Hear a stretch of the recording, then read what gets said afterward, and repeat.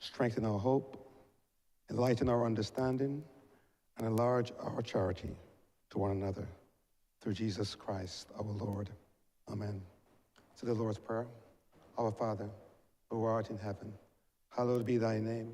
Thy kingdom come. Thy will be done on earth as it is in heaven. Give us this day our daily bread, and forgive us our trespasses, as we forgive those that trespass against us. And lead us not into temptation, but deliver us from evil. For thine is the kingdom, the power, and the glory, forever and ever. Amen.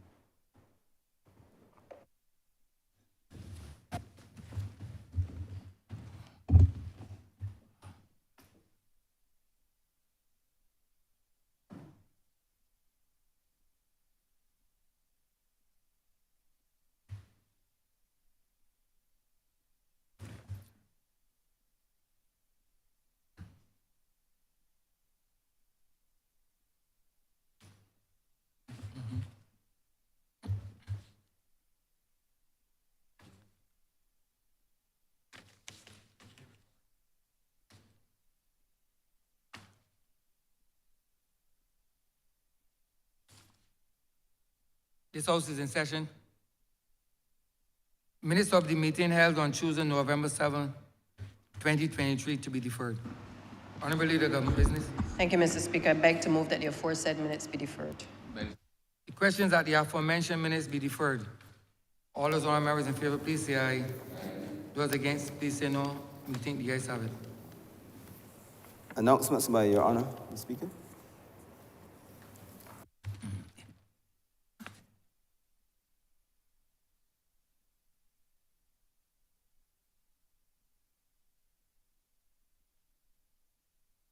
Do you want me to do that? Right.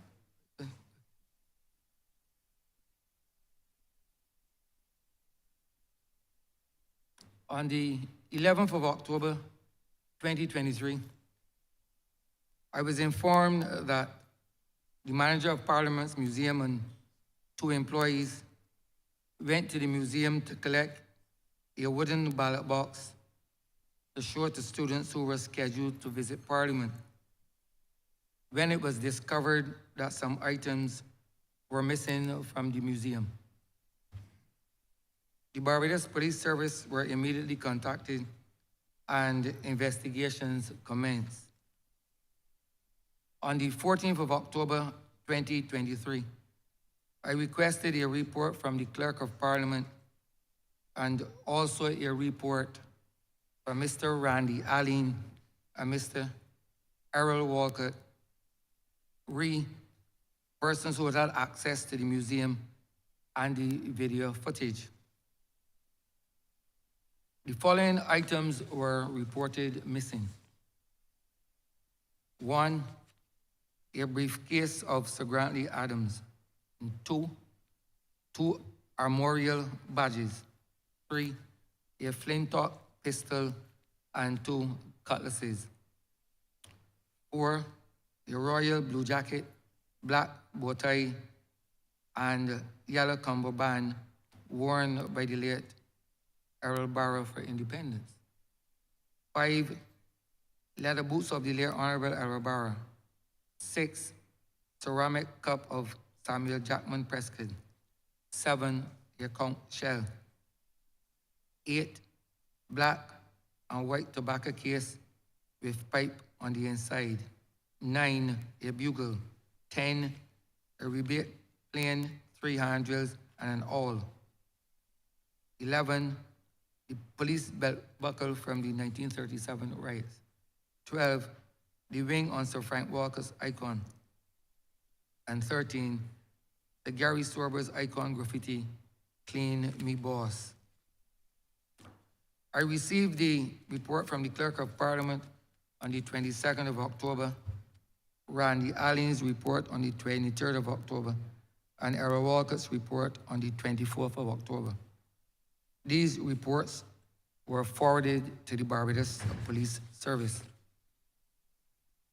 On the 23rd of October, I met with the Senior Superintendent of the Bridgetown Division to ascertain what stage they were at relative to the investigations. I have been in constant contact with the police since then, and I last spoke to the superintendent on the 6th of November. I have been informed that the fingerprints results are back, and I expect soon that the police would give an update to the public and the steers at the investigations that because the footage has shown a particular person that is known to the police. That is the report as it relates to the missing items from the Barbados Museum. Message from the Honourable the Senate to the Honourable the House of Assembly. The Honourable the Senate has the honour to inform the Honourable the House of Assembly that I sitting on Wednesday, 8th November 2023, the Road Traffic Amendment Bill 2023 was amended in terms as cited below. Clause 4, subsection A was amended by deleting the word physical appearing in the last paragraph. And the Honourable the Senate transmits the amended bill to the Honourable the House of Assembly, inviting concurrence in the amendment to the bill, dated 8th day of November 2023, signed by the President.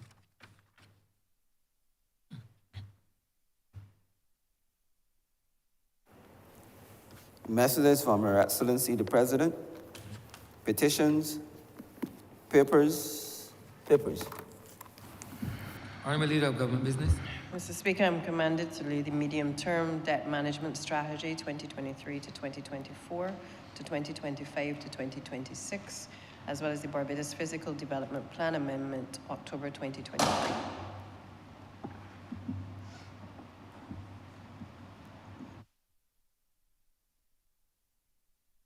Honourable Leader of Government Business. Speaker, I beg to give notice of a resolution to approve in accordance with Section 5 of the Land Acquisition Act, Cap 228, the compulsory acquisition by the state of parcels of land situate at Work Hall in the parish of St. Philip in this island, and more particularly described in the schedules for the public purpose of regularizing a squatters' housing area. Private members' notices. Notices of questions. Reports from select committees, first readings of bills, statements by ministers, congratulatory and/or obituary speeches, personal explanations, motions for leave of absence, oral replies to questions, notices of motion for the adjournment of the House on matters of urgent public importance, orders of the day. Honourable Leader of Government Business. Mr. Speaker, I beg to move the suspension of standing orders 6, 16, 18, 20, Section 42, subsection 5, 43, and 44 for the remainder of the day's sitting. The question is that the aforementioned standing orders be suspended for the remainder of the day's sitting. All those honourable members in favour, please say aye. Those against, please say no. We think the ayes have it. The aforementioned standing orders are hereby suspended for the remainder of the day's sitting. Government business, sir. Government business is the order of the day.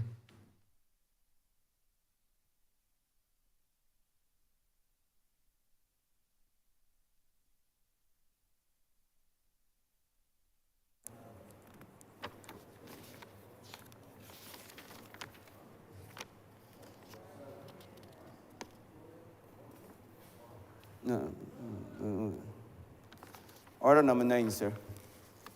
In the name of the Honourable Minister in the Ministry of Finance and Economic Affairs, to resume the debate on the second reading of the Debt, Natural Disaster and Pandemic Deferment of Payment Miscellaneous Provisions Bill 2023.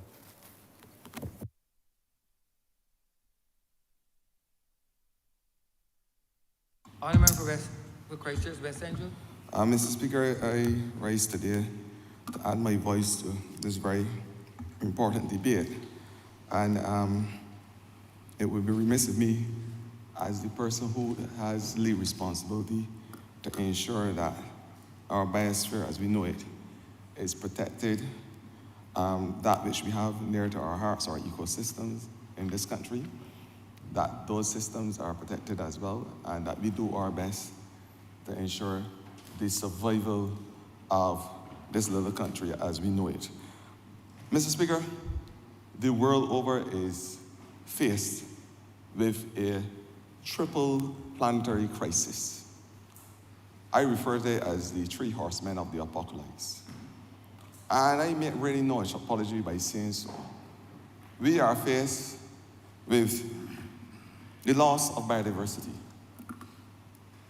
the climate change phenomenon as we know it. And Mr. Speaker, last but not least, the pollution. In combination, the three of those things, Mr. Speaker, could destroy life as we know it. And Mr. Speaker, sir, what we have experienced in real time over the last couple of years is enough to bring a level of understanding to those doubtful Thomases, if you call it that. Those persons who believe that climate change was just a misnomer. And it is not real. I've heard it from the mouths of presidents overseas. It is just a joke. It's people, the scientists trying to bring relevance to themselves. All types of things we heard about climate change. But we are living proof as to the realities of climate change, the realities that we are faced with because of excessive pollution, whether on the land or in our ocean, and of course, biodiversity loss. You will have heard me exposed in his same August chamber the importance of preserving our biodiversity. I have said already, and I have created a maxim that I think can go beyond its shores. Life started on this planet with the biodiversity. It would end abruptly without it. This is the reality that we are faced with. And Mr. Speaker, sir, over the last couple of months, since the El Nino effect, as we would call it as scientists, the El Nino effect, the heat created in the Pacific Ocean and in the oscillations, and of course, the adverse in the Atlantic Ocean. We have felt the full effects of climate change. In Barbados, since June of this year, we have had an increase in temperature up to around October, about 0.6 degrees Celsius. It was scorching heat, as the Member of Parliament for Christchurch West referred to it, scorching heat. On the 30th of September, it reached 34.2 degrees Celsius, the hottest day over the last decade or so. The day just prior to the birthday of the Honourable Prime Minister, a Member of Parliament for St. Michael, Northeast. The hottest day, 34.2 degrees Celsius. And you know, Mr. Speaker, fast forward till now, we are having flash flooding. We are having areas where persons can't get out of their homes because of excessive rainfall. So on the one hand, in one day time, you can have an episode of extreme drought, extreme heat, temperatures that over the last couple of months have risen over 0.6 degrees Celsius. And in a couple of hours, there's flash flooding. There are thousands of episodes of lightning. There are freak incidents. That is what we are exposed to by the vagaries of climate change. And it is real. It is real, Mr. Speaker, because if you go outside, you can feel the extreme heat one day, and the next day you can't get out your house because of flooding, which results in 6, sometimes 8 inches or more of water. This is real. It is a real threat to our lives. And so, you would have heard, Mr. Speaker, that this country came up with what is now called and touted across the world as the Bridgetown Initiative. Bridgetown Initiative. And I want to say and give my mouth liberty by calling it the Bajan Initiative. Because that is what it is for us in Barbados, the Bajan Initiative. That's what we want to call it. The Regional Initiative, but for Barbados, it is the Bajan Initiative. Because for me, it is the new way for us to be able to survive the test of time in this financial competitive world, where when we are faced with a natural disaster and we need those important funds to rebuild, restore, and to be able to regenerate to a level of prominence, then, Mr. Speaker, we have said to the rest of the world, and I want to thank Professor Avinash Prasad and the Prime Minister herself for lending their brains to come up with this new financial architecture which would help us to be able to finance ourselves when faced with a loss and damage scenario. And what does it do, Mr. Speaker? It allows, once there is a sense of appreciation in the international community for small island developing states, much like Barbados, and developing countries, to be able to access finance, much needed finance, especially when exposed to loss and damages, whether acute or chronic. Much needed finance. That's why I said it's the disruption of the financial architecture as it stands, where small island developing states like Barbados will be able to access finance at concessionary rates. I'm not an economist, and I don't profess to be lettered in such. But I'm saying it is the new way, the new deal for Barbados and other small island developing states. Because what it does allow multilateral development banks, like the World Bank, etc., to be able to lend us those much needed finances at concessionary rates. Right now, I suspect the rate to us developing countries is about 7-8%.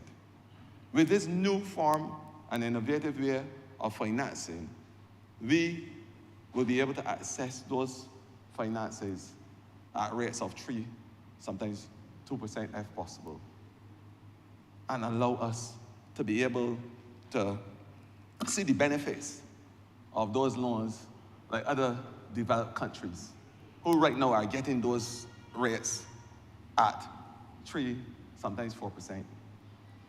It is for us to bring a level of equity and for us to be able to form part of the conversation as small island developing states. And I want to congratulate all those, Ramel Marshall, Avinash Prasad, Professor, of course, and all those persons who work assiduously and tirelessly to ensure that there is a financial space for not only Barbados, but on behalf of all small island or all developing states in the world. Very important for us, because when you think about loss and damages, sometimes the only thing we think about are those that affect us in an acute way. The tsunamis, the hurricanes, the wildfires, the volcanic activities, earthquakes, flooding, as we say recently, droughts. But, Mr. Speaker, those may be acute because they affect you in a real way, in a personal way, and they affect you in a way that you feel it immediately. But, Mr. Speaker, there are chronic loss and damages, and the price of these chronic loss and damages may be more sometimes, and the effects more adversely felt than the acute ones. The chronic loss and damages that I'm speaking about, Mr. Speaker, are the ones like the biodiversity loss. Serious as it relates to the protection of our ecosystems, the protection of nature and our natural environment as we know it. And this chronic loss and damages, as I just said, biodiversity loss, We have lost, since the industrial era, over 686,000 plant species, Mr. Speaker. We have lost over 834,000 animal species, plant and animal. We have right now, as I speak, 1 million insects being threatened on the endangered list. 1 million insects. And this is just a small tidbit of the bigger picture in terms of biodiversity loss. Again, chronic loss and damages. Therefore, deforestation, another one that goes into the category of chronic loss. Desertification, Mr. Speaker. This is what we call a very, very important and vital conversation.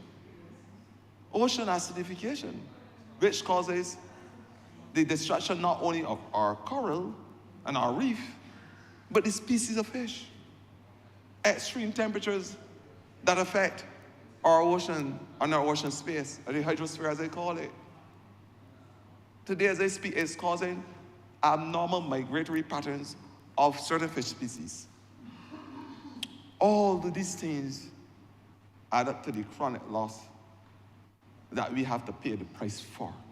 So it's not only acute loss and damages that we are speaking about here when we have these natural disasters, and when we are faced with this triple planetary crisis, there are chronic loss and damages as well. And these chronic loss and damages, Mr. Speaker, the price to repair, Mr. Speaker, is unimaginable. I don't think there's a price tag that can repair our biodiversity loss. The loss of our forests, which serves as a green carbon sink to protect us. The desertification across the world that has changed, obviously, the landscape and the way how we live. Mr. Speaker, it is as real as the air that we breathe.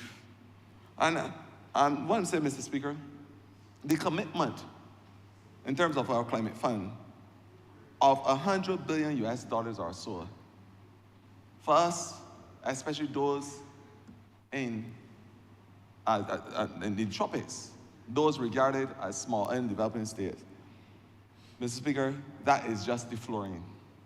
As the Prime Minister rightfully said, the ceiling to really help us in terms of rebuilding after these disasters, whether acute or chronic, goes up to the tune of trillions of dollars. So the $100 billion, US dollars or so, as I said, is just the flooring. It has nothing to do with the reality that we are faced. We will need trillions of dollars to repair if we are hit with either acute episode or chronic. And it is real. The climate change is real. And Mr. Speaker, sir, and this is which part the dichotomy lies. We have 2 billion people or so that live in the tropics. 2 billion people or so. Out of those persons, 2 billion, we contribute probably less than a third of the total greenhouse gas and those other ozone depleting substances that affect the layer that seeks to protect us and protect us from the UV rays of the sunlight. 2 billion people in the tropics contribute little, but the interesting thing about it is that we face the worst effects from these natural disasters. We contribute little, but we are adversely affected. We are negatively affected in the worst possible way. That is where the division lies. Those who contribute little feel the worst effects from a disaster. You know why? Because we do not have the financial wherewithal to be able to buffer from these incidents. We don't have. We just don't have. And that is why, not only the Bridgetown Initiative, but that is why this deferment of payment and this resolution is so important for us as a small island developing state. Because if we are able to defer, once we are exposed to a disaster that reaches a certain threshold, once we are able to defer and say, well, we will defer our payments for 2 years, for example, Mr. Speaker, it gives us that breathing room. It gives us that leg room, that ability for us to extend ourselves, breathe, and be able to regroup, resuscitate, and to come again with a vibrancy so that Barbadians can live with a good quality of life. That's our goal here, to allow Barbadians to be able to live the Barbadian dream and to be able to survive the test of time in this, this environment, this changing environment that is exposed to all types of vagaries. It is allowing us to be able to absorb some of the shock for a period of time until we can resuscitate and be able to punch again above our weight. Mr. Speaker, it is a very important piece of legislation. Those who are involved in the financial sector will be able to expose a little better than myself in terms of the figures and the importance of such. But I really want to say, Mr. Speaker, that this is important work being undertaken by the Ministry of Finance, and I want to laud the Prime Minister for this effort. We call the Bridgetown Initiative on the international scene a noble initiative, a noble one that can change and redefine the lives of ordinary persons in the small island developing states. Very important. And as I said earlier, 2 billion people in the tropics suffer the worst effects of climate change. But as I speak today, there are 2 billion people who cannot get access to drinking water, potable water. 2 billion people. So that's the entire tropics. That's the reality. And only last year, we recognized in Barbados that we had reached the threshold for drought, less than 326 cubic meters of water per capita. That is when you recognize that you have a drought situation. Less than 326 cubic meters per capita of water. I tell you, climate change is real. But how much water you have now? and it changes with a snap of a finger. That's how it changes. One day, as I said, there's extremely heat. Next day, there's flash flooding. Unpredictable.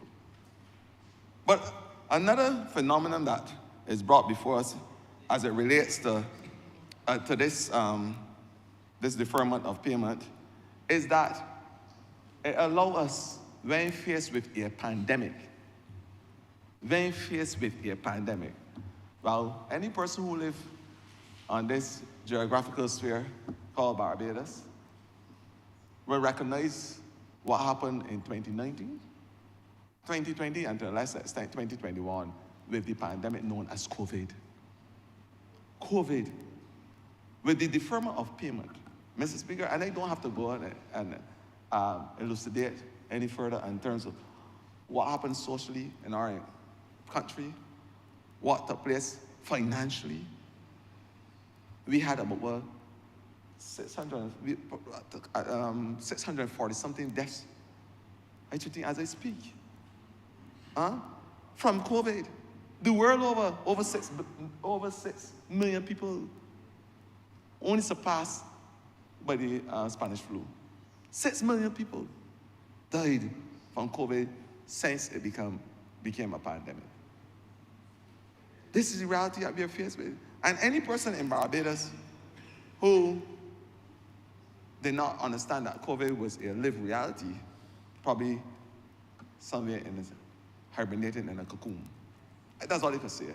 They're probably hibernating in some type of cocoon in the outer space or something, because I know, as a Barbadian, I felt what it is to live in a world that was exposed to COVID, a pandemic that we have never in our living time saw before, that disrupted the lives of Barbadians as we know it, that caused deaths and sicknesses.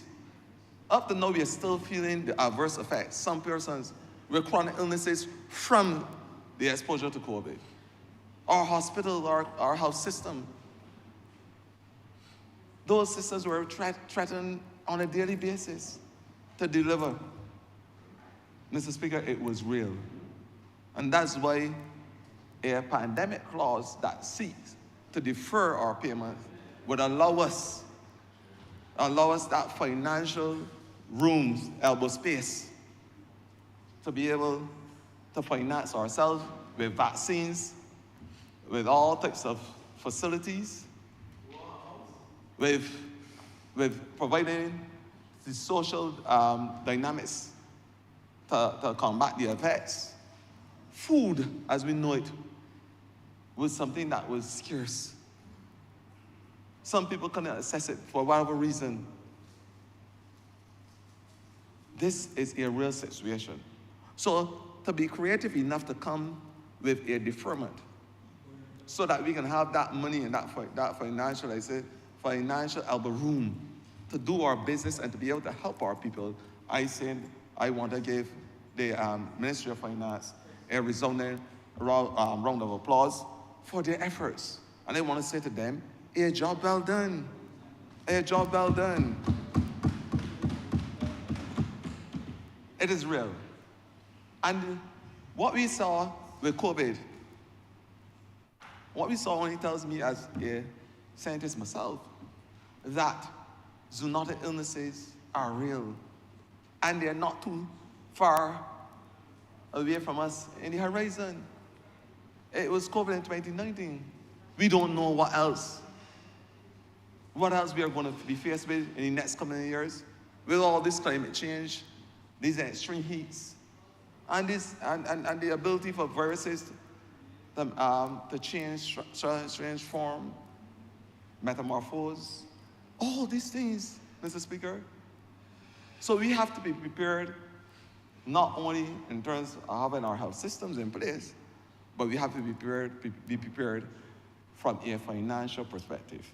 And that is why the deferment of a payment clause in our resolution to defer our payments, to give ourselves this much needed able room and financial space is so important. It is called futuristic thinking. It is called being proactive. It's called being able to appreciate our lived realities. And that is what we are doing. We are not responding knee-jerk as a government. We are saying we understand the phenomena that we are faced with, whether it is pandemics from health pandemics, whether it's natural disasters. We understand that the challenges that we are faced in the real world, and we are prepared to put systems in place to respond in the eventuality of those challenges. That is what we are saying as a responsible government. And you don't operate in hindsight as a government. You operate with full visual acuity, knowing full well that in the future, anything is possible. And based on the trajectory, you have to put systems in place. It's like going to war, and the men got big tanks and all type of machine gun, and you got a perk. Mr. Speaker, unless you are living in the ages, I don't know what it, you're probably living in medieval times. Yeah, those ages. Yeah, authority ages. But what I'm saying is that you, Mr. Speaker, I am sure, when you go to do your business as a lawyer, you go prepared with all your research, and you go prepared with every single thing. You have your systems in place to be able to do your bidding for your clients. And I'm saying that we are preparing ourselves. We are preparing ourselves for any eventuality. So I want to laud the Ministry of Finance. I want to say to all those persons involved, Abanash, Ramal Marshall, all those people who are involved in help planning in terms of the Bridgetown Initiative and all the other financial work that they have been doing over the years. I want to say to them, job well done. And Mr. Speaker, I'm obliged. Thank you.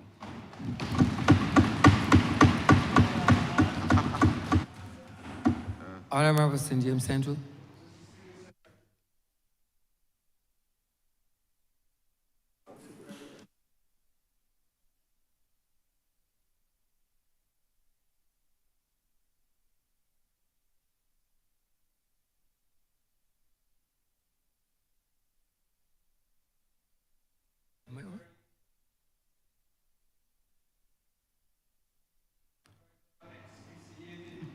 Honourable, your mic is on. Sorry, Mr. Speaker, let me start again. I rise to make this short contribution before the House, and I want to begin, sir, by recognizing the ably expatiated submissions made by the honourable member who just took his seat. He is entirely right, sir, when he speaks of this matter of natural disaster, deferment, payment, in the context of futuristic thinking. It is, in fact, Mr. Speaker, sir, perhaps one of the most innovative developments in on the macro financial landscape that the world has seen in recent times. And that, sir, is really where I wish to make my submissions on this matter. Because those members who have spoken before me, sir, have, I think, very ably expressed this matter or investigated and interrogated the matter from a domestic perspective. It is of tremendous importance, however, sir, with respect to the transportation of Barbados's developmental policy into the international policy space. And it is there, sir, that I want to urge this country to spend some time in reflection, because in reality, Mr. Speaker, sir, this apparently simple policy initiative, this very innovative policy initiative, Mr. Speaker, sir, is playing a vast and significantly large role on the global landscape.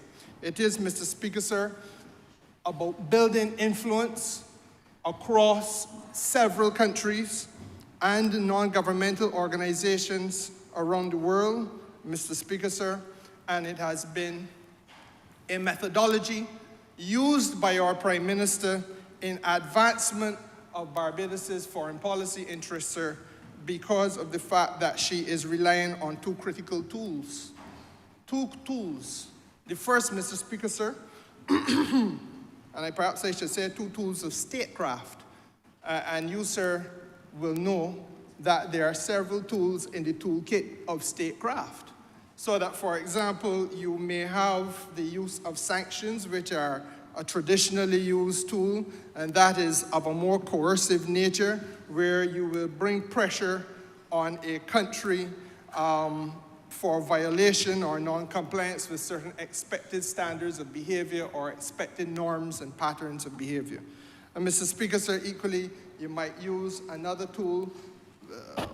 We talk a lot in Barbados about trade agreements, and that is less about coercive and more about incentivizing people to come to the table in the hope of being able to do business in an environment which has lower taxes, Mr. Speaker, sir, encouraging exports, encouraging development or facilitating development. Those are established tools of statecraft. But what our Prime Minister has been able to do is to introduce, Mr. Speaker, sir, another tool, which is, in fact, the tool of global thought leadership. Championing transformative causes around the world, championing, Mr. Speaker, sir, intellectual adjustment to traditionally held orthodoxies, traditionally held views about how a system will work and should work, so that from time immemorial, as far back as the memory of man doth run, as long as we have had, Mr. Speaker, sir, a post-World War II Bretton Woods system, we have had the same approach to macro-financing, sir.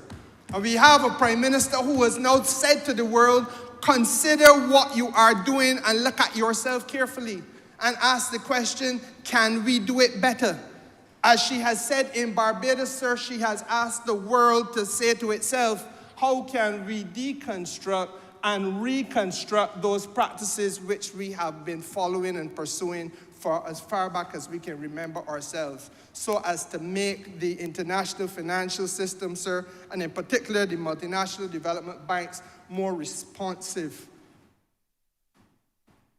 The other tool that she's using, Mr. Speaker, sir, is what can only be described as moral strategic leadership. In a world which has become characterized by the diplomacy of power among nations. In a world, Mr. Speaker, sir, where you have a bifurcated perspective, either you are with the West or you are with the East. In a world, sir, Mr. Speaker, sir, where great powers would look at small states and ask them to tremble in their presence. We have a prime minister who comes from a micro-state and is saying to the rest of the world, sir, look at what you have been doing and consider the wisdom or lack thereof. And asking the moral question, putting the moral imperative, where in that which you do and that which you have done can you identify the necessary successes required to take people forward? As she has said in Barbados, Mr. Speaker, sir, how do we feel people? How do we see people? And when do we hear people? It is a transposition of that which we hear every day carried to the international stage. Now, Mr. Speaker, sir, there are those who, prior to perhaps this year, when we have seen all of the superlatives, when we have had the hottest temperatures, when we have had the most rain, when we've had, Mr. Speaker, sir, all of the excesses, it is perhaps, sir, at this point that some people who were naysayers before would have hopefully come to a Christian understanding about this thing called climate change. But even as I say that, I am mindful of the fact that I happen to put myself through the turmoil of watching a debate put together by contenders for presidential office in the Republican Party of the United States of America, and to a man and woman, because there is one female contender, we heard the denial of the reality of climate change. So that even as we see this and feel this unfolding before our very eyes on a day-by-day and week-by-week basis, Mr. Speaker, sir, there are still some who refuse to see that which is before them, will not see the wood but for the trees. Now, Mr. Speaker, sir, perhaps that is where I should begin, because there can be no doubt about the legitimacy of the arguments which have been made in this House before and the importance of the policy that we are talking about, sir, with respect to natural disaster deferment of payments. As the honourable member who just took his seat and the two honourable members who spoke before him, sir, have said, this is about creating financial space and room for policymakers. A policymaker in Barbados, if heaven forbid, sir, a hurricane was to strike our shores, we, sir, know that there can be devastation. We had a Category 1 hurricane 1 or 2 years ago. And Mr. Speaker, sir, we know the hundreds of houses that were destroyed, that were damaged. We know, Mr. Speaker, sir, the hundreds of people who were displaced, and some still are. We know, Mr. Speaker, sir, that the country, highly indebted as it was then, sir, had to struggle to find the resources in order to make sure that we could rehabilitate those people and put them back to circumstances in which they had lived prior. We know, sir, that we are still carrying out the fight. But let us forget for a minute the hurricane, sir, that we had. Let us think about what happened in this region where we live. We saw a Category 5 hurricane hit neighboring Dominica, sir. And in the space of 5 hours, one climatic activity set back the gross domestic product of Dominica by 200% in 5 hours. We saw, sir, in Barbuda and in Abaco in the Bahamas, a Category 5 hurricane sit on top of an island and render it uninhabitable thereafter. We know, Mr. Speaker, sir, that the realities that we face are therefore perilous. But even outside of the hurricane, sir, we know the reality of the climate change. The Honourable Deputy Prime Minister of Barbados, sir, will be the first to tell you that she is now forced to grapple with a reality that for the first 6 months of this year, rainfall in this country was 53% below the 30-year average that Barbados had known the last 30 years. For the first 5 or 6 months of this year, 53% below the 30-year average. And then, in more recent times, we see rain every single day, so we've moved from one far extreme to another. And with all the damage that is done by way of drought and attrition to our soils, Mr. Speaker, sir, the damage done to the agricultural sector where the Honourable Member for St. Philip South has to struggle manfully in circumstances where he has, sir, presided over a situation where for the first time in Barbados, we have a poultry industry which is almost entirely self-sufficient and loins now girded for export. But then the same industry is suffering because of excessive heat and birds dying. No control. He has no control over that. The farmers have no control over that, Mr. Speaker, sir. But that's what we got to live with. So we know the reality. When they come here to visit, because they hear so much about Barbados, sir, and you take them down Six Men's, which once enjoyed a beach that was perhaps as wide as this room, and today, Mr. Speaker, sir, the beach at the same Six Men's may be as wide as the Clark's table. You understand the way in which we have seen the changes. In my own constituency, sir, there are beaches on the Platinum Coast of Barbados which are now rocky because of the attrition of sand. So, Mr. Speaker, sir, we live this reality, but we are not alone. And that is where the internationalization of ideas, great ideas, comes about as part of the toolkit of the country's foreign policy. Because it is not only relevant here, and equally relevant in the Eastern Caribbean, but Mr. Speaker, sir, far, far away next to Australia, in the Pacific, there is a land called Tuvalu. It only has 11,000 inhabitants, small island. Mr. Speaker, sir, it is sinking, disappearing under the water of rising tides. And Mr. Speaker, as recently as last week or week before, the Australian government had to commit itself to bringing I think it is 300 or 400 people every year to be brought from Tuvalu into Australia so as to provide them with citizenship opportunities and commercial opportunities and employment opportunities, sir, and allowing Australia to cope with the migration in a managed way while at the same time reaching out as a large country next to a small neighbor which is slowly disappearing.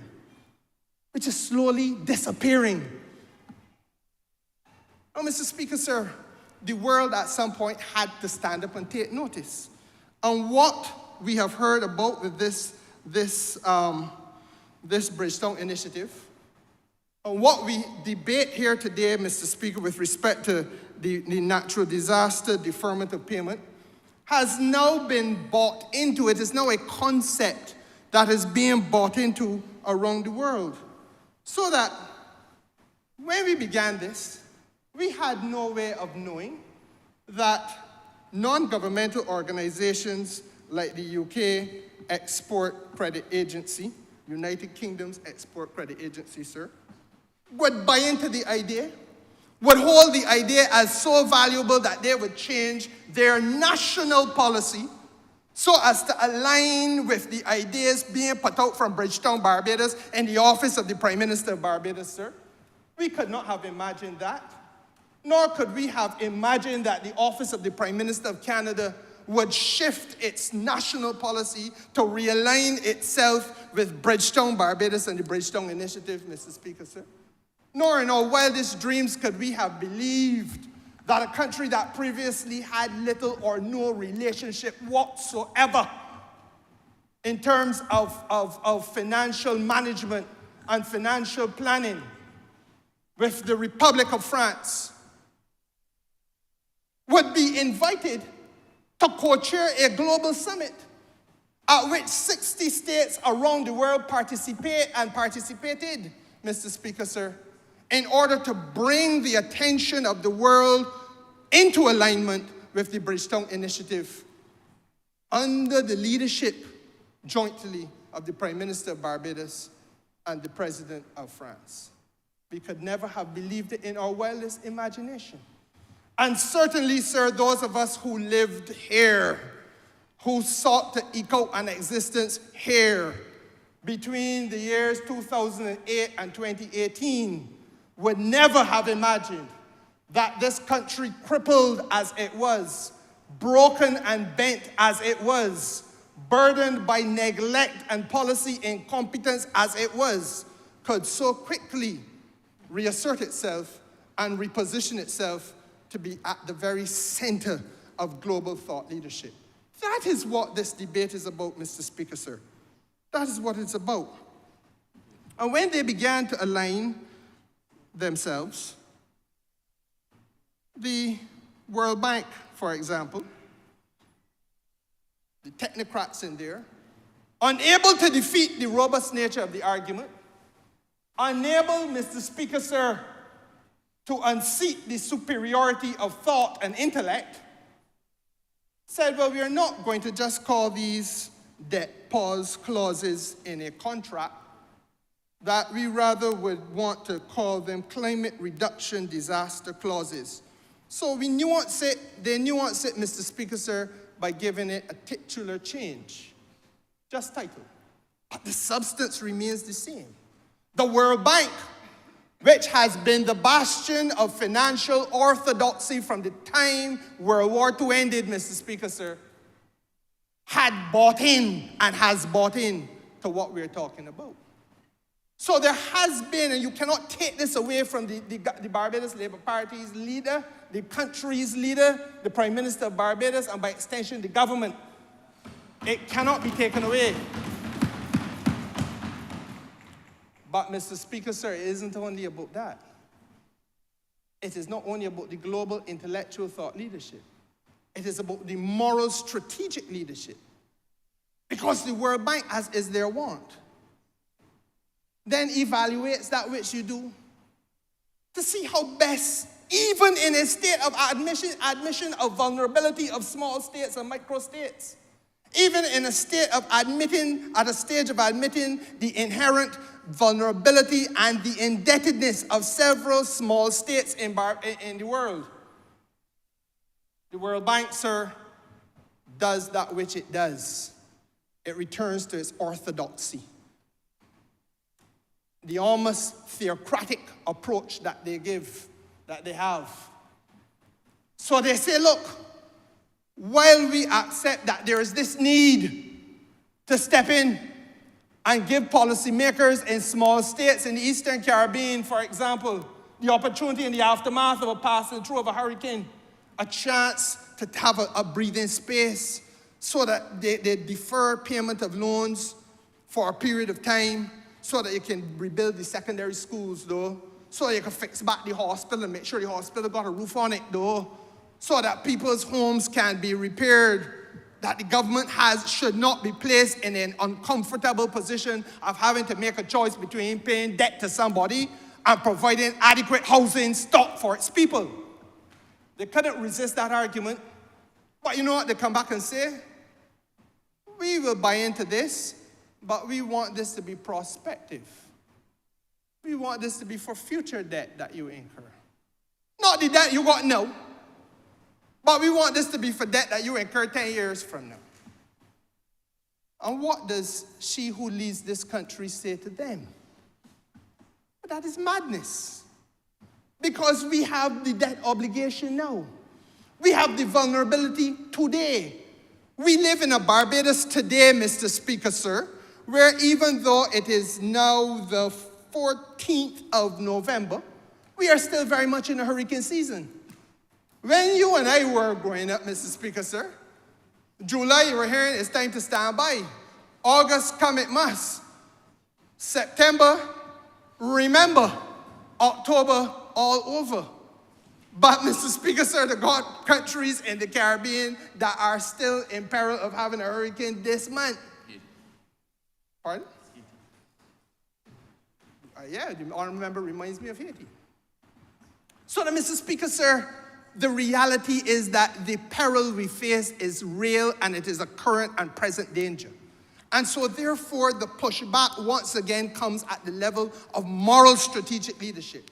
Where we have now come from, Mr. Speaker, sir, is the same France, where I have sat next to the Prime Minister in a meeting with the OECD, getting them to understand and to agree to use their influence in the macro-financial landscape globally, to understand that this issue of assisting small indebted states which are highly vulnerable and must benefit from the ability to have natural disaster deferment of payments written into their debt obligation, so that if there is a climatic activity or a disaster, that we are then able to have time to catch ourselves and make the necessary adjustment. That must happen now. That it must happen and apply to debt that is incurred and due now. That you can't say to a man when he is swimming, I had a heart attack through no fault of his own, that he is worthy of being rescued, but you're going to rescue him the next time that he drowned, that he in danger of drowning. Not this heart attack, but the next time you get it. But what sense does that make? And the other thing that they do then is to say that they will not give you the pause on all of your obligations, principal and interest. They're going to only ease you on the interest. Now again, the question, the moral strategic leadership that is being offered by this government, because this is not only what they're offering Barbados, this is what they are saying to the rest of the world. This is what they're saying to Kenya. This is what they're saying to Guyana. This is what they're saying, Mr. Speaker, sir, to the same Tuvalu and Vanuatu and all those islands in the Pacific.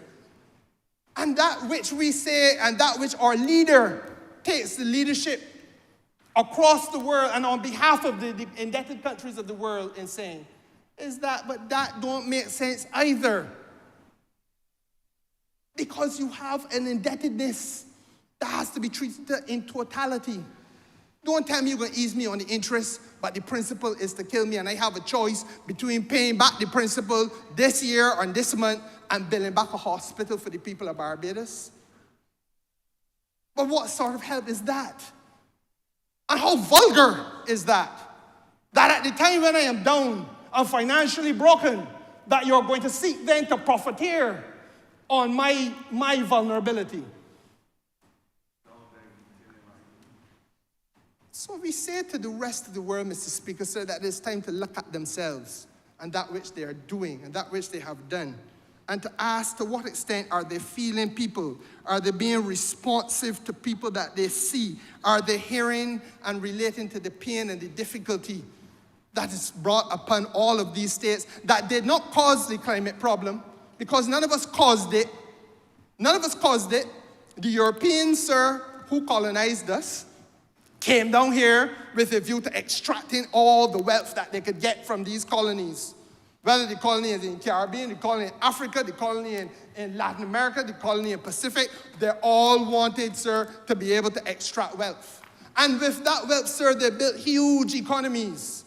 So you walk the streets of France, Mr. Speaker, sir, and you're looking at palaces that have gold trimmings, solid gold trimmings, where I drop from the sky like manna from heaven. That is the sweat of oft-times dark-colored skinned people. But then, sir, having gotten to the point where you have this obnoxious degree of wealth, don't then turn around and ask us to pay another price. This is the price of now doing the reparation, the damage, repair of the damage that we didn't cause, because they were the industrial capitals. It was their smog that polluted the atmosphere.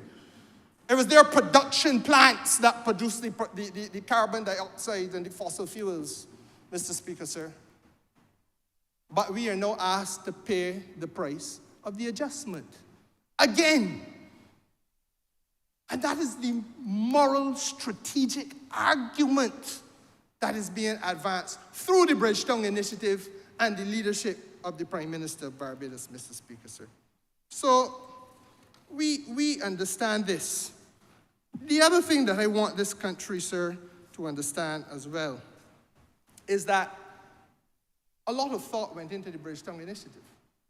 It isn't only about Barbados' work, because quite frankly, we contracted the partnership of several other NGOs and entities who share a similar thought process, similar set of values, able to put in their intellectual labor. So we have worked out that $1 spent on building resilience will save us, sir, approximately $7 to $8 on doing repairs. So if for every dollar you spend on building resilience, whether that resilience is your coastline, whether, Mr. Speaker, sir, that resilience is that which is now confronting the Ministry of Public Works, where we have kilometers, 2,500 kilometers of mains laid in this country 100, 150 years ago, almost all of which were what we call galvanized, that was some old iron pipe, much of which is leaking. I remember when I first became a member of Parliament here, Mr. Speaker, in 2003. And in my constituency in Bagatelle, nobody in Bagatelle could get clean water. Not a house. I can understand this problem. The Water Authority was bedeviled. At the end of every avenue, Mr. Speaker, sir, the water, you see this black book, the water is that kind of color coming out of your pipe. People spending hundreds and thousands of dollars every year on filters, all through Bagatelle in Barbados in 2004 and 5, Mr. Speaker, sir. And then eventually someone, I think his name is Dr. Moan, so I didn't ask permission to call his name, but I'm not calling it in a bad way, came up with the idea, well, listen, this may well be a need to replace these mains because, I know, Mr. Speaker, when they went in there, first of all, we were losing 25, 30% of all the water passing through the main because the thing badly rusted. And you don't even know you're losing the water. And then on top of it, Mr. Speaker, so you had to pull it all to the cost of a couple $1 million. I am eternally indebted, Mr. Speaker, sir, to the former Prime Minister of Barbados and Minister of Finance, the member for St. Peter, former member for St. Peter, who understood the urgency of that hour. But that was only in Bagatelle. Because the urgency of the hour, Mr. Speaker, sir, is now demonstrated for the whole country, where we have 2,500 kilometers of mains that must be replaced in Barbados. And all of them are leaking and losing water. We are losing 25, 30% of the water that passing through the mains before they get to your house, sir, before they get to your place of business, before they get to this parliament. We can't continue to do that. Not in a country that is among the 15th most water-scarce countries in the world, Mr. Speaker. But then what is the cost of the mains replacement of all of them kilometers of mains? I am told that it may come in at somewhere in the vicinity of $2 million a kilometer. Don't say, oh my God, Mr. Speaker, sir, I thought you were going to have a heart attack. That's the truth. Brace yourself and hold on up on the side of the throne you're in, Mr. Speaker. Brace yourself, because that's the money we have to look for in order to get running water to all the parishes of Barbados. So when we hear the cry and when we were in opposition and the impotent people who were sitting on the front bench, the intellectual imbeciles who did not understand how to diagnose the problem, I had no policy formulation to correct the problem. I had no willpower because their hearts were hardened against the people of the country, sir. You weren't hearing these things, but it has to be said in this parliament. That is the money we must now look for. But where do we find it? Can it be taken out of the hides of the taxpayers of Barbados? Can your constituents, honourable member, find that money? Because mine can't. Mine can't. So we are forced to go into the international financial arena yet again in order to raise this money. But when, Mr. Speaker, sir, we go into the international financial arena, and you know, this is what you should be hearing coming from in George Street. This is the kind of engagement with the public that should not only have to come from a government, because an opposition should have a view on the future of Barbados and the future well-being of the finances of the country. But Mr. Speaker, sir, when you go into the international financial market, you are being asked to borrow to find those billions of dollars it is going to cost the honourable member for St. Michael Southeast to replace these mains. But you know where the injustice? The injustice, Mr. Speaker, sir, lies in the fact that they can tell a country like Barbados that we have a risk because we are vulnerable. We have a risk because we are indebted. We have a risk because we are small. They ain't gonna say that to the Europeans who have to borrow to replace their means too. And they're asking us to borrow, Mr. Speaker, sir, at 14%. Kenya the other day was told that they must now borrow at 16%. But Mr. Speaker, sir, do you know that the same project, pipe for pipe, taking place in Kenya, if it was to take place in the United Kingdom, that same project don't cost 3% money? And that is the disparity of treatment that we raise our voices against. That is the injustice, Mr. Speaker, sir, that we raise our voices against. And that is why I say that part of what this debate is about, it gives us as a government and as a country an opportunity to reflect on the moral, strategic leadership being brought by the Prime Minister of Barbados, where before we had a moral silence, a hardened heart against the pain of the people, a tongue cleaved to the roof of the mouth in spite of the cries of the people for assistance. Where was the morality in that? And not only does she take Barbados with her, sir, she takes the whole Caribbean and by extension the developing south of the world. That is what this debate is about. And that's what this Bridgetown initiative is about. It is perhaps an unfortunate thing, sir, that we have come thus far on the journey and we have not had the dedicated time to have this kind of discussion with the country as a whole, so that it allows ne'er-do-wells to go on the airwaves and make mock sport at a more serious political actor. A more serious political actor complaining about how often she travels. But she doesn't travel to put up her foot. She travels, Mr. Speaker, sir, because the only way you can engage President Macron on matters of this and to build the alliance that allowed 60 countries from around the world to come to Paris to discuss this issue and walk away with an agreement aligning with the Bridgetown initiative is through getting up off of that which you sit down on and going out there and building the alliance, Mr. Speaker, sir. And that happened in the month of June. But not satisfied, in July, we then took 70 into Brussels, the whole of Latin America, every blessed country in Latin America and the Caribbean, at the level of their leaders.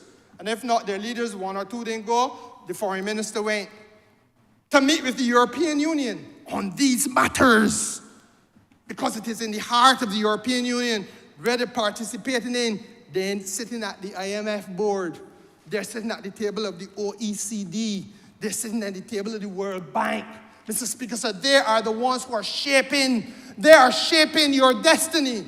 And if you are not at the table when the discussion on your destiny is taking place, sir, be careful that you do not become their lunch. Either you're at the table in the discussion or you're the lunch after the discussion. So we prefer, sir, unlike others who came before us, to be at the table shaping. And I can't say we misshaped it because we came away from the EU CELAC conference, Mr. Speaker, sir, with 70 countries of the planet signing on, agreeing to the fundamentals that we're here discussing today. Not only that, it is also the first meeting with Europe that agreed to make sure that reparatory justice take place for the working class black people who were raped, enslaved, abused, exploited, Mr. Speaker, sir, by a pernicious system called slavery. The first ever conference at which all of Europe signed on for reparatory justice, Mr. Speaker, sir. So there are no apologies to be made about the work that is being done. This is about internationalizing development policy, beginning right here in Bridgetown, Barbados, Mr. Speaker. The last point I want to make on this is that it is also about ensuring that justice prevails. And I go back to the interest rates that which we are being asked to borrow. Because it has to be something vulgar and unjust about saying that the world must transition away from fossil fuels and use of carbon, Mr. Speaker, to renewable energy. But the cost of making the adjustment for some of us and the cost of making the adjustment for those of us who did not cause the problem is going to be higher than the cost of making the adjustment for those who caused the problem. So we say to them, no problem. We ain't begging a boy for nothing. We will make the adjustment. But let us make the adjustment on terms where we get access to longer loans, longer tenor. So that don't ask, Mr. Speaker, sir, for the money to be paid back in 10 years or 15 years. Give us 30 years, 40 years in order to pay back. And equally, Mr. Speaker, sir, let us not have the disparity in terms of interest rates. Because there's no justification for the Northern Atlantic countries to be able to borrow, all said and done, at 3% money. But to say to those of us in the Caribbean that we got to borrow, or in Africa that we must borrow at 12, 13, 14, 15, and 16% money, Mr. Speaker, sir. Where is the justification in it? And that is the type of debate that this Bridgetown initiative has been able to stimulate. And that is the type, Mr. Speaker, sir, of coalescing of opinion between the countries of the Global South around the principles enshrined in the Bridgetown Initiative, which also speaks, ironically enough, Mr. Speaker, sir, to the issue of a just transition, the justice in the transition, Mr. Speaker, because, again, if you look at what is happening, there are those who would want to come into the developing South and extract all the minerals that are necessary, sir, for you to have batteries in an EV car. But they're not coming to the South to say we want to build our factories and our production lines for the EV cars in the South. That production is to take place in the North, so that the South, once again, is to buy back that which you have taken from it, that which you have lent value to, and that which you're now going to sell. And we say, no, we had enough of that. And the Africans have joined with us and said, no, they too have had enough of that. And so now you have 54 countries across Africa. Mother Africa is speaking with one voice that day has come to an end. And that there must be production taking place there too. And Mr. Speaker, sir, it is consistent. The Honourable Member has 2 more minutes. The Honourable Member has 2 minutes, and the Honourable Member will finish in that time, Mr. Speaker. The pandemic that is part of this, that is captured conceptually in this debate, we all know. None of us are without the knowledge, including those who want to pretend they don't know in George Street. They know how hard it was to get vaccines, sir. They even know how hard it was to get the baskets of food assistance for their constituents, because we had to send them. They were loitering, as they always do, and we had to send, did we not, assistance to George Street so that they could distribute among those people that they say they cared for. I am told that much of it did not get distributed, but that's another matter for another debate at another time. What they did with it, sir, we won't get into here. But the point is, Mr. Speaker, sir, the world now understands that there was a form of apartheid on this matter of vaccines. And the world understands, sir, that a country in the developing South, India, had the good conscience to reach out and ensure that those of us in the Caribbean were able to access. But that's a fact. That's a fact. That's where the AstraZeneca come from, Mr. Speaker. There were others who were producing vaccines who said, wait, we got to deal with our people first, because they must live. And well, if we got anything left back, we will send it to you, but chill yourself. Our people got to get. And we say to that type of approach, sir, that we hear it, we see it, accept it for what it is, but you know what's going to happen? that we must now put ourselves in a position, as we are now doing in partnership with Rwanda and in partnership with Guyana, to make sure, sir, that we have our own capacity for pharmaceutical production for the first time in this region, Mr. Speaker, sir. That is what the honourable member who preceded me described as the futuristic thinking arising from this kind of debate and discussion. So, Mr. Speaker, sir, you gave me 2 minutes, and I don't want to abuse a second more. I simply say to you, sir, that I wholeheartedly associate myself with this debate. I wholeheartedly urge the country, sir, to reflect on the tremendous value that the Prime Minister has brought to the use of the deployment of developmental policy across the foreign policy landscape, and that for the first time in many, many decades, this country is now a global thought shaper, a global thought leader, Mr. Speaker, sir, and a moral strategic leadership is being shown to the developing world and to the developed world as to how good direction can be offered from the office of the head of a government. I'm obliged to you.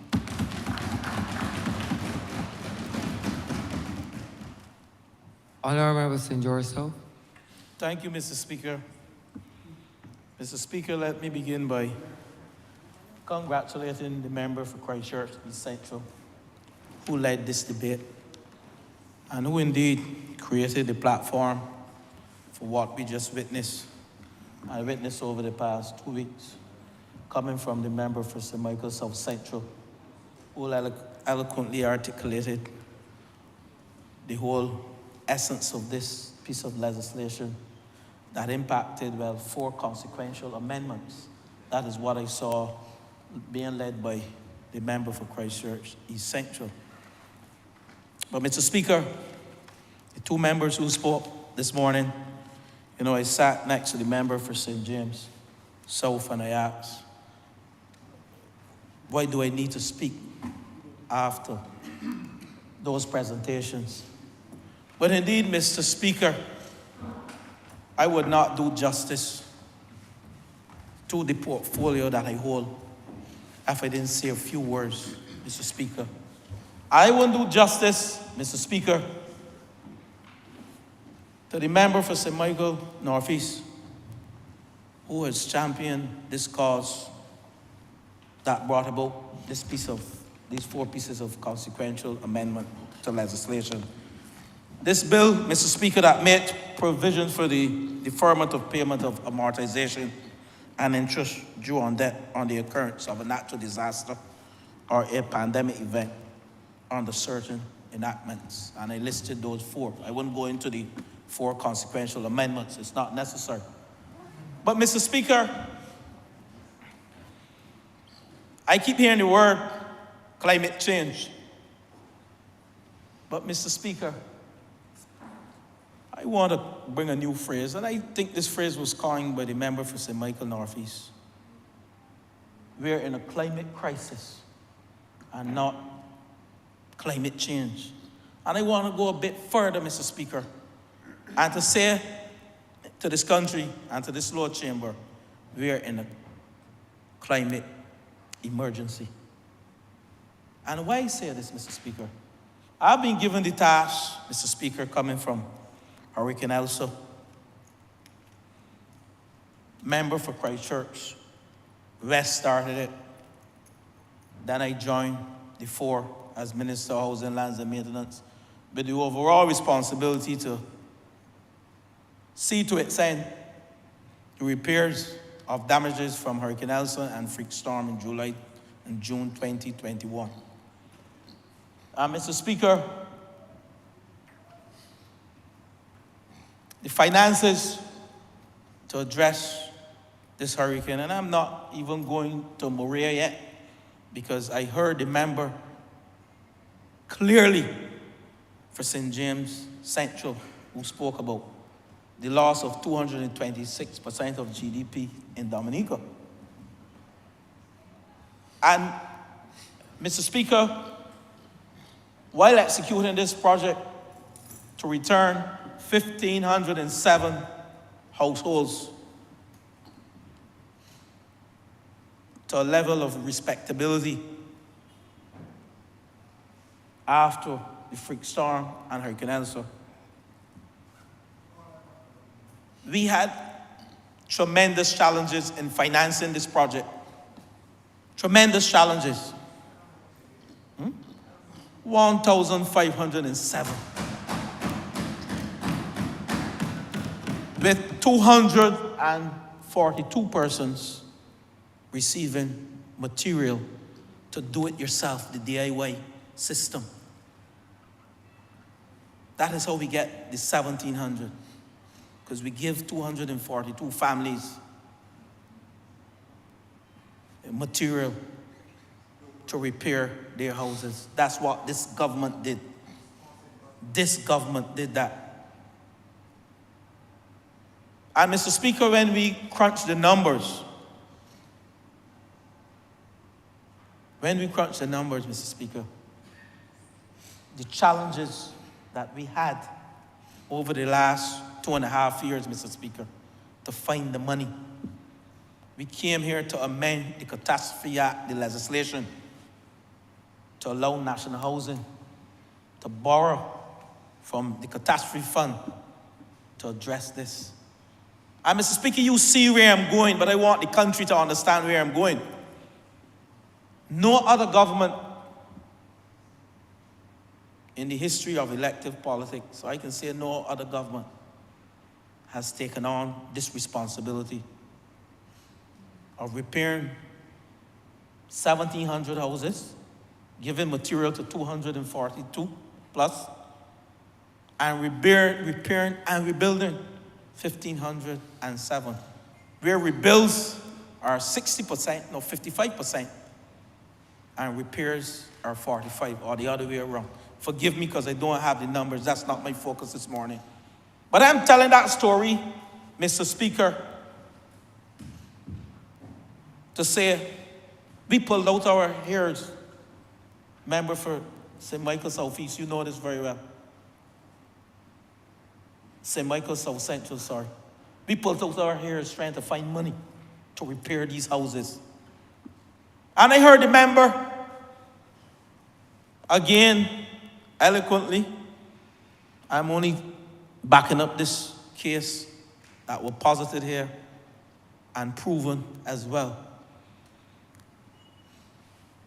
The rate at which developing countries, emerging markets, and developing countries borrow the interest rate, some as high as 14%. When the developed world, the guys in the north, the G7 guys, which was formed to promulgate global policy. But the promulgation of this global policy by the G7 prior to the Bridgetown Initiative, and I'm telling the story, all the policy was centered and all the funding and the initiatives were centered towards the developed country. And the guys in the South and the ladies in the South, we can't forget ladies. We call countries guys, but ladies too. We have ladies leading countries. Were deprived of finances because most of the finances at low interest rates were going to the north and to the developed world. So we had to find 124 million Barbados dollars. 124 million Barbados dollars to address the Hurricane Elsa and the freak storm issues across this country. It is nothing to boast about, but it is something to admire and it's something to reflect on.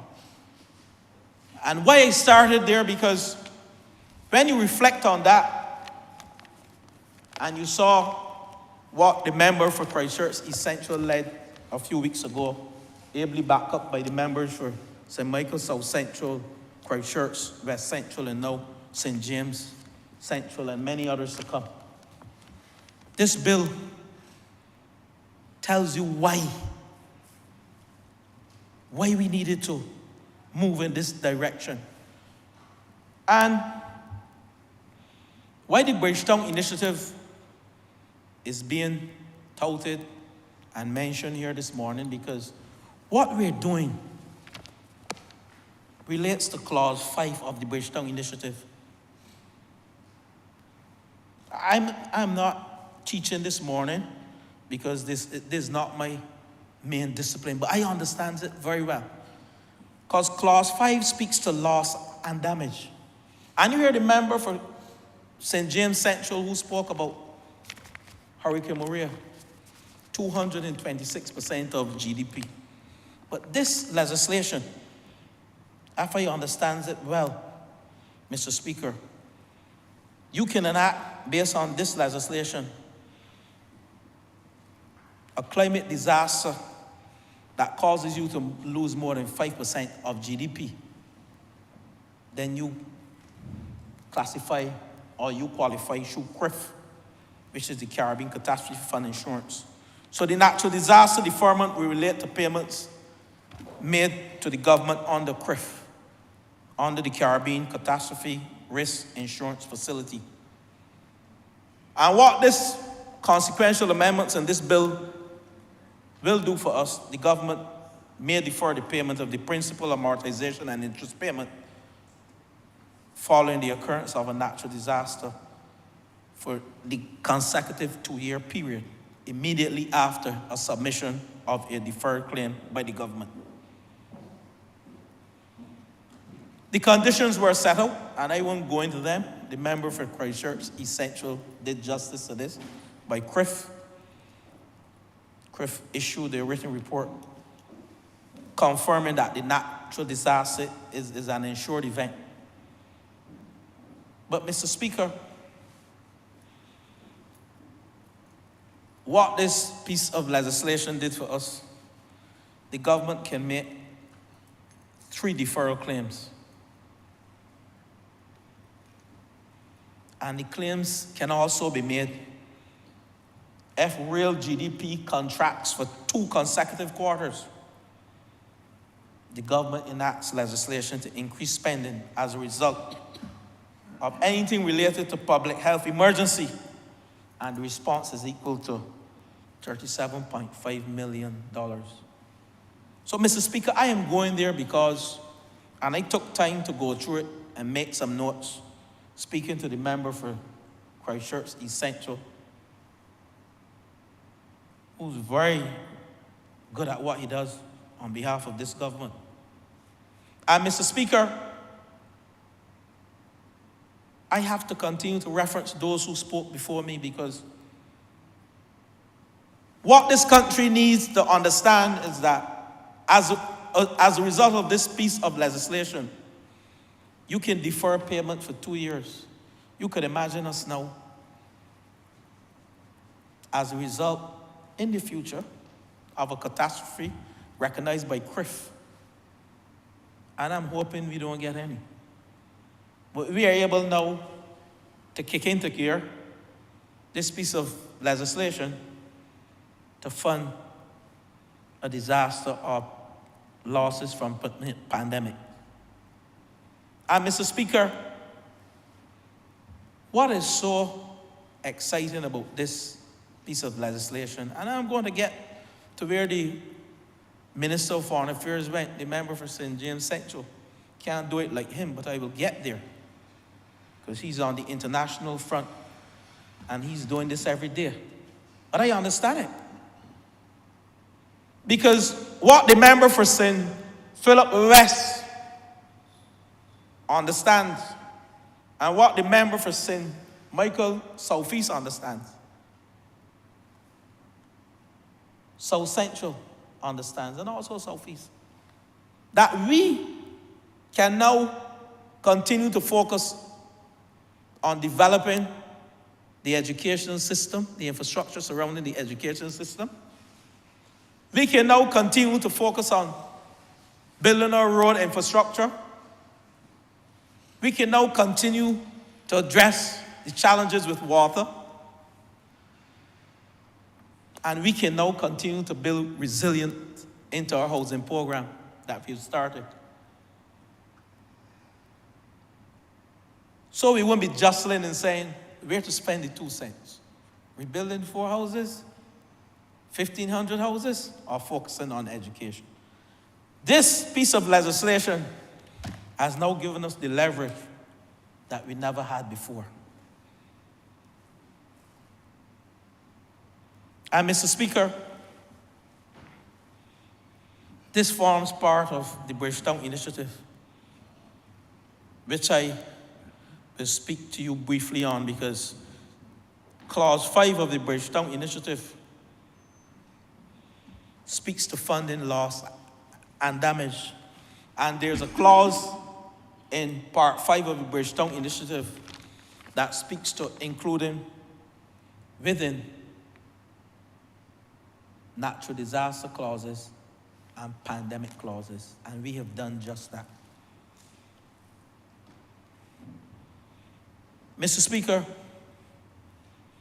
we have taken the world by storm.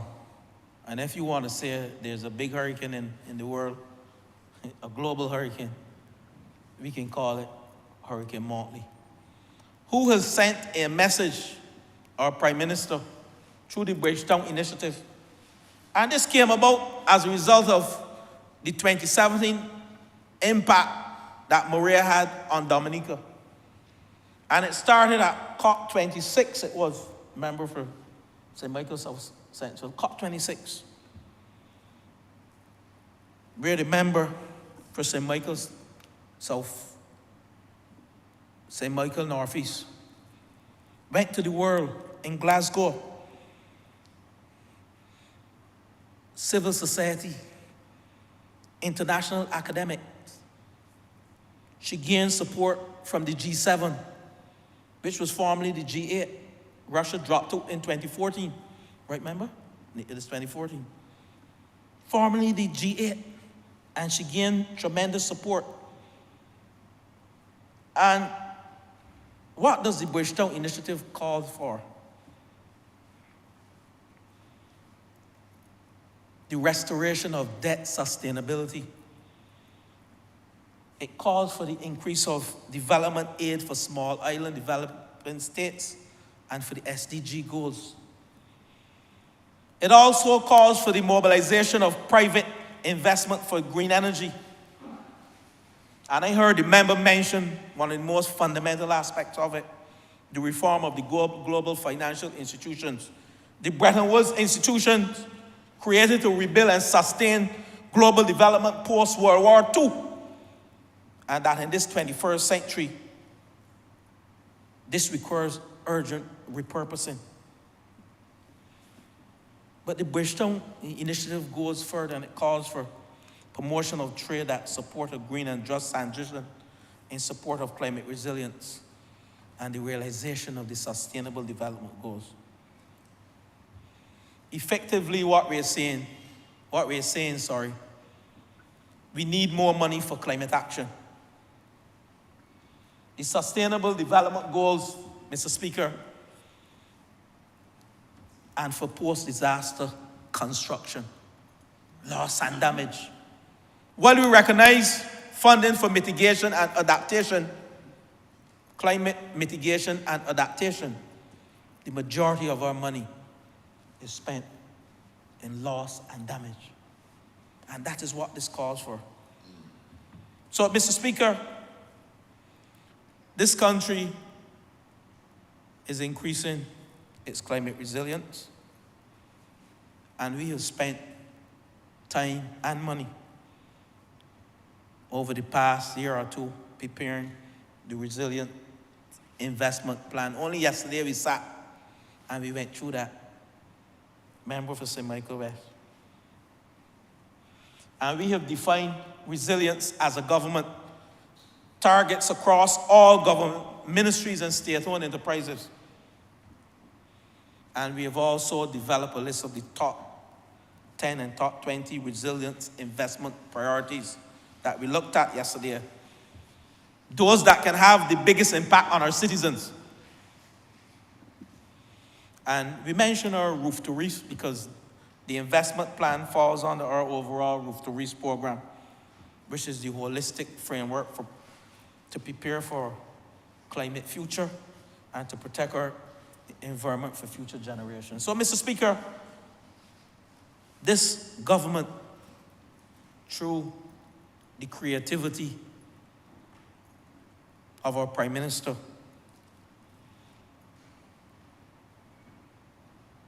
has started the progress. And I heard the member for St. James Central, and I hate to do this, but I will do it. I hate to go back in the past.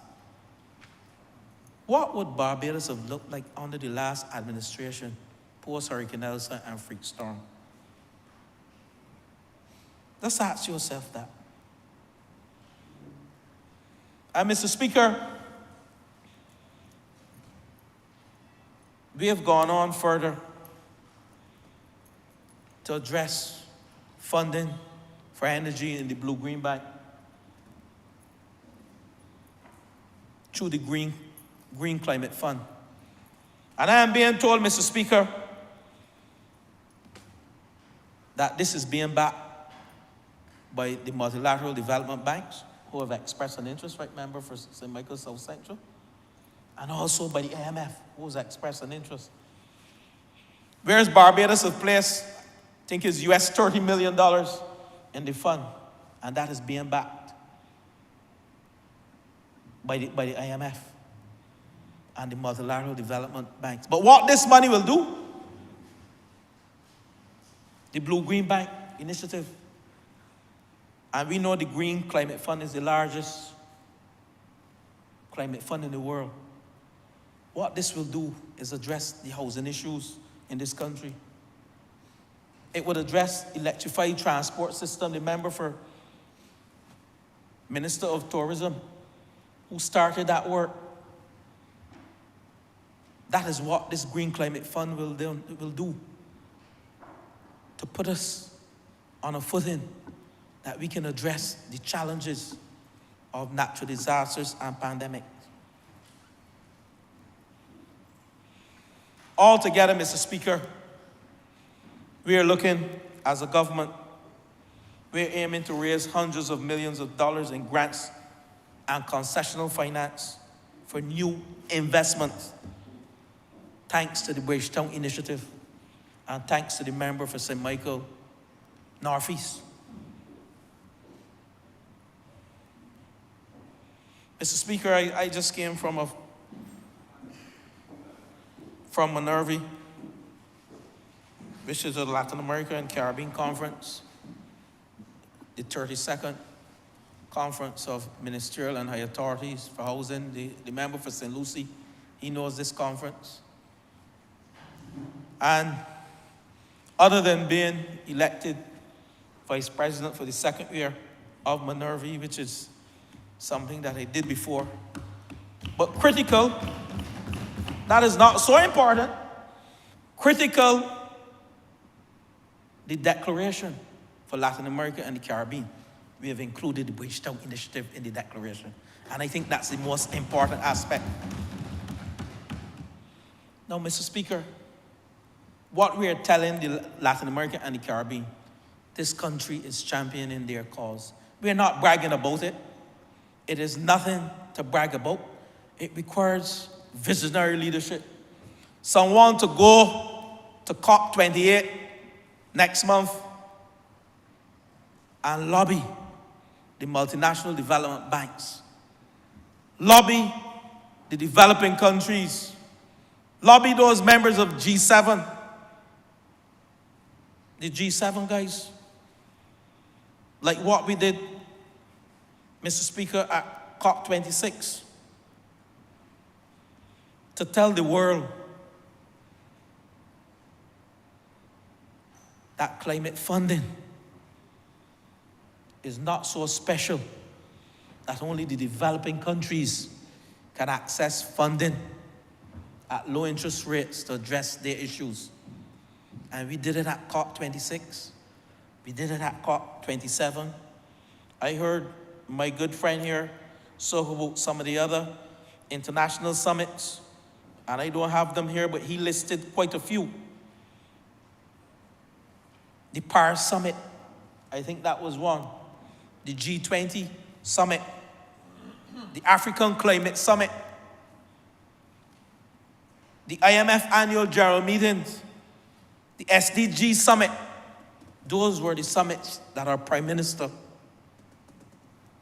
went on the front foot and articulated the vision, not only for Latin America and the Caribbean, but to change the world, to bring justice and equality across the landscape, moving money from the north, the richer countries, to the south, to the developing countries to address these issues. And we have led the charge. I know the member for St. Michael's South Central did a lot of work when she was on as Minister of Economic Affairs. She led the charge with a lot of this work. And I want to salute you, ma'am, because we could not have reached here without the contribution that you made from 2018 to present. And when we come to this chamber, we must give credit where credit is due. The member for Christchurch East Central. And they have allowed the Prime Minister, they have created the framework so that the Prime Minister can go, and the member for St. James Central, what he just did, I can't speak like him. But I understand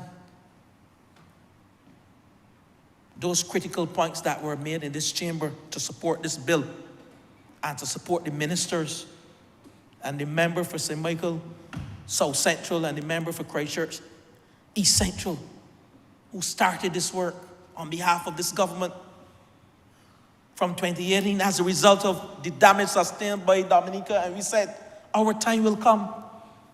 It was our neighbors, 226% of GDP. And our time came. And we were not ready. But having said that, we did our best with the resources that we had. So when I hear persons talking about Hurricane Elsa, it took some countries are still recovering from the effect. Dominica is still recovering from the effects of Maria. Puerto Rico, countries take 12, 10, 15 years to recover from the devastation of a hurricane.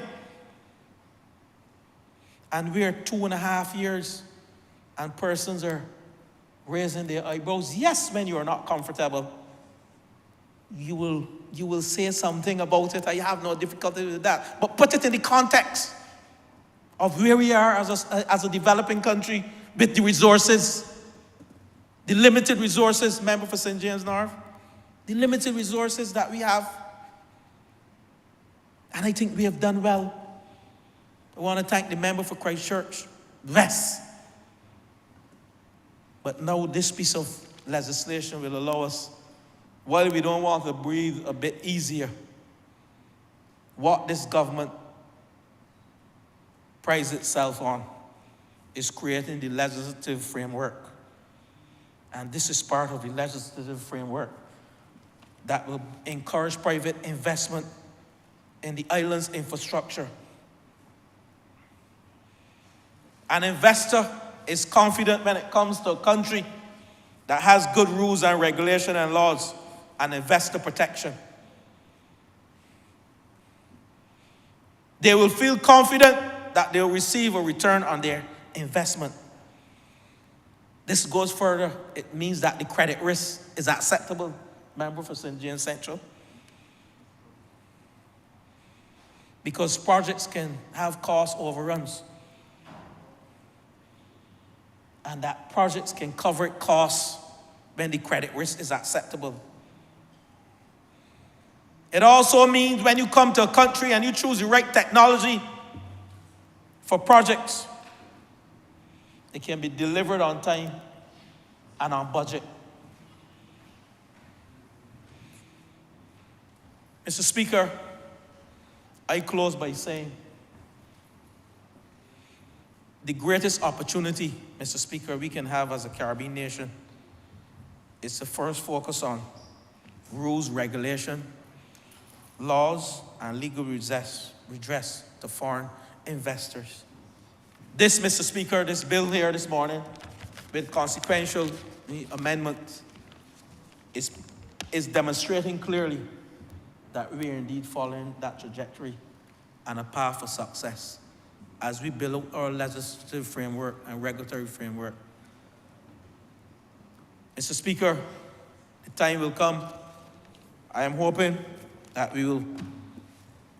It is my wish and it is my desire, it's my will, and I will see it through, that Hurricane Elsa, the 1,507 houses be rebuilt and repaired,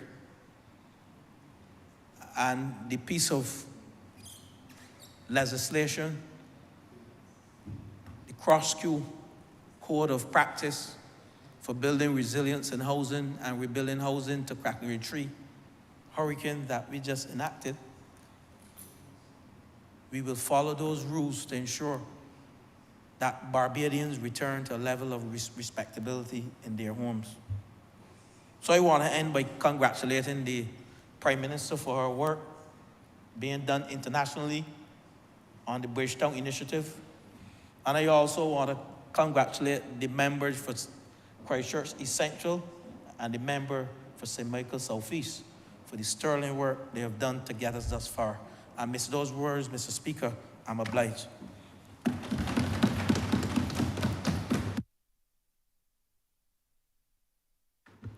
Honourable Member for St. James. Oh. Thank you, Mr. Speaker. I'm glad to have the opportunity to speak today to this issue of the deferral of debt under the Bridgetown Initiative, piloted by Barbados to the world. And I want to thank the honourable members who have already spoken so ably about varying aspects of the Bridgetown Initiative and what it really means to the world, what it means to CARICOM, what it means to Barbados. The Bridgetown Initiative comes to the world for a time such as this. We have reached a stage within the world system where if we do not get a massive and major reformation of many of the institutions in the world, that many countries will no longer be able to exist as viable states as their countries sink deeper and deeper into poverty and as they sink under the weight of the climate crisis. Just a couple of years ago, as we were walking through the pandemic and as we still try to walk through the COVID pandemic, the developing world added some $550 billion of additional debt to the debt that they already carried. And developing countries were already carrying $9.3 trillion worth of debt that their citizens will have to service through taxation and through their earnings. Is a heavy debt. And to add $550 billion more in a pandemic and still have upcoming in our future the possibility of further debt because of climatic events, because of flooding and because of drought, sir, what we would be looking at is a worldwide catastrophe in which many of the existing countries that we now know would no longer be viable and no longer be feasible for inhabitation because they would have been destroyed by the combination of debt and the climatic events. And therefore, it meant that we were faced with a moment in the world where it was necessary to have a major shakeup of the economic structures so that we are able to properly develop systems and processes that truly do what they are supposed to do, to be able to help nations across the world, to be able to manage their development financing, that they're able to provide for their citizens the opportunity for living that allows the countries to be viable and for the world to be a place where young people can look forward to a future. And so one of the things that had to be addressed would have been the architecture of the Bretton Woods institutions to say to them, look, you were formed under a different moment, you were designed for a different environment, but you are no longer suited for purpose. Now, why did the Bretton Woods architecture emerge? We had the world wars, sir, that devastated countries, that led to the lack of viability of their economies because of the inflation that would have occurred, the depression that we all remember from many, many, many years ago, a little before our time, but we've heard the stories. And so countries could not keep up with their balance of payments, they could not keep up with their economic development and growth. And so the Bretton Woods architecture was built to specifically address this. But the original intent was that they would have a developmental effect, that they would give ease to countries so that they could function. But as with the case of many things, the capitalists of this world, who did not like the fact that the Bretton Woods situation would slow down their capacity to maximize earnings at the expense of everyone else, sought to get involved and to influence those Bretton Woods structures so that they bend them towards providing for them a further dominant world position. And one of the things that we will remember is the fact of the foreign exchange controls, for example. The capitalists were able to easily bend those institutions to create an environment in which capital could move footloose across the world. Trillions of dollars could move by the day without let or hindrance, regardless of the devastation that they left when foreign exchange is suddenly taken out from a country and they're unable to respond to the needs and pay for the goods and services which their citizens are looking for. And so those institutions fail to truly deliver on development. Now, what was the condition just before the Bretton Woods architecture? The world had emerged from out of a colonial period, and this actually set up the foundation that created the environment which we are looking at today, in which third world countries find it extremely difficult to benefit from the raw materials which they have, from the mineral resources which they have. They find themselves in an unequal economic system that no matter what they have or what they do, they always come out on the short end. And so the colonial period allowed for the extraction of the inputs that the developed world were able to use now to build products that they could sell at superior prices to the disadvantage of the developing world, who would have provided the raw materials at very basic prices. And one of the examples would be coffee, where you pay a farmer 10 cents a pound for growing his coffee, but you sell coffee back to the world at $15 a pound. Thereby, the farmer who actually produces the original berry does not benefit. And this happened across everything: cocoa, diamonds, gold, cotton, palm oil, tobacco. Wherever you went in Africa, Latin America, this system that disadvantaged the persons who actually owned the resources was permeating the entire economic system. Richard Drayton, in his paper, when he spoke about the impact of the developed world on the developing world, made this statement. He said, look, the extraction from these countries is at the level of trillions of dollars. But the truth is, the developed world would not be where it is today had it not had those African, Latin American, and Caribbean plantation systems. The modern world as we know it today would not have existed. That in truth and in fact, Africa would have developed the developed world, but at the same time would have found itself seriously underdeveloped. And then into the situation coming out from the World War, you have the World Bank and you have the IMF, and here you have a situation where, as was pointed out earlier by the Honourable Member for St. James Central, that the lending rates are disparate between the developed and the developing countries. That developed countries can get to borrow at 1 to 3%, whereas developing countries are forced to pay something like 14% on that which they borrow. And what does this mean? That we will be in perennial debt. That our citizens will constantly be faced with a life experience that says that their government and their economies simply cannot produce enough to be able to meet the debt repayments that are necessary and at the same time provide their children with the opportunity for education, for good health care, opportunities to start businesses, opportunities to live a good life. So this was a problem that was facing the world. Now, as colonialism started to die, it was necessary for other institutions also to emerge to help maintain that unequal economic order. Because obviously, as they moved out from Africa and Latin America and the Caribbean, they still needed to maintain an economic system that could give them the advantages that they had enjoyed during the colonial period. And so we saw after that period of colonialism, the rise of those global international agencies that sought to control various aspects of economic life, to be able to maintain, in some cases, the disparities that we had experienced before.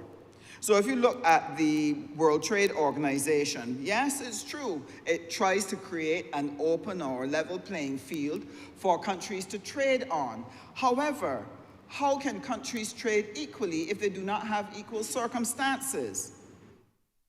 One of the things that the WTO says that it stands for is that there should be no subsidies, for example, Mr. Speaker, of governments to industry to create a disadvantage when you're going to trade with other countries.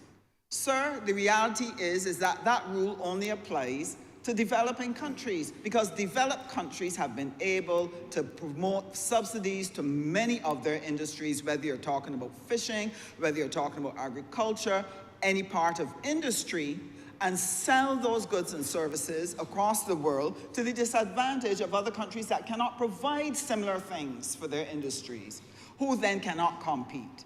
And therefore, you would have had the demise of the rice sector in parts of Africa, because wheat could be produced in the United States, it could be produced in the developed world, subsidized, exported, and the end result was that it was able to undermine other cereals that were grown in those countries. And that was the disadvantage that we constantly found ourselves under. The OECD looking to shift the tax take from the developing world back to their end of the woods. Then you have things like the International Civil Aviation Authority, where they're seeking to maintain control over their dominance in transport. Because obviously, if you can create the rules for transport, then you can control trade. These are some of the other institutions that would have been developed to help maintain the imbalance that we have seen across the world. And what is the impact of that imbalance on the average Barbadian? It chokes the ability of our governments to be able to provide the subsidies to assist our fishermen, or to be able to assist our small enterprises to help them to develop. One of the areas that they've sought to choke off is the area of providing opportunity for local investment, local content. And this is something that Barbados has sought to hold on to at the World Trade Organization, because we refused to sign the investment facilitation program at that time, because it was insisting that we could not say to people who were coming in to invest in Barbados that they have to find domestic partners to give us an opportunity to earn from whatever was happening in the country. And therefore, we would not have been able to do what we did with marijuana. We would not have been able to do what we're seeking to do in energy. We would not have been able to carve out a space for Barbadians because of how that particular system works. And therefore, it constrains business growth. When you cannot find a way around all these rules and regulations, it makes it difficult to develop the business growth, so you do not get the new jobs, you do not get the government revenues that you can improve your healthcare, your roads, your housing, your schools, and therefore small countries are constantly laboring under these serious disadvantages. So, sir, what should we do? That imbalance in the power relationships have been around for so long, and it is kept in place, sir, by the underlying threats that if you speak out, there will be certain results that may occur to you. That when you say that you're going to vote against something that you believe is not in the interests of the world or your country or developing countries, there are those little threats that come that say, if you don't toe the line, this and that can happen to you, can happen to your country. So what has happened for a long time is that a lot of leaders have never spoken up. They will speak to each other. They will talk behind people's backs. But in the fora, they will not stand up and say, this is not righteous, it is not just, it is unfair, we need a different system. Sir, now being faced with the climate change, which will further exacerbate what we're already facing, the high debt, the costly loans, the lower ability to develop our economies and our social services, our people trying to scratch a living, will now be exacerbated by floods and droughts and climatic events. At this moment, some 1.65 billion people on the planet are negatively affected by floods, and 1.43 billion are affected by droughts. And what does this mean? That there's going to be homelessness across the world. It means that food insecurity is going to be a very real thing, where people are not going to have the confidence that every day they get up, they are going to be able to put food on the table. It is going to destroy the capacity for earnings. So when you are confronted with a world situation that is threatening to destabilize your entire country and destabilize the entire world, what do you do? And sir, in the Bible, they talk about Queen Esther, who had come for such a time as this. And sir, it is true to say when we look at history, there is a combination of circumstances that confront the world that it cannot ignore. And rising up in the midst of those circumstances will come someone who has been called to be able to address that situation. And the moment in which we have found ourselves, Barbados, through the Prime Minister from St. Michael Northeast, has stood up to the international system and said, enough is enough. And therefore has pointed out with clarity, energy, sincerity, and with a certain amount of savvy, the disparity that confronts the world because of the unfair circumstances with which we are faced. Because we could not stay here. If we stayed here in this moment and did not address it, we would all perish. And I don't have to outline for Barbadians the ways in which we have been affected by climate change and the climate crisis. We all know and see the destruction on our coastline when we go to the beaches. We see the sargassum that is threatening to choke our tourism industry. Our farmers have been crying out about the flooding of their crops, which means that we're going to be challenged to keep food on the table. We've also seen the problem with our chicken farmers, where their poultry has been affected by heat. And we're going to see further impacts with our fishing industry, because with the warming of the oceans, we will see either a shift of our fishing stock moving to cooler waters, or we will find ourselves with fish kills, which will then diminish what is available to Caribbean fishermen and the Caribbean fishing industry to use to put protein on the tables of Caribbean families. So Barbados dared to be brave and created the Bridgetown Initiative. And we want to acknowledge the tremendous work that has been done by the entire team in the development and the articulation of the Bridgetown Initiative. The Prime Minister led the charge ably and brought to Barbados a level of recognition that we, I believe, will benefit tremendously from it as we seek to engage the world to address other things that need changing. We also need to acknowledge the work of the current member for St. James Central, who is by her side, accompanying her on these many trips. And let me support what he has said. You cannot do this thing in Barbados. You have to travel. You have to go. You have to look them in the eye. You have to articulate with clarity exactly what you are asking of them, and pointing out to them at the same time how it benefits them that we are not asking for handouts, we're not begging for things. What we are doing is asking for a fair system that allows us all to flourish.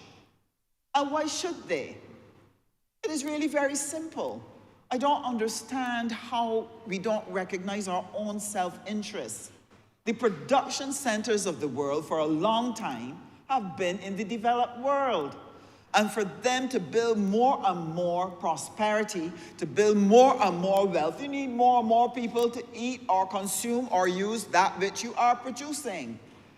If the developing world, which are the consumption centers of the world, don't consume, their economies will collapse. But how can they consume if their countries are not viable and people don't have work? People don't have jobs. Governments don't have any elbow room to stimulate the economy. It has to be in their interest to address this matter. But that argument has to be put to them cogently, repeatedly, with firmness. And this is why COP28, coming up at the end of this year, is so important. And this is why the team from Barbados must be present, must be everywhere present, because they're going to have to talk to many people to continuously put before them why we should look at changing what we're doing in relation to climate financing, in relation to loss and damage, in relation to the length that we give for loans for countries to be able to respond to the suspension and the deferral of payments when there's a pandemic and when there's a climatic event. They have to keep that message going, and they have my 1,000% support on this. And I want the Barbadian public to understand that we are crafting responsibly the future of Barbados. There is no future for us if we do not tackle the issue of the climate crisis and the climate financing. None. None. We have dared to be brave. And it's not only at CELAC and COP and Paris and the UN that the message has been taken. We've taken it to the OACP in Angola. We have taken it to the ACS in Guatemala. We've taken it to SICA in Belize. We've taken it to Washington. We've taken it to many places. Everybody within our mission network in foreign affairs and foreign trade have been supporting this Bridgetown initiative and sharing it with as many people as we could, so that they give full support to this. And it will take time to get the results. Already, yes, you've started with getting people looking at putting in those clauses. That's a start. But we do have to look at how we're going to bring the private sector on board and say to them, yes, there is money to be made in responding to the climate crisis by coming up with the new products, new processes, in helping us to rehabilitate our countries, that there's money to be made. We are prepared to pay, but what we want is to have loans at reasonable rates of interest and at reasonable length of time for repayment. That if we can bring those two things together, the world can respond to the climate crisis and ensure that the billions of people across the world stand a good chance to live and look forward to a decent life. That is what we have to work on. That is what we have to support. Because, sir, I will tell you, we could not sit in silence, walking quietly to our death. No, we had to speak into such a time as this. Now, how are we going to work together as a country to make this happen. Because what Barbados is doing, Barbados is moving on a platform of reformation of the global order, and Barbados is moving forward on a domestic program of transformation. Two huge initiatives that will take everything in our power to be able to effect. It is a very heavy lift. And my concern, sir, apart from the fact that the opposition shows little understanding of the dynamics which we face, I listen with open-mouthed surprise when I hear things about, oh, you're borrowing too much money. I am not quite sure how they would have responded to all those houses being knocked over. Are you going to leave the people outside in the weather to suffer? What are you going to do when people didn't have food on the table? You weren't going to try and find some money to make sure that you could create some jobs and put some food on the table? What were you going to do when the health clinic system needed refurbishing and updating and we needed more nurses, etc.? What were you going to do? Sit down and let the people suffer and say, but at least we didn't borrow. Who is going to give you a medal for that? It is nonsense, and I'm tired of it. And the reason why I'm tired of it is because it fools people and manipulates the emotions of people to make them think that we are endangering their future by borrowing. We are not. We are crafting responsibly an approach to help us with transformation and with reformation. And I want to commend the entire cabinet. I want to commend all of the officials. I want to commend the Honourable Member for St. Michael North East and all the other people who work so hard to make this happen. But sir, one of the things that I am deeply concerned about is that easy manipulation of the Barbadian public by the social media and the regular media, who, not understanding the moment in which we stand, are trying to create mischief, and innocent people are getting caught up in the arguments and feeling afraid when we are working our hearts out day in, night and day. Hard-working civil servants struggling to help us make this happen. Sir, it has to stop. And I would like to direct the attention of Barbadians as to what we need to be doing in support of the reformation and transformation of this country and of the world, because that's what Barbados is doing now. In agriculture, under the Honourable Member for St. Philip's South, we are crafting a plan for food security to make sure that those droughts and those floods don't leave us hungry and destitute. And what we need the Barbadian public to do is to start and grow food and then eat the food you grow. Two things: grow, eat the food you grow. That is what has to happen. The second thing is that we have to look at our health. If we do not have a productive population, you cannot build an economy. And therefore, health is important. And the Honourable Member for St. Philip North is working assiduously on the issues of nutrition and the NCDs and making sure that the hospital and the polyclinic system works. But what we need, sir, is for Barbadians to understand that they too have to work to help this, to be successful, sir. We cannot be spending millions of dollars in health care and have Barbadians eating unhealthily every single day. It has to stop. The NCDs are killing us. So that the front of package labeling, which we are working with the Ministry of Health and the Ministry of Foreign Affairs and Foreign Trade, negotiating the front of package labeling, is to help us avoid those NCDs by ensuring that we educate Barbadians about what is high in salt, what is high in sugar, what is high in fat. We also have to work with the Ministry of Education If our people are going to earn salaries that allow them to enjoy the kind of lifestyle that they want, we cannot be looking for low-paying jobs for our people.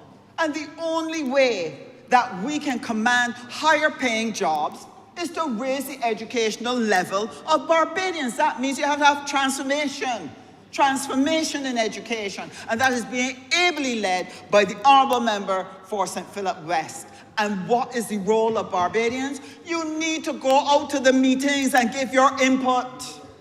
Teachers need to get up and say, okay, I need to change how I am teaching. I am willing to be retrained. Parents have to turn up to the PTAs. You have to engage in the year-level discussions. You have work to do to help the transformation. In energy and business, we're bringing out the Metrology Act. We're going to be launching a national quality program. We are asking every single Barbadian that we have to bring a level of excellence to everything we do. Even if you're only making a sandwich, or a dress, or repairing furniture, or if you are repairing a car, or if you're building a road, there must be a level of excellence in what we do. Why? So that the money we invest in all of these things, we're borrowing money, but it will only last if we take care of it. So, sir, this is important. And then, in addition to what we're doing in energy and business, we have an energy program. We're trying to resolve the issue of the batteries. And when we have been able to complete it, sir, we will talk with the country on it. But I want Barbadians to get ready to participate in the investment in the energy industry. I don't want them to miss the moment. They must be able to participate. And then, sir, in the area of housing, sir, I would like people to understand that government can't give everybody a house. I would like people to understand that they need to start and save. I would like people to understand that when they get the house, they have to take care of it. Amen. We will work with you. The Honourable Member for St. George South is working his heart out to get the housing solutions to you.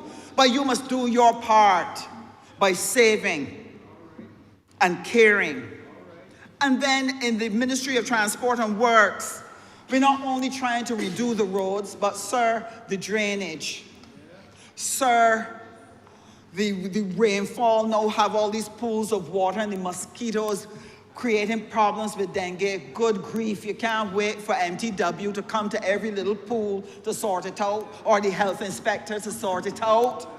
As a community, get out there and put what you need to put on that water to make sure we don't breed mosquitoes that then affect the productivity of this country, because everybody's sick and somebody else got to stay home to take care of those who are sick. Please, Barbadians, there are things that we need to do to support transformation. And just a couple more before I finish, sir. In industry, the Honourable Member for St. Michael North, God bless him, has a good team under him that is working on making sure that we can build trade and export.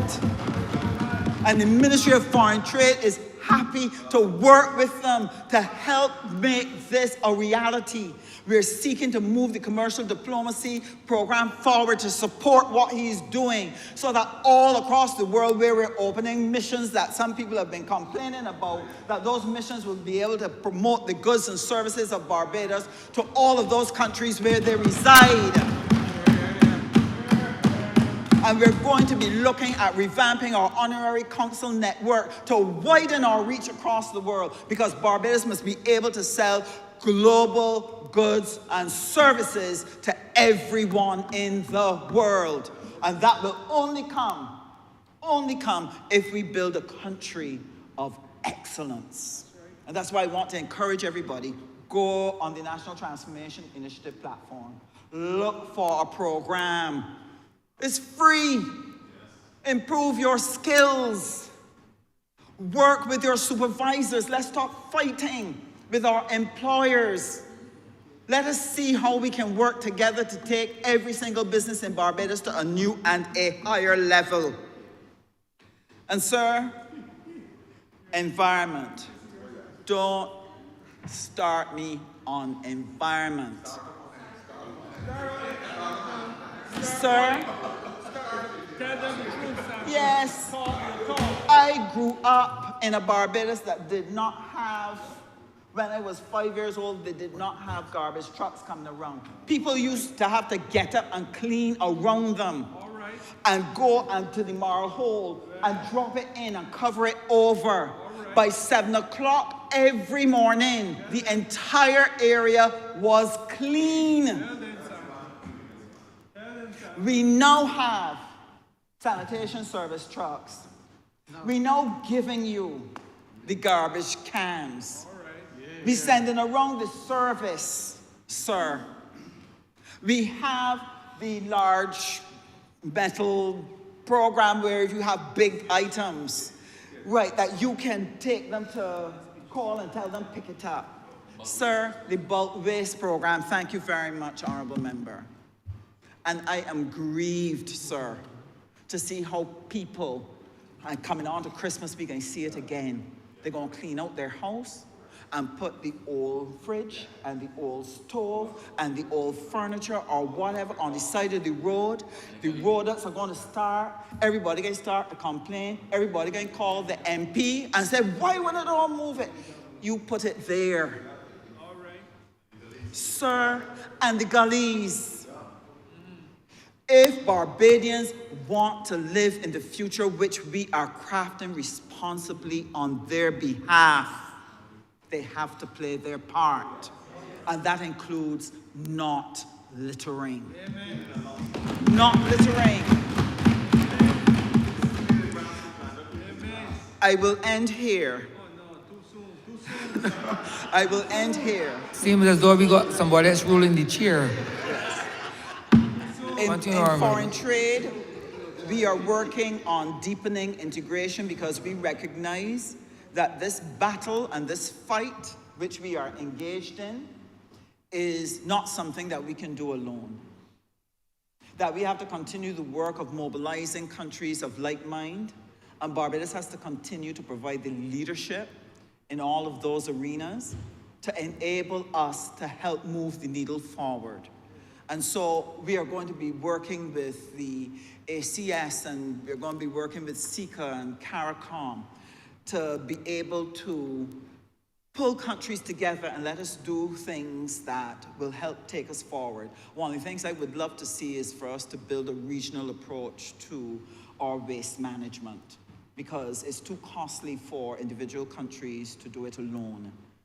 Sir, because I believe we can do this, because I believe Barbados at this time has the leadership and has people of intellect with the skills, both domestically and within our diaspora, to help make this program of reformation and transformation work. I believe that we can do this. And let me end by thanking all of my colleagues for your work. I pray you would continue to take care of yourself. It's a long journey, it's a marathon, it's not a sprint, and therefore you have to find the resilience and ways to manage yourselves as you work together and as you work with your ministries to be able to effect this change. May God bless this wonderful little country. May God bless Barbados.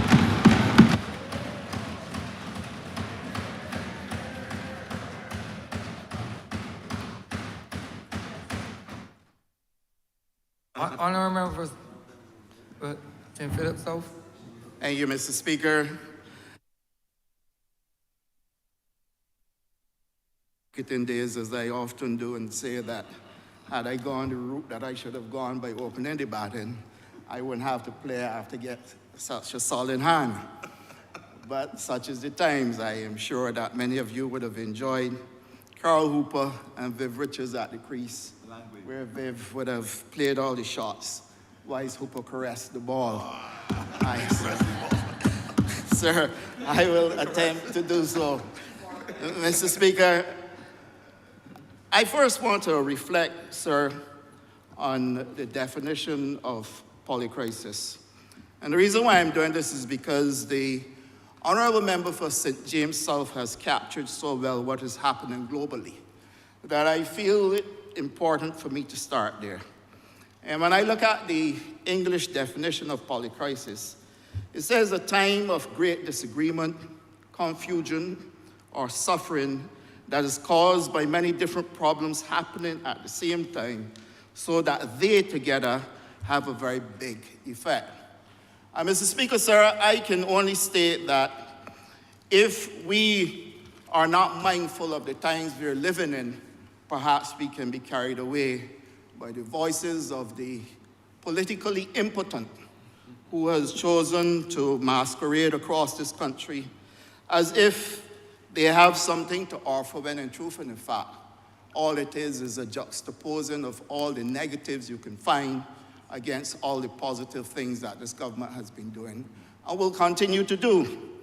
Mr. Speaker, I would be the first to admit that I am one who is accustomed to participating in opposition discussions, certainly during my days on the Hill. It is one of the things that I enjoy tremendously.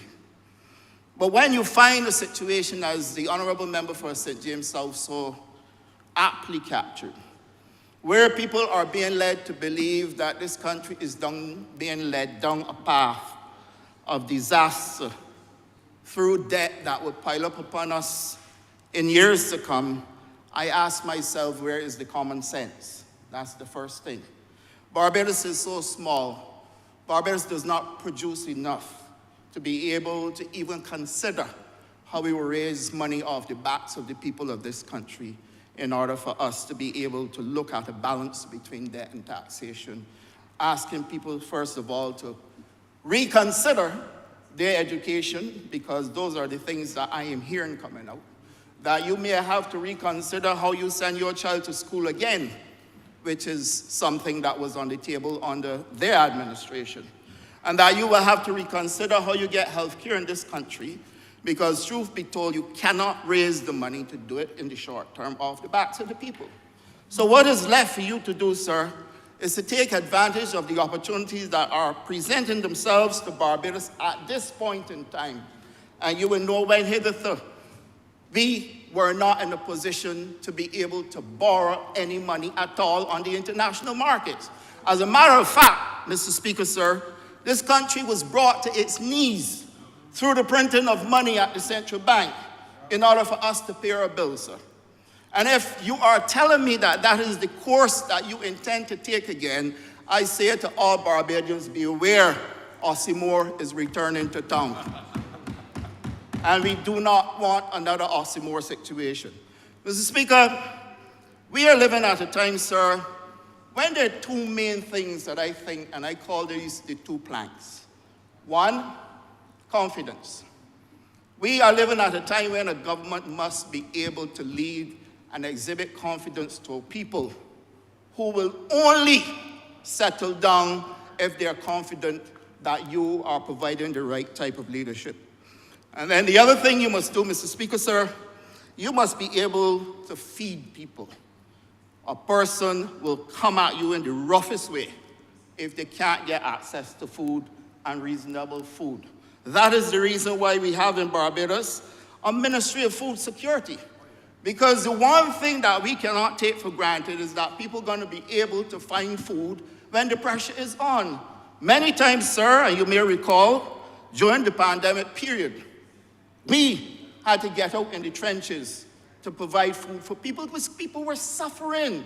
And you start to feel the weight of it, sir, simply because those people started to push at you, because they wake up and recognize there's nothing to eat. And that's why we went for the national program to provide food for Barbadians, in addition to those who, through their constituency offices, was able to find some level of financing and support to be able to provide food. Mr. Speaker, you cannot tell me that a small country like Barbados must shy away from borrowing and make this country believe that we are going to put ourselves in a position without great sacrifice to the people, including garbage collection, Mr. Speaker, sir, and bus services. Those things we will have to review. And I'm saying to you, Mr. Speaker, that if you combine that with us being hit by a hurricane, or even a storm that is bad enough to put the most vulnerable at risk. And I'm saying so, sir, because I believe that we take for granted that every Barbadian will be able to withstand the vagaries of a natural disaster. And Hurricane Elsa and the freak storm are about two good examples. But I see high winds, Mr. Speaker, sir, taking people down because people are living at the end of the poverty line and are not able to provide for themselves the most comfortable or the best of shelter you can possibly find. And no matter what effort you put in, Mr. Speaker, sir, people will always be vulnerable in small island developing states. Mr. Speaker, that is the reason why you must exhibit the leadership that is required to take us to the times. And Mr. Speaker, let's reflect for a moment. Post-World War II, Big Britain had to move to industrialization, but equally had to borrow money. And she was able to get financing in order to do her industrial projects. Many Barbadians left Barbados to go and work in the tube stations to help build those. Many Barbadians left here to go and work because they also had to expand communication, and that is the reason why you had more radio stations and telecommunications being developed. And then they went to a rapid education program so that people can go to school, people can be taught these things, and people actually had an opportunity to learn, to develop a trade, and to be able to become useful citizens. Sir, that was leadership for that time. It spilled over then, Mr. Speaker, sir, into the colonies. And here in this region, sir, you had leadership by those who, at the time, Grantley Adams being one, who started a revolution in this country with education to make sure people can land their feet and be able to look after themselves, because the state itself could not do it all. You had to find a way to help people to be able to get feet on ground. Then, Mr. Speaker, sir, it is no secret. Universal education came about through the Right Excellent Earl Barr, who took up Grantley Adams' program and expanded it. That was leadership for the time, sir. Then we came through a program of globalization, where then you had to get your economic variables right. You had to fix your micro fundamentals in order to establish your macro objectives in a world that was talking about globalization. And that's where the leadership of Owen Arthur, the late Owen Arthur, came in as well. Leadership for the times, sir. Mr. Speaker, sir, following that, we went through a lost decade where this country had in excess of 20-something downgrades. And nobody wanted anything in the international market to do with Barbados. It is completely opposite now, sir. Everywhere you go in the world, people want to help us. People want to lend us money. And if that wasn't enough, Mr. Speaker, sir, the Honourable Member for St. George South just spoke about being elected to serve on a global committee that deals with housing, sir. The Honourable Member for Christchurch West Central is serving as well on a committee that deals with the environment. The Honourable Member for St. Michael South, sir, is serving on a global body that deals with people empowerment, sir. And this member is chairman of the executive committee of ministerial bodies within North America, Latin America, Africa. So that, Mr. Speaker, you can see the trending. That once upon a time you had a country in a lost decade that nobody wanted to touch you. Now all of a sudden, every one of these ministers, wherever they go, they have a voice, they want to be heard through leadership. So that, Mr. Speaker, we're not joking around with these issues. What is leadership for the times? Leadership for the times can't be cowed away about a discussion on debt. Leadership for the times must be able to carve out How you gonna create space in order for you to find the financial resources should you go through another crisis that is gonna take down the entire country, sir? And that is what this initiative, this debt restructuring, this natural disaster and pandemic deferment is all about, Mr. Speaker. So that is leadership for the times, and I give you the pass so you can see in context what great leaders do. And have you not prepared yourself? You don't know what's going to happen next, sir. What may happen next may take us all out. And the reason why I'm saying this, Mr. Speaker, and I will perhaps want to take my time, we have a problem globally, not just in Barbados, with water availability. Do not take it lightly. I sat at an FAO conference in June, and there was a presentation by the Deputy Prime Minister of Singapore. And in his presentation, he made it absolutely clear to all in attendance and to the world that the direction the world is going in due to the climate crisis we are facing is going to make it extremely challenging for us to provide food, Mr. Speaker, because we are dealing with problems not only with droughts, but you can see with the rainfall pattern that we have now, we're getting too much rain for agriculture. So unless you put systems in place to harvest and store that water, you're going to put people in problems with flooding. He made the point that we have reached the point where we moved away from agroforestry in agriculture to cutting down trees, sir, deforestation. And as a consequence, Mr. Speaker, sir, we now have messed up the entire rotation, and we've caused problems with climate change and have worsened the situation. Mr. Speaker, were this just a Barbados problem, I would be able to say as Minister of Agriculture, so Plan B may be to see who we can import from. But as Minister of Agriculture, I don't have such luxuries. Because you saw what happened in the Suez Canal. When ships were backed up and couldn't come, prices went up.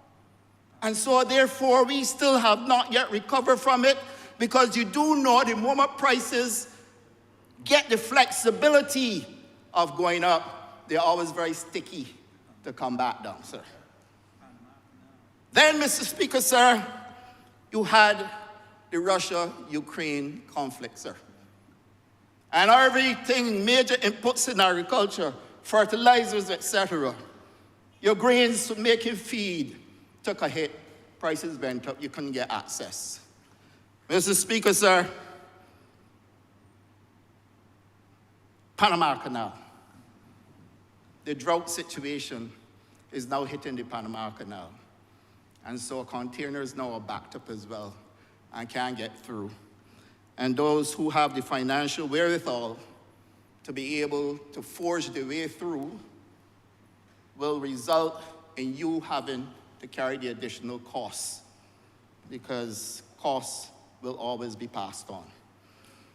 And Mr. Speaker, it's almost as if you're in some kind of,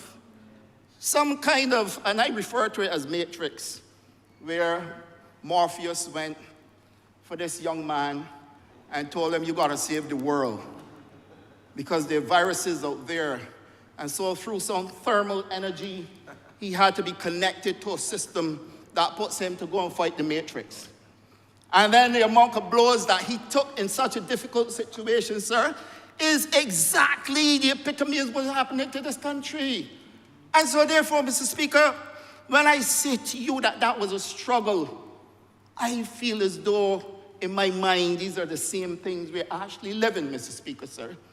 And therefore, Mr. Speaker, when I sat on my bed in Miami and turned on my television to watch the news,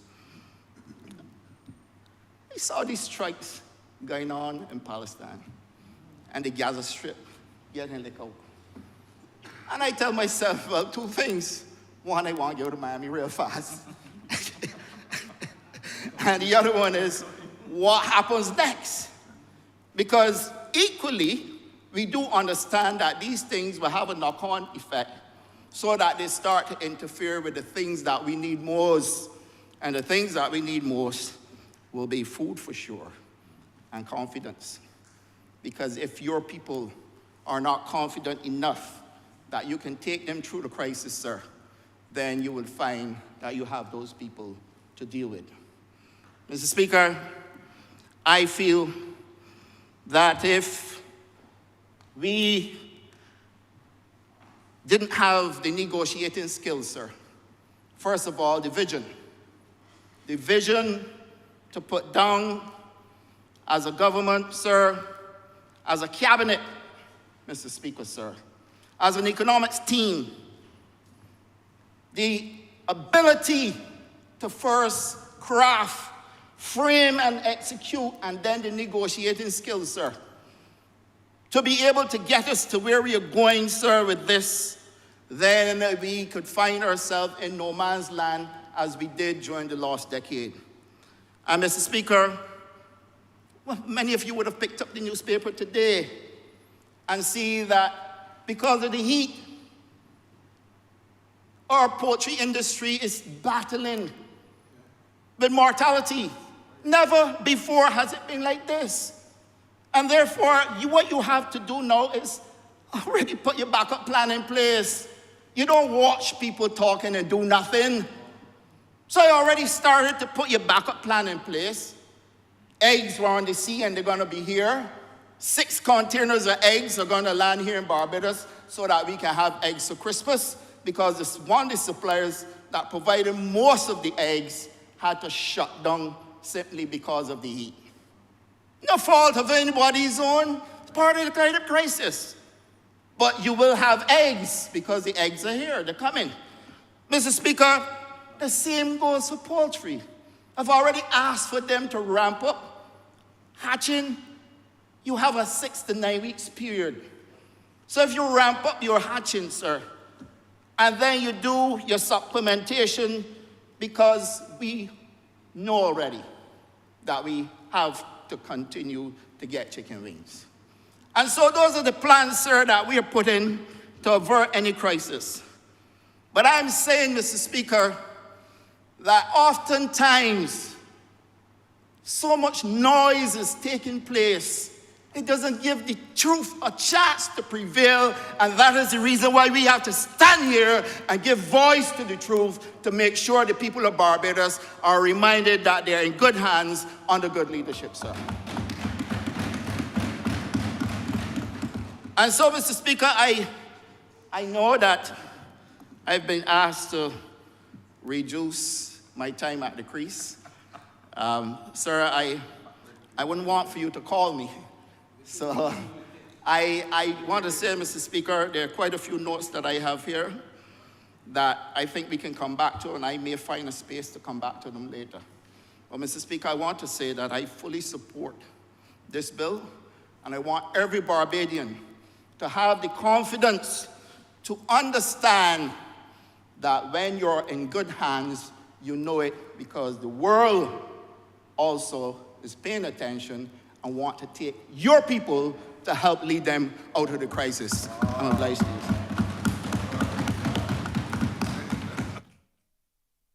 Honourable Member for Christchurch East Central. Thank you very much, Mr. Speaker, and I genuinely want to thank honourable members for their contributions this morning. And I think it is instructive that the public hears the perspective not just of the government, but applying, sir, a very, very, very clear and strong filter to what we are hearing emanating from other circles. And I say that specifically, sir, because as the honourable member for St. James South raised in her contribution, people are using social media, if you like, sir, to drive fear into the hearts of Barbadians at a time, sir, when, as you know, the world is becoming increasingly challenged, and therefore the path that the government of Barbados had set this country on, given when we took office 5 years ago, sir, I believe still is the course for us to take. We are very clear and conscious that all of the challenges that are facing us, and as the Honourable Member for St. Philip South just indicated, circumstances continue to change quickly, sir, on us, and the government has to take policy decisions as well as give directives in relation to how matters that are really private matters, sir, but obviously have consequences for the country, that as a government we have a responsibility to execute, sir, and we continue to do that because we understand, sir, what it takes to govern a country. And I will respond to a few things, sir, that have raised since we opened this debate a couple of weeks ago, and certainly in relation to what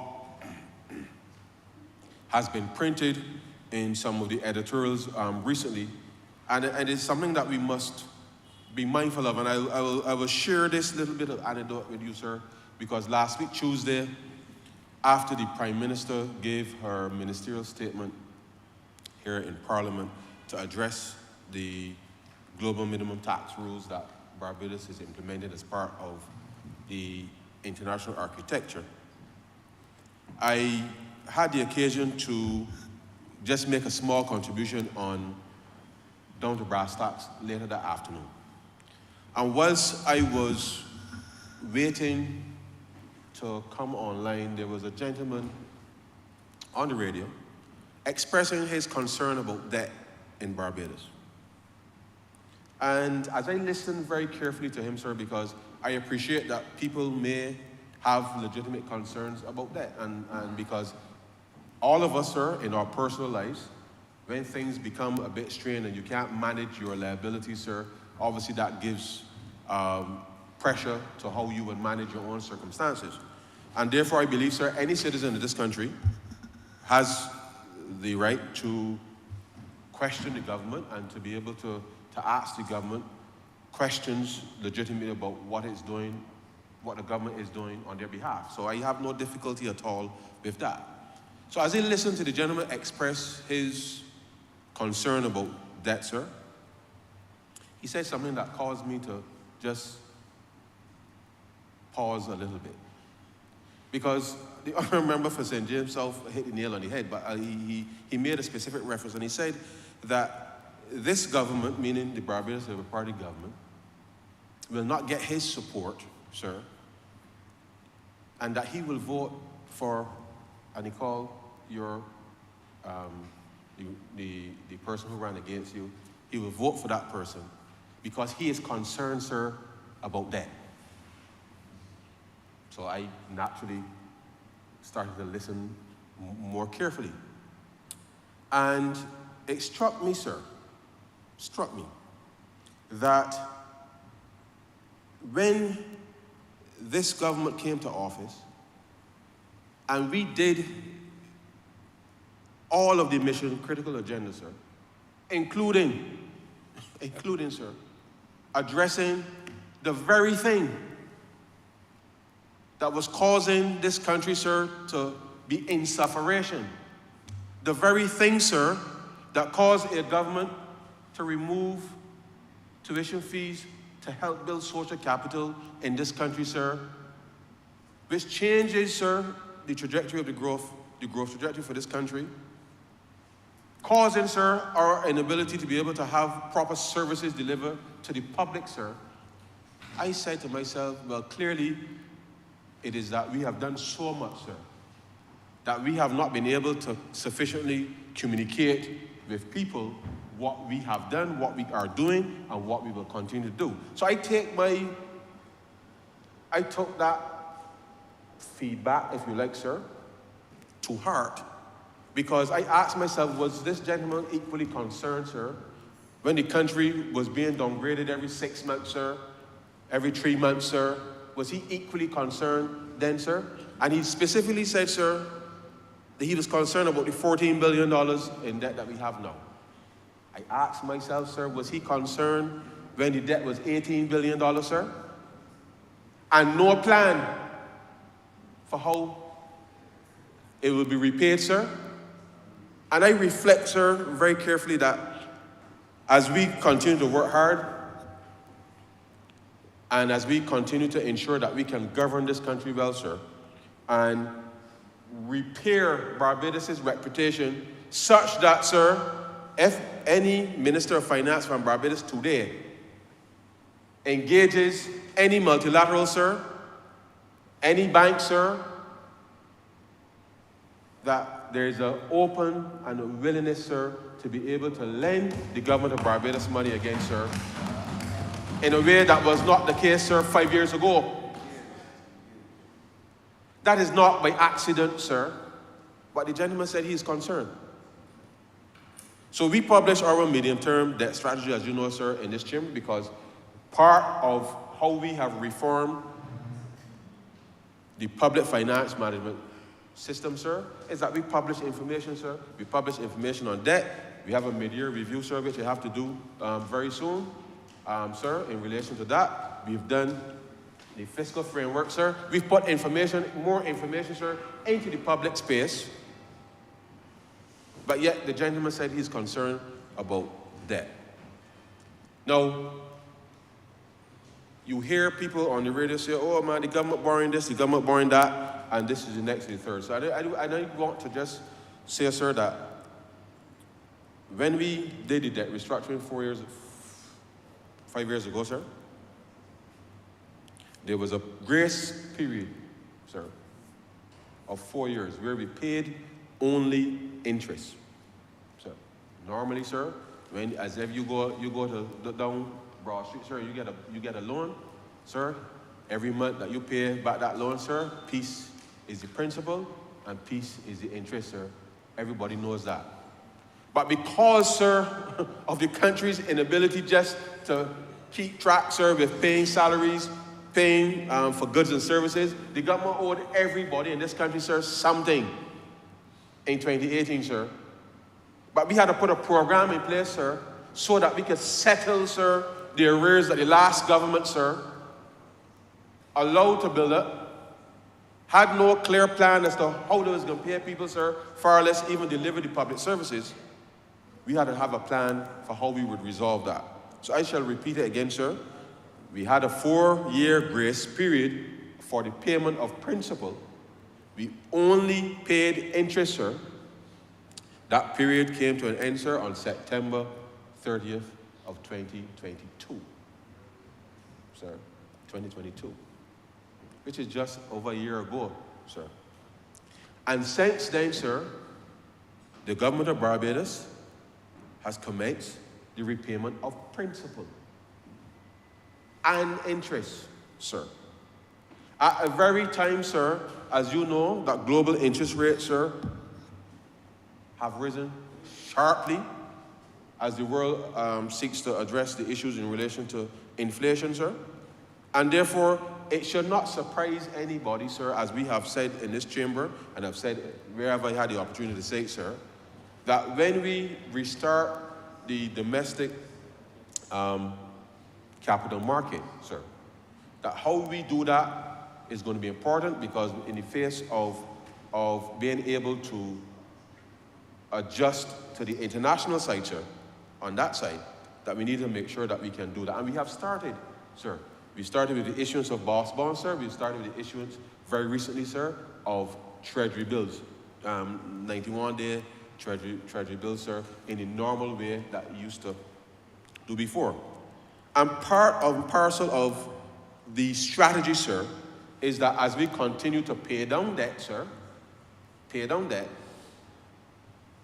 which we have to, because there's nothing worse, sir, than, as you know, sir, people that's come and ask you for a $100 bill, sir, and they're going to pay you back. And when you see them, sir, they can't make eye contact with you because they then never had any intention of paying you back, sir. And nobody, sir, is ever to look the government of Barbados in the eye, sir, and come to that conclusion. And therefore, this government, sir, we have worked hard to ensure, sir, that we can pay people, sir, when the obligations come due. As I said earlier, sir, there are times when we've had some challenges with respect to cash flow. So I say that openly.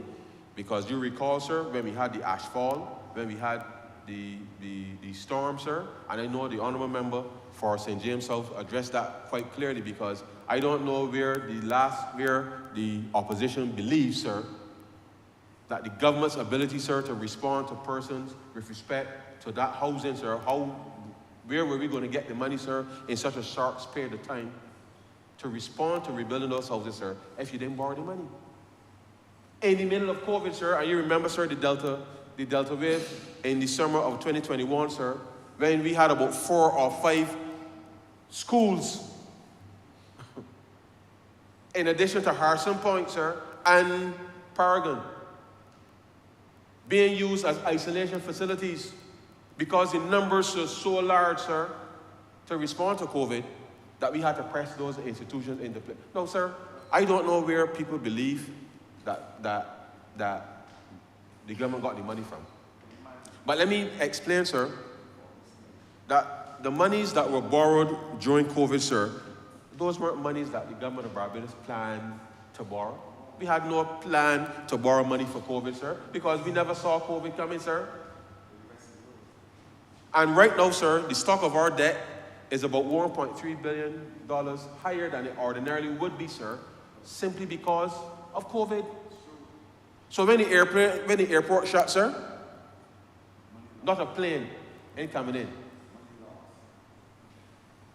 $2 billion, sir, approximately in economic activity, sir, that was lost for the rest of the year. $600 million in revenue, sir, in 2020 alone, that the government did not take in, sir, but we had to respond. And the people saw where we responded, sir.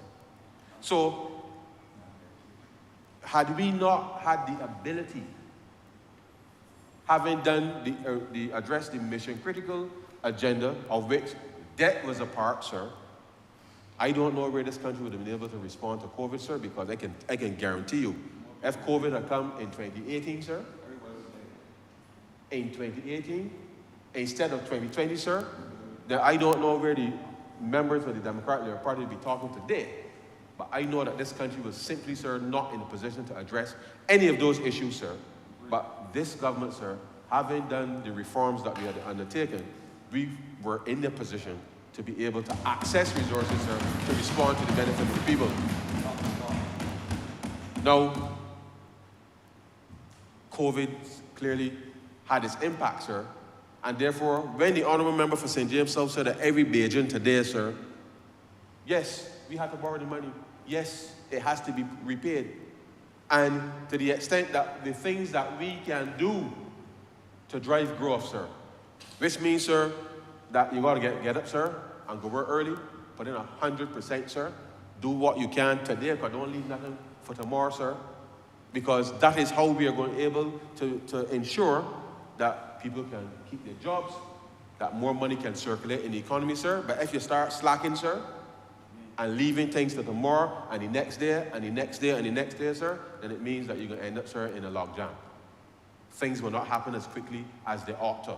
And therefore, whether you're a public servant or whether you're in the private sector, sir, that is what Barbados need to be focused on in relation to driving growth in the economy in order to help us to be able to ensure that 10, 15, 20 years down the road, sir, that as the debt comes due, that you're in a position, sir, to be able to repay. And, sir, this is not an esoteric discussion, sir. It's not. And therefore, when people are out there trying to fan fear, and it's not the kind of fanfare of glory, sir, but fan fear in the context of people who are the most vulnerable, then we as a government have to be concerned. And whilst I know that these are things that people are not, I mean, in the scheme of things, people really shouldn't have to worry about the government. And I believe that, sir, in my heart of hearts. You should never have to worry about the government. But the people that I talk to on a daily basis, sir, I know that they're not concerned about the government. But we have to address these issues because if they take root, people can make decisions, sir, that will not be to their benefit. And I, sir, do not ever want to see the day that we can go back to the kind of governance or lack thereof that we had, sir, under the previous administration, that would erode, sir, the gains that we have made as a country, not just in a tangible way, but is perhaps more the intangible, because people are giving Barbados today, sir, the benefit of any doubt simply because we are honoring our word, sir, with respect to how we execute this Barbados Economic Recovery and Transformation Program. And it is not easy, sir.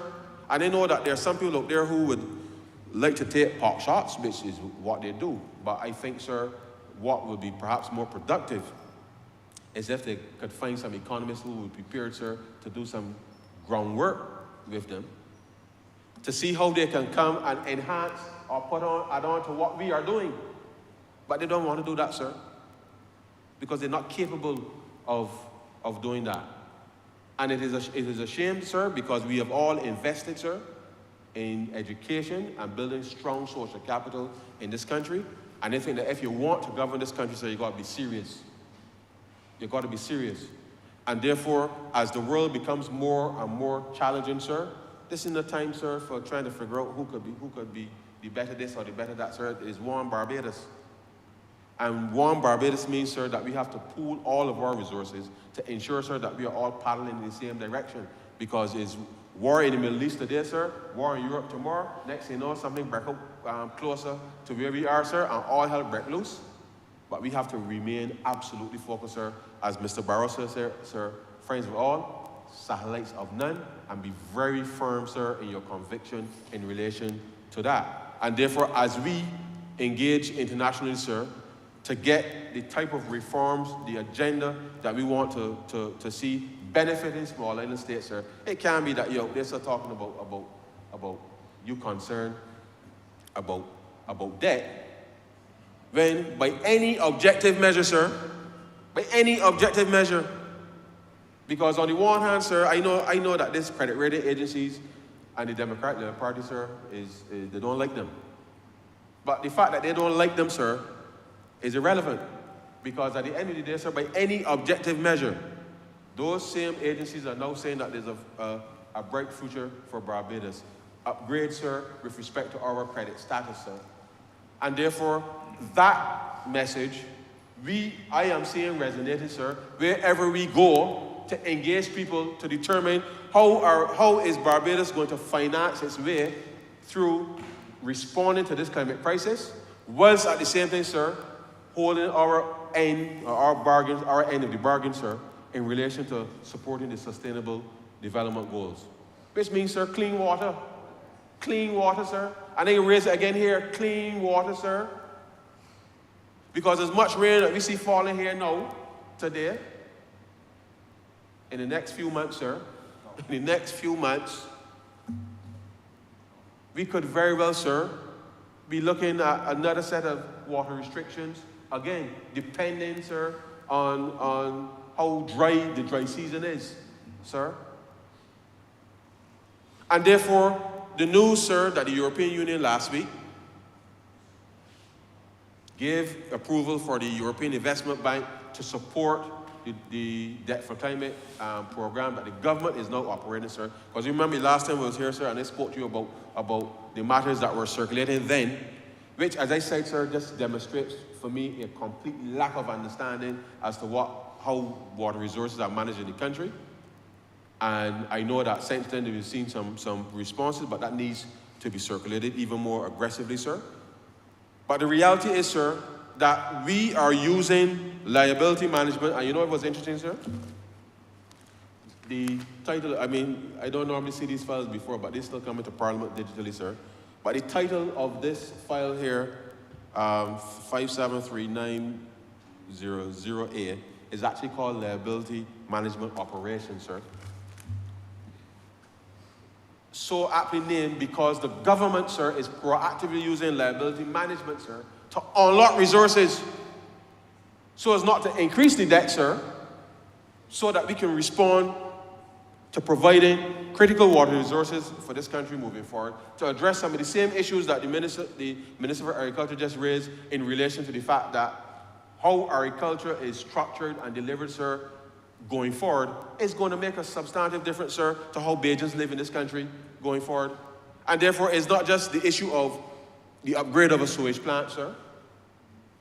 This is going to transform the way that water resources are managed in this country. It will make a difference, sir, substantively to the farmers who are engaged in the space, and it will make a substantive difference, sir, to the amount of water that is available to Barbadians, sir, to drink and do whatever God to do, sir, when the day comes.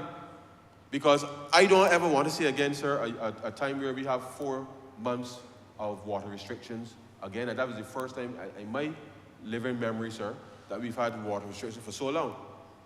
And therefore, you can either put your hands in the air and say, well, I don't want to do nothing about it, sir, or you're going to take the responsibility for crafting an intervention, sir, that you know is not just fiscally prudent, but it actually meets the needs of the country, sir, at the very time, sir, that it is needed. But, sir, I will not expect such from those who call themselves the opposition, because, sir, they spent 10 years, sir, trying to, and they did so very successfully, sir, show the people why, sir, they should never, ever be near the Treasury again, sir. And I have no doubt, sir, that the people in their judgment, sir, understand that the world, sir, that we are living in is becoming uncertain. Each of us, as representatives, as their representatives, sir, because when I leave here, sir, and I go to a meeting overseas, I'm not going here because it's a restaurant, sir, I want to go to a meeting. I'm going on behalf of the people of Barbados. All of us in this chamber going on behalf of the people of Barbados, sir. And we do so because, one, as I said earlier, people want to hear what's Barbados' view. On any issue, sir, people want to know what's Barbados' view, sir. And on hearing Barbados' view, it unlocks doors and opportunities, sir, so that ordinary Barbadians back here can see the benefits of us putting Barbados' view on any position globally, sir. So this piece of legislation here, sir, is something that we crafted as part of our mission critical agenda 5 years ago as we restart the domestic capital market. Going forward, this will become a feature because we believe fundamentally, sir, that in the event of some significant disruption to the economy, sir, whether it's a pandemic, some natural disaster, or whatever it is, sir, that there must be clarity in relation to how people will be paid with respect to the debt. And therefore, it gives certainty to creditors. It gives access to resources for the government to respond to whatever the issue is, sir, without having to scratch your head, sir, about where do I go and find the money, which will cause you to increase debt. Because you remember, sir, a few years ago, when the first hurricane hits and kicks, I believe it was 2002. If my memory serves me correctly, I believe it was 2002. The hurricane hits and kicks, sir, 2002. They went and borrowed money, sir, to rebuild. And whilst they were rebuilding, sir, a second hurricane came in 2004, sir, and they had to go and borrow another set of money to rebuild that which was destroyed. So you had 2 sets of debt, sir, piling up to respond effectively, sir, to the same thing. And therefore, these clauses, so for the benefit of the opposition and those who might have some concern about that, and perhaps legitimately so, these clauses, sir, would allow this country to utilize resources that would ordinarily be required to pay debt to respond to an emergency. And once you have the 2-year suspension, sir, it means that you're using the resources for debt, either to build houses, to do what you have to do, sir, to respond, so that you don't have to increase debt to respond, sir, to disaster. Because it's a basic principle. And therefore, we believe, and as I said at the time, sir, we don't want necessarily to experience the disaster to get that relief. That's not necessarily we don't want that. The provision is there. We want to build resilience, as I indicated, sir. But the provision is there so that the country does not, sir, incur new debt as a result of a disaster, as a result of a pandemic. But that does not mean, sir, and I just want to make it clear, it does not mean that you do not need financing in order to ensure that the cash flow and the delivery of goods and services continue in the country, sir.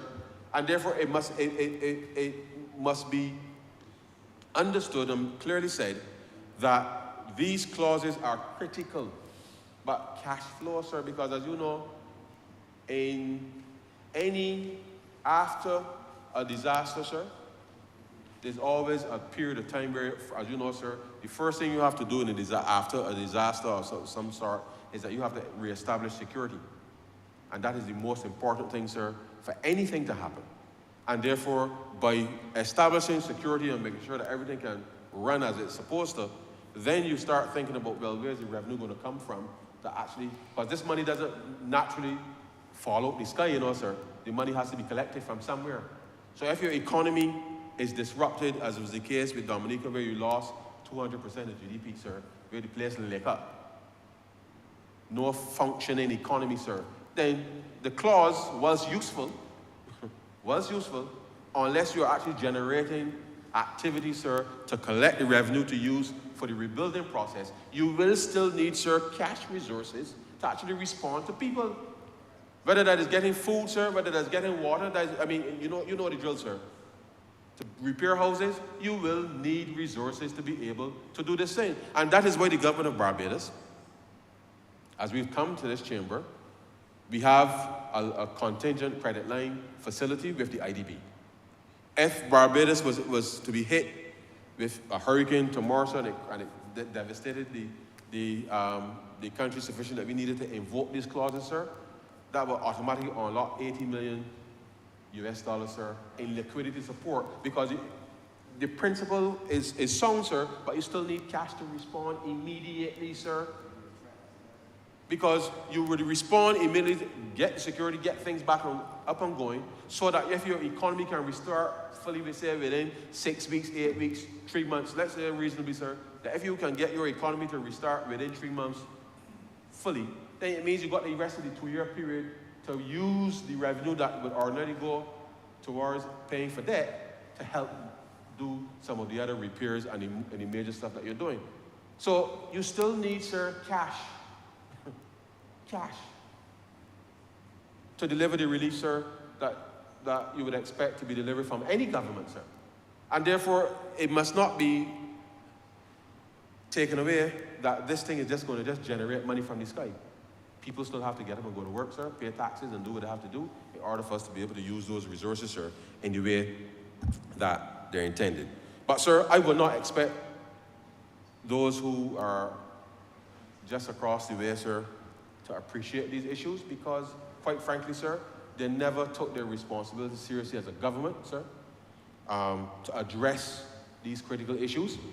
And to the extent that this government has had to implement serious reforms, sir, and engage internationally in order to allow for these same clauses to be adopted as part of the British Initiative, sir, is an important achievement, one, but it shows what a focused government can do, that it can take a situation, sir, as we faced 5 years ago, with sewage, sir, flowing all over the South Coast. And I look at the Honourable Member for Christchurch East, and I always, whenever I see him, I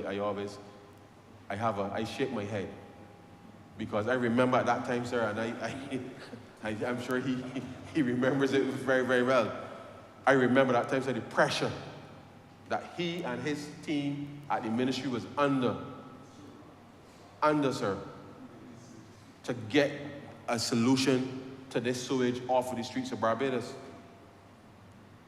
Something that up until us taking office, sir, seemed insurmountable for the last government.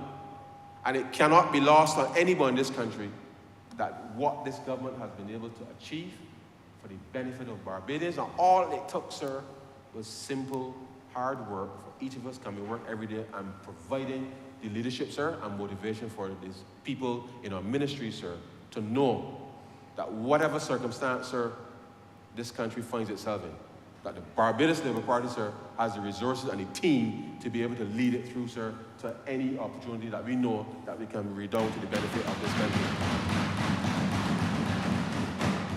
And that is not an idle boast, sir. I see that ministry by ministry by ministry by ministry, sir.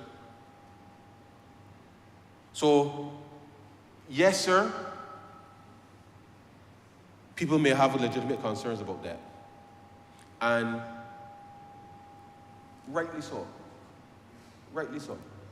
Because when you are accustomed to a government not paying its bills, you would be concerned. But I say to Barbadians, you take the track record of Barbados Labour Party between 2018 and 2023, and the government, last government from 2008 to 2018, and it is chalk and cheese. So you should not have the same concerns today, sir, as you did 5 years ago. So from my perspective, sir, and I can only be biased, sir, because I've seen how this government, we have transformed the management of the public finances. We have been able to respond, sir, to almost every single shock that has come our way in the best way that we can, sir. You understand? And we've been able to do that, sir, without batting an eye. Simply because, sir, we know when to, as the Prime Minister says, sir, when to press brakes or when to press gas, sir, in order to make sure that you're balancing what you need to be able to balance, sir. And it is not an easy exercise. But we have come to the people. We've given them a very clear policy prescription with respect to the BERT program, sir. We are executing that BERT program, so you will know, sir, that there's no, how should I put it? You recall, sir, there were plenty medium-term fiscal strategies and all kinds of things, sir. Every few months, something changing. It is BERT, sir. We updated BERT from the end of the first program that was supported to BERT 2. It's still the same thing, only paused because of COVID-19, sir. Only paused because of COVID-19. And we've updated, but it's still BERT, sir. And the people of Barbados, sir, can know that as we go forward, sir, with respect to the governance of this country, that yes, we have to borrow. But as we borrow, sir, we're paying down. We're paying down, sir.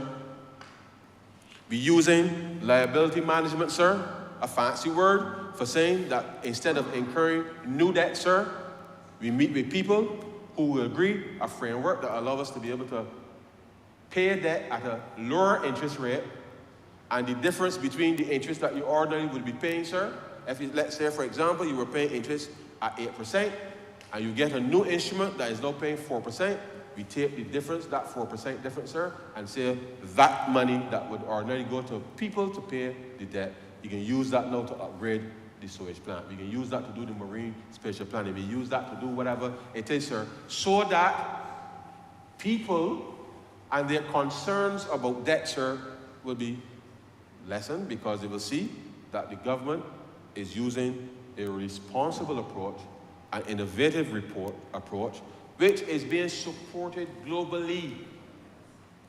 Globally. So if the Democratic Labour Party or anybody else out there knows of anybody that wants to come and work with the government of Barbados to see how we can better use our existing debt stock to deliver for the people, I'm happy to have that conversation, sir.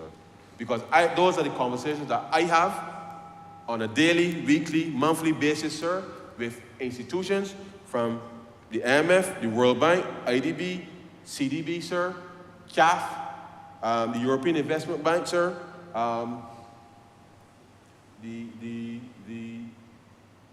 a few others, sir. I won't call those names just yet because the timing is not quite right for that. But as we seek, sir, to do our climate investment plan to support our Roofs to Reach program, sir, it has to be financed. And building resilience in Barbados requires financing. Financing for the government, financing for the private sector, sir. And therefore, that is the path that we are operating on, and that is the path that we will execute, because being able to mobilize, as we call it, sir, private sector resources to respond to the climate crisis is part of the strategy, sir, with respect to us being able to get Barbados, sir, to a place where by 2030, we have built sufficient resilience, and we're able to unlock opportunities, sir, for Barbadians in a way that hitherto, sir, we have not been able to do. And so, sir, I am not going to spend any more time on that, but we are going to do our part, work with all of the stakeholders, the member for Christchurch East and his team, to craft a very clear communication strategy, sir, for what we have done, what we are doing, and how it is going to benefit, sir, and benefiting ordinary Barbadians. Because it is clear to me, sir, that if we don't do that, then people can start to form different things. Now, the truth is, sir, I accept that I'm a politician now. Because 10 years ago, sir, when I wrote that first article about where Barbados was heading, I end on this, sir, because in one of the editorials today, it said that we were on this road before. I don't know which road they're referring to, but the road that Barbados is on today, sir, is not the same road that Barbados was on 5 years ago, sir, when we took up office. And there can be no comparison at all about any road that Barbados is on today, sir. And that is metaphorically, physically, literally, however you want to put it, sir. No road that Barbados is on today that you can compare with where the road or the cat road that we were on 5 years ago, sir. And I don't say that in a boastful way, sir. That is just the stark reality. It is just the stark reality. Now, this country, sir, owes its development success to being able to deploy strategically, sir, debt in a proactive way. And therefore, as we seek to continue to build capital in this country, sir, we're doing education reform, we're doing work within the health sector, we're building resilience within the agricultural sector, sir. We're doing work within the context of being able to boost industrial production, sir. We're doing work in the marine space that is going to require resources, sir. And therefore, we cannot underscore the importance, sir, of using debt responsibly to the long-term benefit, sir, of this country. And so, sir, with those very few words, I beg to move, sir, that this bill be read a second time. I'm obliged to you. The question is that this bill be read a second time. All those honourable members in favor, please say aye. Those against, please say no. Me think the ayes have it. Mr. Speaker, I beg to move that you do not leave the chair and the House resolve itself into committee for further consideration of this bill. Question is that the Speaker do not leave the chair and the House resolve itself into committee for further consideration of this bill. All those honourable members in favor, please say aye. Those against, please say no. Me think the ayes have it.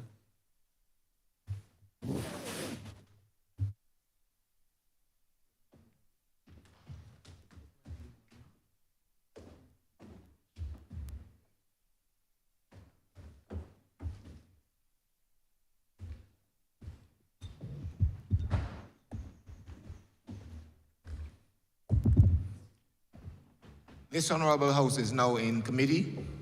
Clause 1. Chair, I beg to move that Clause 1 stand part. The question is that Clause 1 stand part. All honourable members in favour, say aye. Honourable members against, say no. Thinks the ayes have it. Clause 2. Chair, I beg to move that Clause 2 stand part. The question is that Clause 2 stand part. All honourable members in favour, say aye. Honourable members against, please say no. Thinks the ayes have it. Schedule.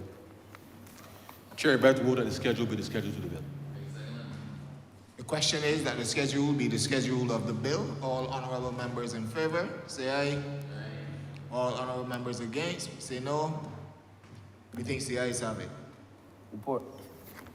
Chair, I beg to move that you do no report to His Honour the Speaker the passing of one bill in committee. The question is that I do now report to His Honour the Speaker the passing of one bill in committee. All honourable members in favour, say aye. Honourable members against, we say no. Methinks the ayes have it.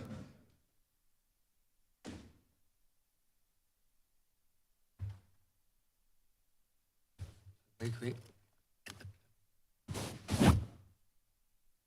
The chairman of committees is reporting the passing of one bill in committee.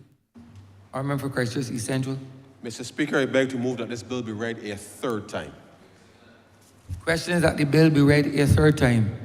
All those honourable members in favor, please say aye. Those against, please say no. Me think the ayes have it. Mr. Speaker, I beg to move that this bill be now passed and cited as the Debt, Natural Disaster and Pandemic Deferment of Payments Miscellaneous Provisions Act 2023. The question is that this bill be passed and so cited. All those honourable members in favor, please say aye. Those against, please say no. Me think the ayes have it. This bill is passed and so cited.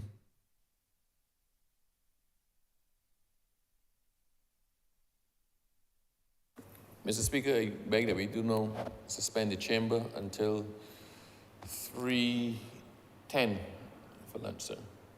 The question is that this honourable chairman be suspended until 3:10 p.m. All those honourable members in favor, please say aye. Those against, please say no. Me think the ayes have it. This honourable chairman stands suspended until 3:10 p.m.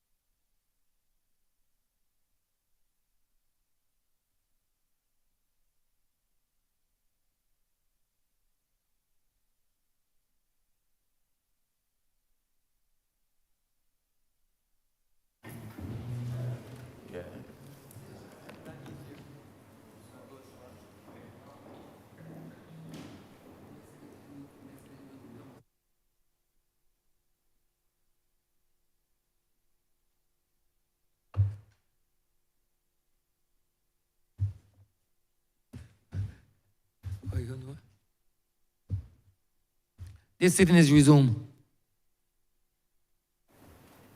Recommittal of government notices. Honorable Leader, Government Business. Mr. Speaker, I beg to give notice of a resolution to seek the concurrence of the Honourable the House of Assembly in the amendment made by the Honourable the Senate to the Road Traffic Amendment Bill 2023.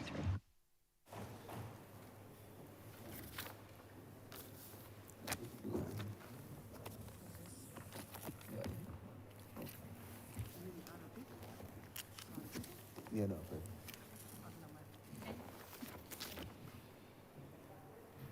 Recommittal of government business, sir. Order number 10, in the name of the Honourable Minister of Housing and Lands,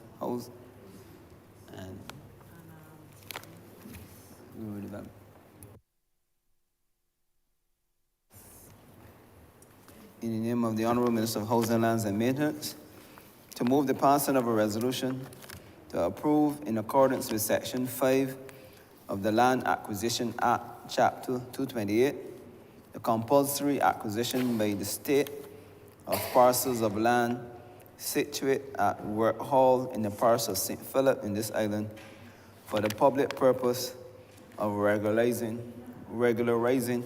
a squatter's housing area. Honorable Member for St. George South. Thank you, Mr. Speaker. Time is running out and I wouldn't want to detain the House. But this resolution, Mr. Speaker, the whole acquisition of 7 parcels of land at Work Hall, some 4 acres or 16,172.2 square meters for the public purpose of regularizing an informal housing settlement. Mr. Speaker, let me begin by speaking basically on the informal housing settlement. United Nations Habitat define 3 main criteria for informal settlements. And I want to start there, Mr. Speaker. Firstly, the inhabitants, have no security of tenure and vis-a-vis the land or the dwellings they inhabit, ranging from squatting to informal renting of houses. Secondly, they spoke of the residents being cut off from services and good infrastructure, basic services, roads, water, electricity. And thirdly, they spoke on the fact that the housing may not comply with town planning, or as we would call it, current building and planning regulations for these areas. And they define these areas as hazardous areas and having absent the relevant government permission. And I start there, Mr. Speaker, because last week in this honorable chamber, I want to thank the member for Christchurch West who introduced the resolution with respect to the vesting of lands at Dodge to site some 142 houses. And the reason for that acquisition, Mr. Speaker, was to address another informal settlement at Rock Hall in the parish of St. Philip, which is in the jurisdiction of my good friend, the parliamentary representative for St. Philip South.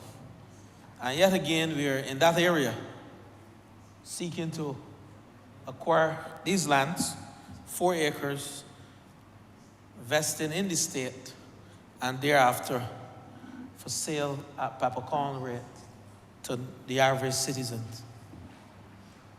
Mr. Speaker, this government, since coming to office, saw the need to not only regularize these informal settlements, such as Rock Hall, But to address the needs and the plights of working class people, we usually refer to the term poor people who occupy these settlements. And Work Hall is no different.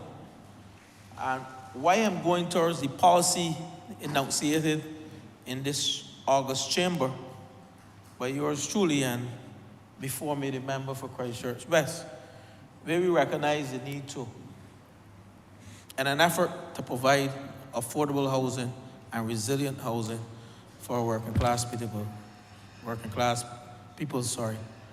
we sought to cap the price of land as well as the price of services as a policy initiative.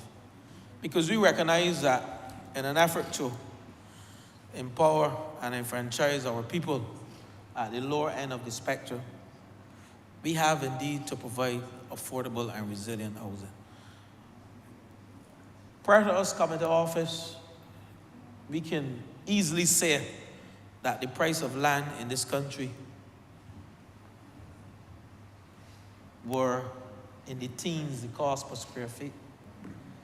We could not get any land below $15 a square foot, $12 a square foot.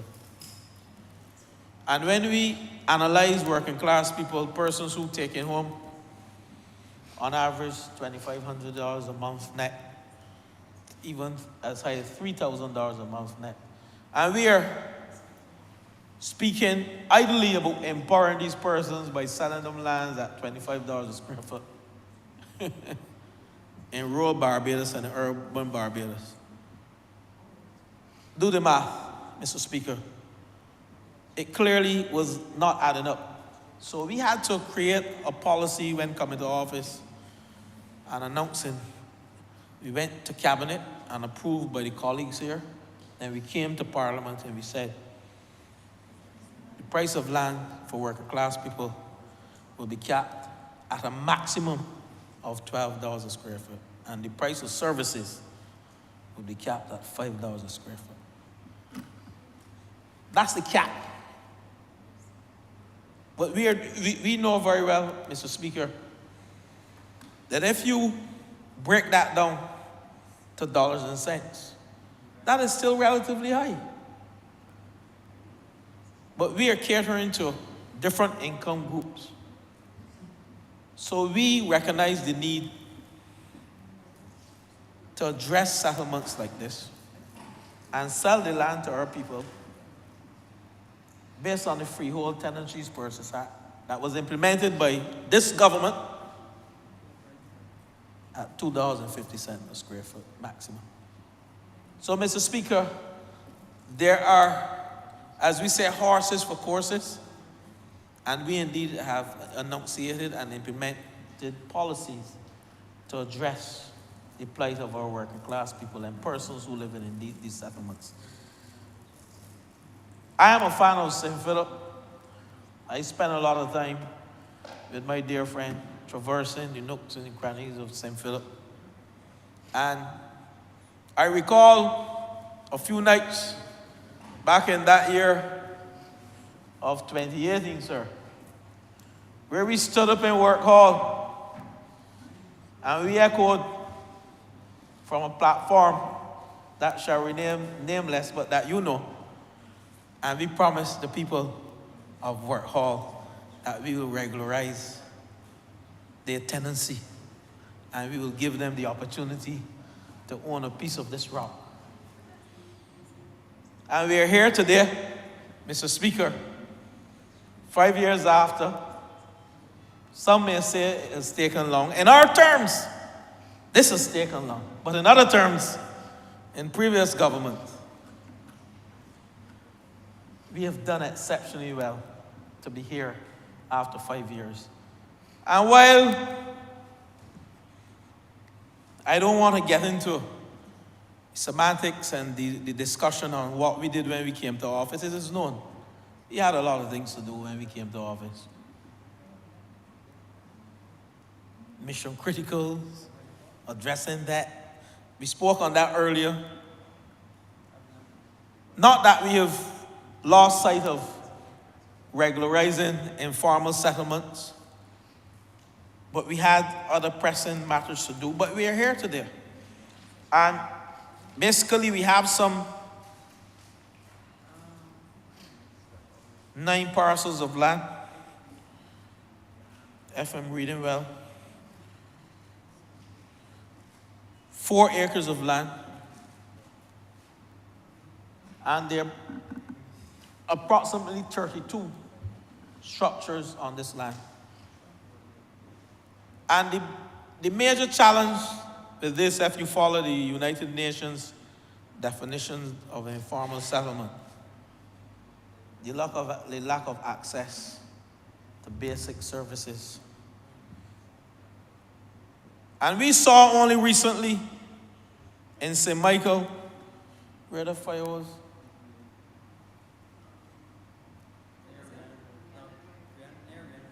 Near Rihanna Drive, where we had some difficulty. The member for Christchurch East, and he can speak to this more so than I, because the fire service falls under his portfolio. And I read the challenges being able to navigate those small avenues. And they have said that every second for a fire, we lose so much ground with respect to the destruction of dwelling places. So every second that is lost, where you don't have access to water or you can't get access to address these issues. Paris Gap in Westbury Road, that's the place. And while we stand here, and the member for St. Michael West, this is best to make sure that those 22 persons, 4 families, were indeed taken care of. And I want to compliment the member for St. Michael West today, who did what he had to do to ensure that those 22 persons, those 4 families, had some place to stay and still have some place to stay up to today. And that is what we do as a government. We look after people's interests. But I went there to say that even though services were in Paris Gap, Westbury Road, we were unable, in accordance to the chief fire officer or the acting chief, we were unable to perform the task as effectively as he wanted to, as a result of lack of access. But that is where services are. But let's discuss where we don't have services, where we don't have fire hydrants, where we don't have access to water, good access to water. And we know what are some of the challenges that we face there. You know, when we speak about Rock Hall, and this is not a Rock Hall debate, and we hear, and member for St. Philip South, you spoke eloquently today with respect to those persons, and the member for Christchurch East Central in his wrap-up, and the member for St. James South. I think the three you touched on it. Where we have the naysayers going on the call-in programs and seeking to minimize the value that we have brought to this country in addressing informal settlements. Who live in these informal settlements? People, working class people, poor people, who cannot buy land at $12 a square foot or $15 a square foot, and who rely on us to create policy that their children can live comfortable in this country. And that is where I'm going, because you hear the naysayers, and I have to be fair to some people in this country who are ignorant to the facts, and who, when you explain to them, they say, yes, I understand where you're going, and I understand what this government is doing. Because you would hear a person say, they're going to give people a house who were squatting. We are not giving the people a house. We are providing the opportunity that they can own their homes. It's not free, but at the end of the day, we still have to make sure that we cater to those persons in informal settlements. Why? One person told me, and this is no disrespect, but the phrase that they use, a lot of foreigners live in those informal settlements and you're all giving houses to foreigners. And I simply say to them, there are non-Barbadians who came here years ago.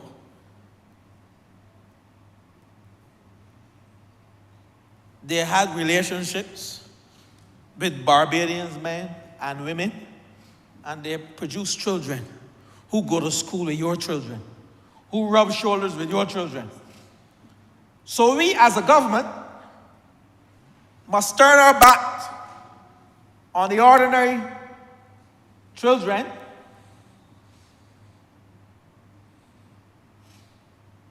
at Bailey's Primary School, member for St. Philip South, and all the ordinary public schools in St. Philip.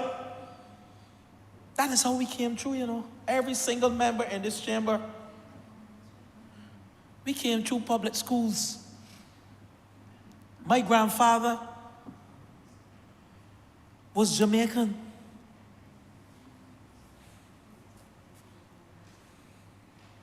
Pedro.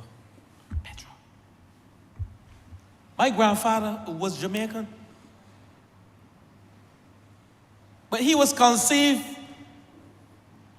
as a result of that journey through the Panama Canal back in the days. Then his mother, Miss Moore, met a Sutherland from Spanish Town. Yes, that's the history. I'm a Caribbean, a product of Caribbean unity, CSME. And I'm sure some of us, when we travel to various islands, we meet our families. Some were even conceived outside of Barbados, in first world countries. But this is our home, this is our land. And while I may speak to you this evening and say to you that I have some Jamaican in me, I'm a proud product of Barbados. School here, university here, that's still school. Work here, had the opportunity to work outside in the Caribbean. And here I am, a working class boy from Ellerton, an artisan as a father, a school me server as a mother. We weren't squatters, but at the end of the day, we must give those children the same opportunity that each and every one of us had to serve this country at the highest level or to become the best professional or whatever skill set they choose to enter into, whether teaching, engineering, even if they want to be artisans and own their own companies, we must provide the same level of support for these young Barbadians. Because when we stand in this chamber and we do this work, we are not doing this work, member, for St. James South for 3 years down the road. I was the Minister of Youth, and I thank the Prime Minister for giving me the opportunity to serve in 3 ministries in 5 years. So I was able to see different views in terms of how ministers think, how public servants think, and they hold strong views about their area that they represent. But as Minister of Youth, one of the most powerful things that I always hold dear to, and I still do, that this government is preparing Barbados, not for 2 years down the road, but for 50 years down the road. and beyond.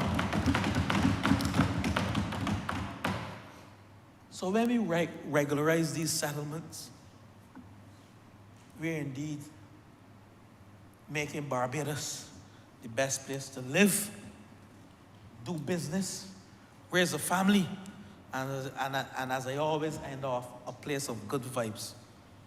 So, Mr. Speaker, as I introduce this resolution, I won't be long, but I have a few things to say with respect to where we are as a country and the work that we have done as a government in terms of addressing informal settlements.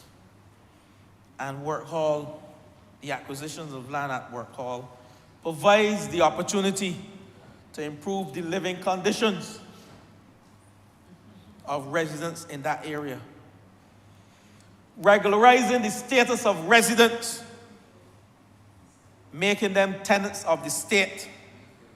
It allows now for the Ministry of Housing, Lands and Maintenance to survey the facility and to facilitate the sale of the land to these individuals so they can own a piece of this rock. That is what we are doing. That's what we are doing. This enables the persons to have what we call security of tenure, providing them with land as an asset. They can leverage, and I say leverage, Barbadians, they can use as collateral at any financial institution and allowing them to make any improvements to their property if so desired. And you can only do that if you own it. So the state has to get involved to regularize these informal settlements. And it also allows us to improve the infrastructure of this country. We spoke about that today. The member for St. Michael's Southeast, she would tell you the work that she's doing in building roads, because when we acquire this land as a state, and then we offer it for sale to these residents at peppercorn rates, we are not doing anything different. We will improve the infrastructure. Hopefully there won't be any fires. But other than we speaking about fires, there are other services such as electricity and telephone and water that we need in an effort to live. The water, especially, we heard it, the member for Christchurch East Central in his wrap-up on this debt bill today, spoke about water immensely. We heard the member for Christchurch West Central in his presentation today, spoke on the importance of water. The member for Christchurch, the member for St. James Central, and also for St. James South. So whatever we are doing here, the security of tenure and empowering working class people, member for St. Philip South. I know when we go back to our romping ground, because that is a place that I have occupied for three times thus far, or twice in your support. And I've been chosen all the time. And it is a coincidence now that I'm here. Having spoken about that on 2 occasions, in 2018 and 2022, I'm here now as Minister of Housing. And I feel confident that when we return, whenever that day shall be, my good friend, we will have a lot, not only to say, but we will report progress as a government, and that is what we are about, reporting progress. So, Mr. Speaker, St. Lucia, Jamaica, our Caribbean neighbors face similar challenges relating to squatting. We call them informal settlements, the correct name for them. And they have implemented programs similar to us, regularizing these settlements by making land available at peppercorn rental rates. But we are selling. we are selling. Therefore, Mr. Speaker, this is also in keeping with the 2030 Agenda for Sustainable Development. Goal number 11, and I will read it. Goal number 11 refers to making cities and human settlements inclusive, safe, resilient, and sustainable. So it is important for this government to implement projects and programs aimed at ensuring access for all to adequate, safe, and affordable housing, basic services, and upgrading what we call slums, as well as attaining the security of tenure for those persons with title to land.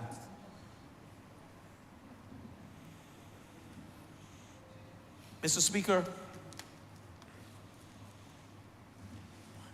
there's some, and I don't get into which ministries are better than which ministries or which are more important.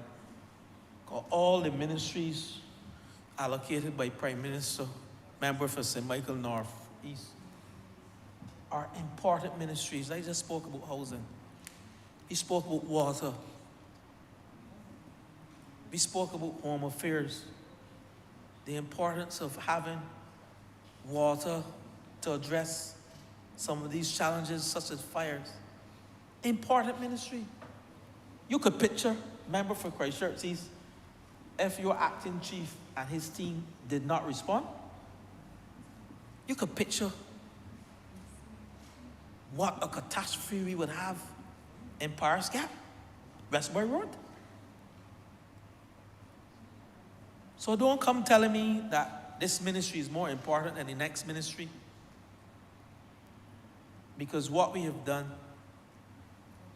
Prime Minister Motley has assessed and she is allocated based on the need for development in this country to address both local and international affairs. But Mr. Speaker, the international human rights laws recognizes everyone's right to an adequate standard of living, including adequate housing. And adequate housing, Mr. Speaker, was recognized as part of the right to an adequate standard of living in the 1948 Universal Declaration of Human Rights, and later in the 1966 International Covenant on Economic, Social, and Cultural Rights. Housing is critical. Poor housing is associated with ill health and social decay in any country. Poor housing, and I often say, is associated with ill health and social decay. The lack of proper housing, Mr. Speaker, results in overcrowding, which lead to slums and health and environmental issues. Mr. Speaker, the lack of proper housing results in social and economic issues, Mr. Speaker, including conflict and negative and deviant behavior and crime. And most importantly, for me, the breakdown of the family structure. Because when you have poor housing, member for St. James South, 15 and 16, I went to the Pine, member for St. Michael Southeast. You knew I don't go to the Pine unless I call you. I don't go in the body house unless I call them. I told you I was going to the Pine. And I saw, I won't say there, 12 persons living in a house, a 2-bedroom house. I know the challenges you have, member for St. Michael Southeast. And that is why I don't want to deviate, but I will say this to you. The environmental impact assessment study has started for Lower Burney, and hopefully by the end of January, we want to finish it. I am pushing to have that done because I know how important that is to you. And the reason why I went there, because the breakdown of the family structure occurs and crime occurs when you have poor housing.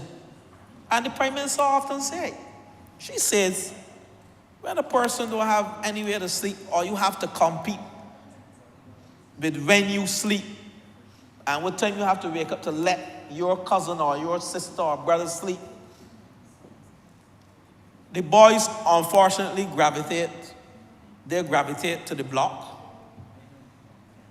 And that is why I am happy that the Ministry of Youth, they're focusing on turning the blocks into not only places to line, but places that you can access certain resources and you can learn a skill.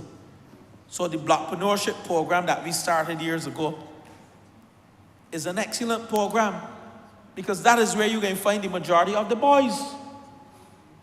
The phrase boys on the block, they have some girls too, but unfortunately, that's where the boys gravitate. And that's where you get the deviant behavior. I'm not saying, don't get me wrong in here, saying that all blocks have deviant behavior.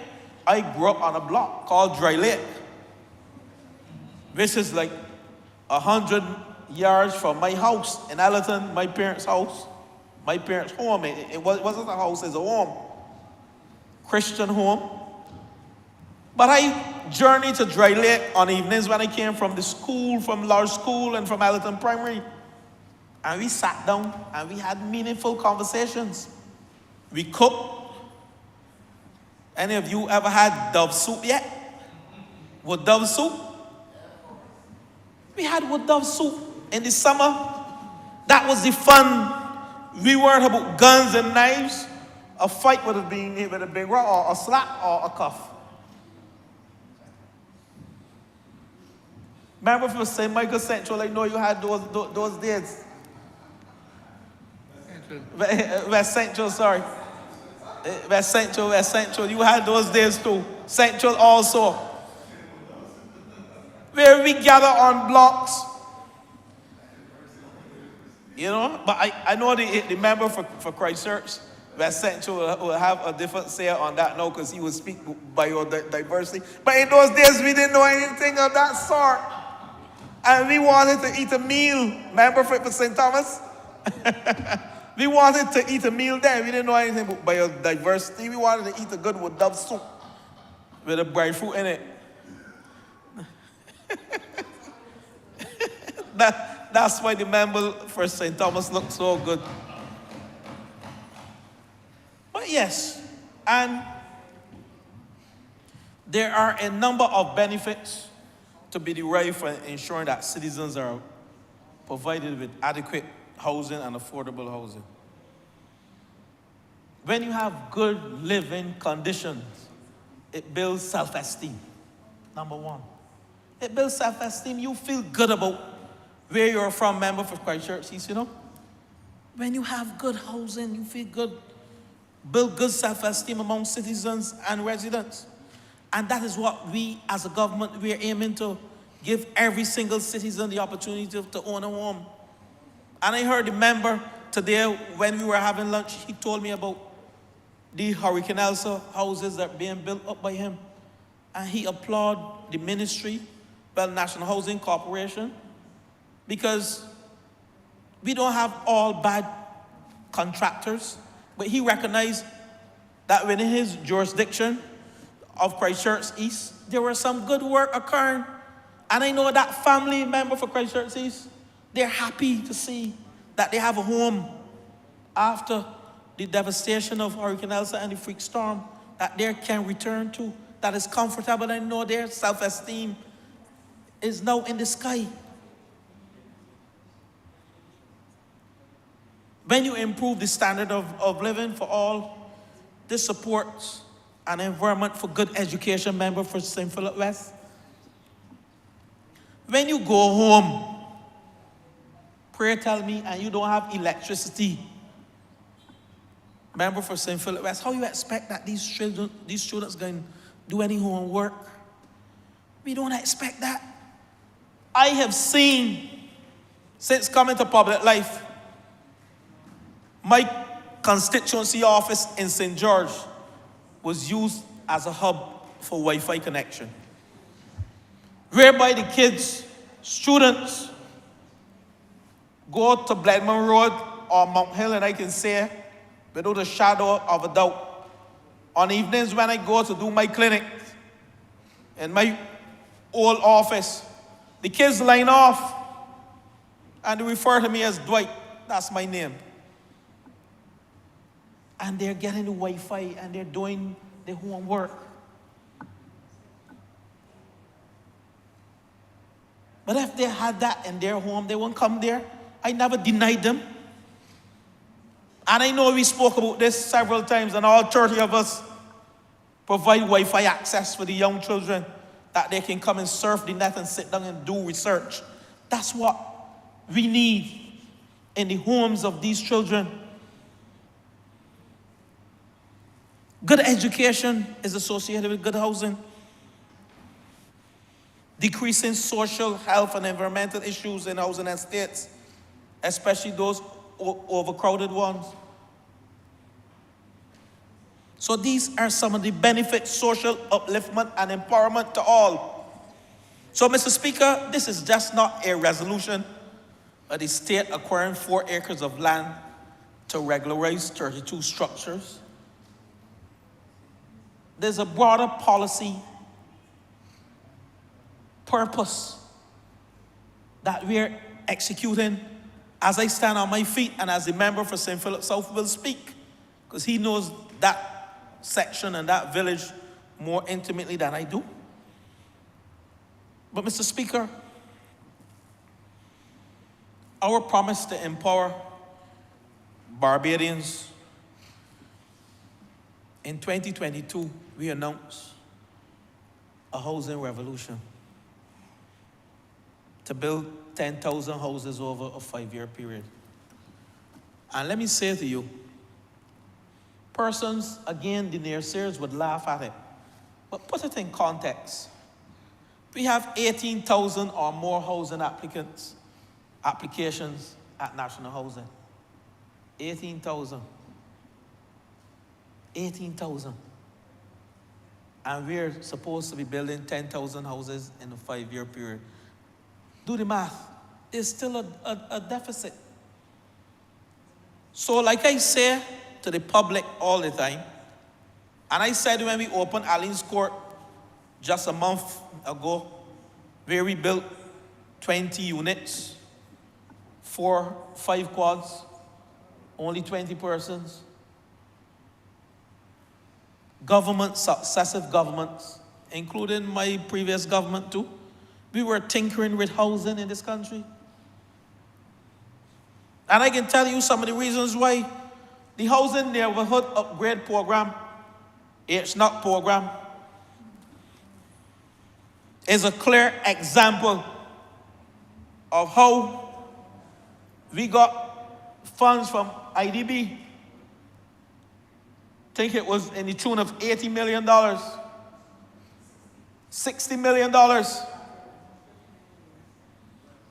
to address informal settlements, Greenfield, Cat's Castle, and Allen View by the member, and Garden Land, Allen View by the member for St. Thomas. And guess what happened there? Nothing happened, you know. That's why when I stand in this chamber, it is not arrogance. Will never be.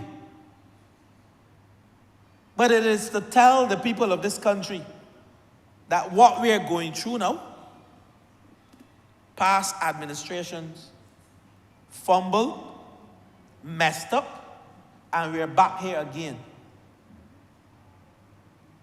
Greenfield. We had $60 million to address the challenges in Greenfield, the overcrowding in Greenfield. And I ain't going anywhere with this because I can't associate the two. And I'm not going to say that, so let me leave that out. But we had $60 million to address these issues under the Housing Neighborhood Upgrade Program. 2 ministers, they had their fanfare, they spent money launching it. Former Minister of Housing, you all know who he is. probably one of the most famous ministers of housing for not executing.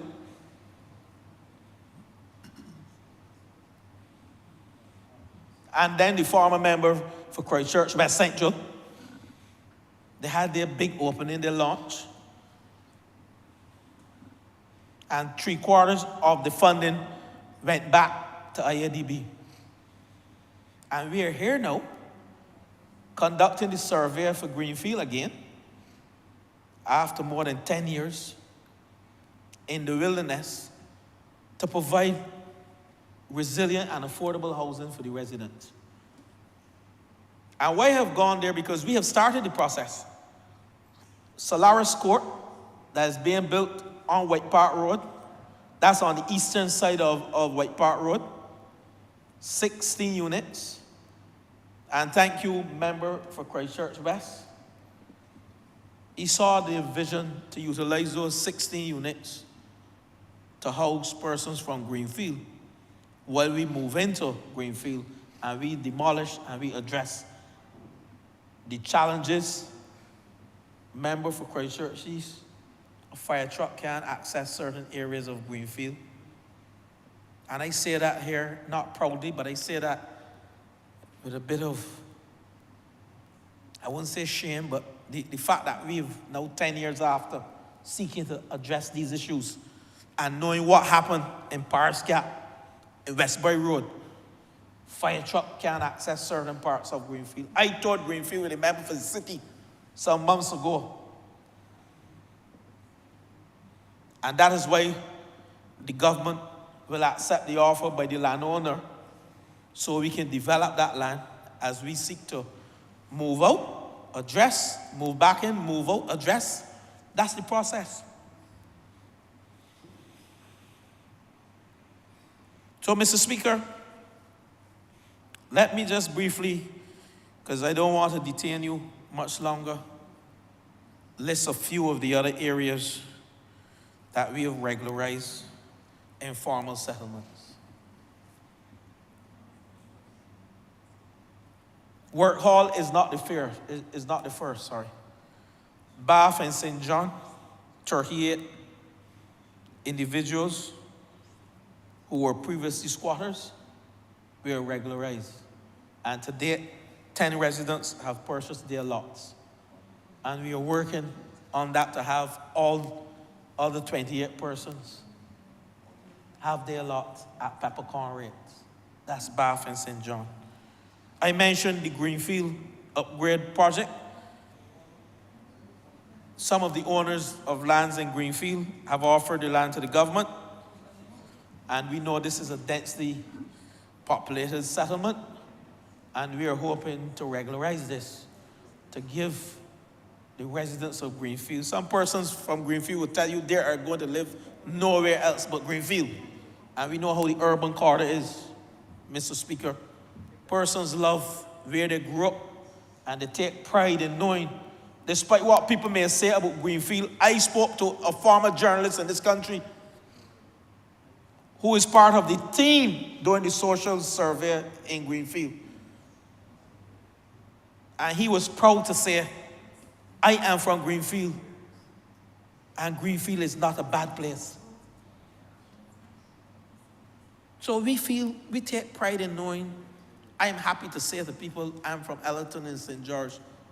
And if I had to live my life all over again, I would want to return to Ellerton as a little boy and engage in some of the activities that I engaged in. It prepared me for life. In the church, Sunday school 3 and 4 times on Sundays, from Ellerton Wesleyan to the Ellerton Gospel Hall in the Farm Road Church with my grandparents, and coming up with a value system that I would say is next to none. Because the church, those are the values that we carry through life. And I will want to return as a little boy there again, to go back to Sunday school with my Sunday school teachers in those 3 churches. My grandfather was the co-founder of Ellerton Gospel Hall, but Ellerton Wesleyan was directly in front of my parents' house. So I am a Wesleyan. But then I journeyed with my grandmother on Sunday night, who was the evangelist Sutherland at Farm Road Pentecostal Church. So I am well churched. I am well valued. And I take pride in saying that. I know the member for St. Philip West, when I happened to be there, your departed grandmother, I always remember that day, the words you spoke in your upbringing. I don't ever forget it, because that is how not only country people, but people generally who came up and had a value system next to none with those older folks. That's how we relate. And I related to everything you said there. Felt like me coming up with my grandmother. So, Mr. Speaker, I am not here, though, to discuss Dwight Sutherland and his upbringing. I'm here to address informal settlements and to let people know that not only did we do Bath, but member for St. Philip West, Searles to 6th Road Improvement Project. I have that here. I ain't forget you. When we built that road from Searles to 6th Road, where government was required to relocate residents to facilitate infrastructural development, we went there. We went there. There are 8 to 9 households from Fairview, Woodbourne, and they were moved to Leadville in St. Philip. The good news is that we're soon at the end. We're soon at the end, member for Christchurch West. St. Philip West, sorry. We're soon at the end. And I made sure that I mentioned this, because to tell the residents, bear with us, we will be there.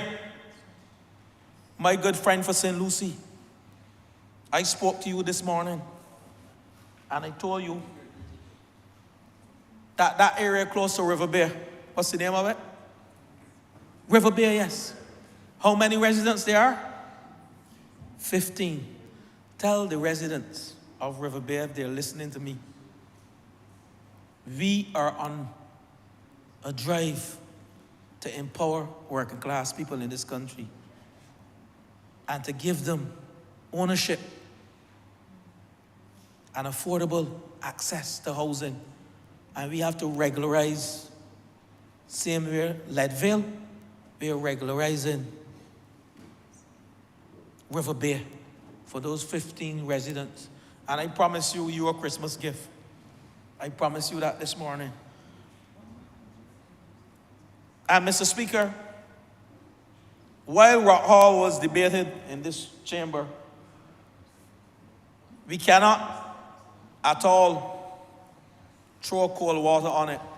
I want to thank the member for Christchurch East for supporting me wholeheartedly when we journeyed there. I wanted you to thank your staff of the prison, your senior staff of the prison, for recognizing that this is an important project for regularizing and informal settlements of 222 families. I want to thank you, the member for Christchurch West, as well. This government is working, and if people say this government is not working, something is wrong.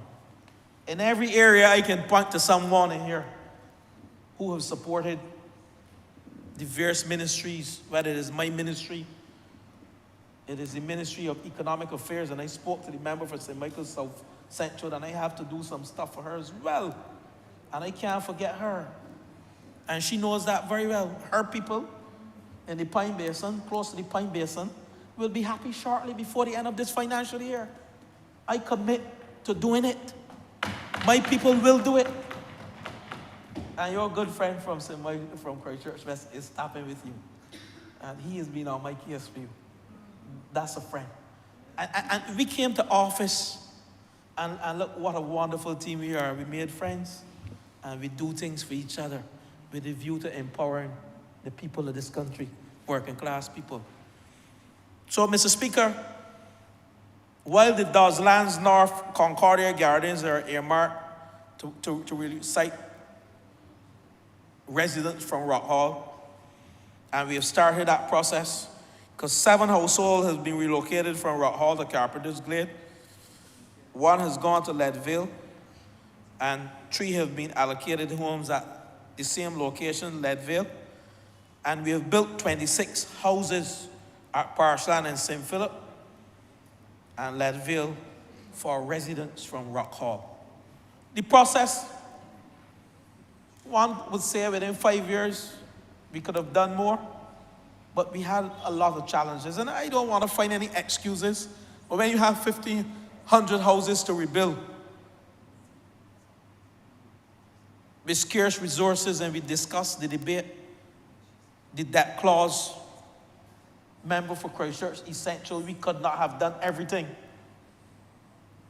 We could not have done everything, and that's why this debate is so relevant to what we did earlier today. Because here it is, we persons could say we should have moved those 222 households from Rock Hall. With what money? We started, COVID came, we had to stop.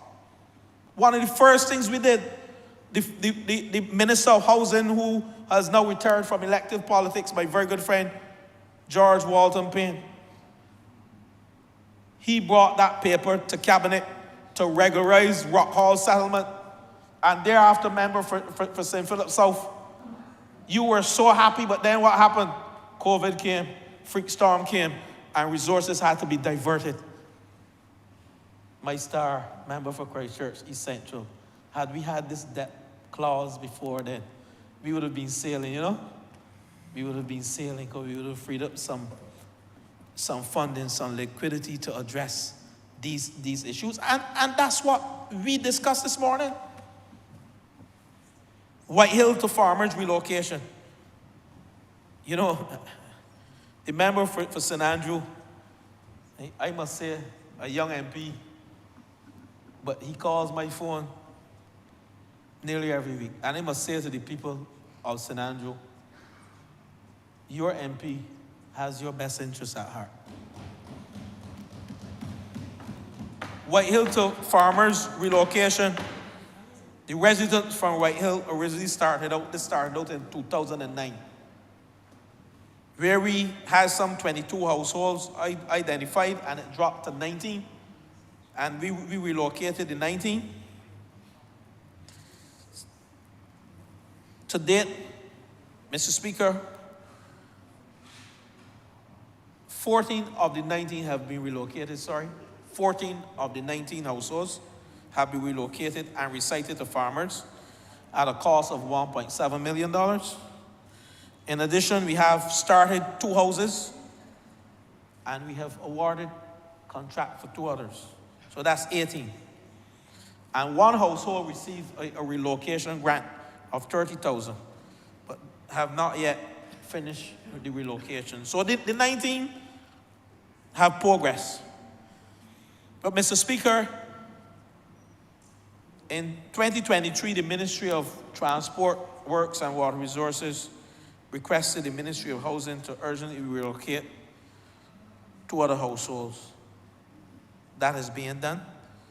And the request was made because the 2 households were in the current path of the rehabilitation works being carried out by the Complant project under the Scotland District Road Rehabilitation Project.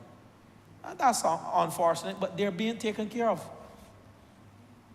We have to address the slippage, and we have provided housing for those persons. 13 of those households have so far been identified for relocation under this project, the Scotland District Rehabilitation Project. And we're currently in the process of identifying lands for future housing development for those to be relocated under the Complant project. So, Mr. Speaker, we are addressing actively the issues with settlements and the need to give people security of tenure. Murphy's Pasture redevelopment project being undertaken by the Urban Development Commission. They're in the process of relocating 7 residents of Murphy's Pasture in an area located in Chapman Lane, the city.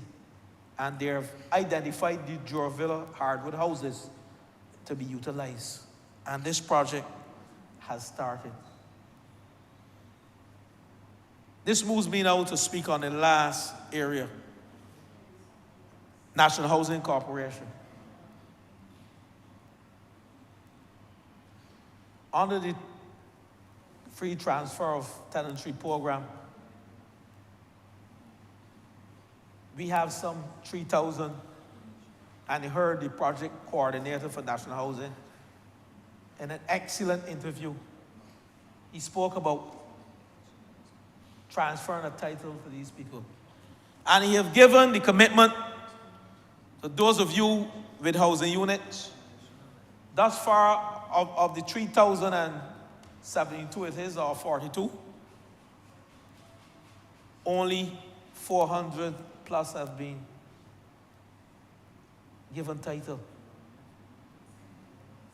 But we have committed as a government that by mid-2024, all 3,000 plus persons who have qualified for the transfer, under the transfer of tenantries program, would be given title. And what that does, they can leverage that asset to help their children go to university. And we have persons who have satisfied the requirements. And soon to be the acting Attorney General member for Christchurch East, we will bring to Parliament, through an act of Parliament, to have this fast track so we can give persons their title and have these tenantries and units transferred in a very seamless and uncumbersome way so that we can empower families and give them the right to own a piece of this rock and leverage that asset to develop their families and their children. Mr. Speaker, I'm not going to go into the housing program, only to say that the housing program is well on its way. We have a number of locations earmarked for development. We have started in Sergeant's Village in Christchurch, member for Christchurch West, Pool in St. John. The member for St. Lucie told me today that Coconut Hall in St. Lucie is looking in immaculate shape. Clifton in St. Philip, Concordia North, Dulce, thank you again, member for Christchurch East. Pleasant Hall in St. Peter. Ginger Works in Branchbury will be vested in national housing within the next week. Shorey Village in St. Andrew, Vaucluse in St. Thomas, Allen View. These are areas that have identified and have been acquired. Draxall, Hope, and Jump in St. George, Fairview in St. George, Cottage in St. George. We now have to acquire these. And joint venture partnerships are well underway. Places like Brighton in St. George, Atlantic Breeze in Christchurch. And we have some 700 acres allocated to national housing for joint venture arrangements. I'm not going to go too deep into the housing program, but to say to my good friend and colleague from St. Michael South, as I conclude, we have done this together. And your people and your friends from St. Philip South will be happy not only with Rock Hall, but with Work Hall. And I look forward to the day when you and I will hold hand in hand in that good part of St. Philip that we enjoy, to say to the people, well done, thy good and faithful servants, on your behalf. So, Mr. Speaker,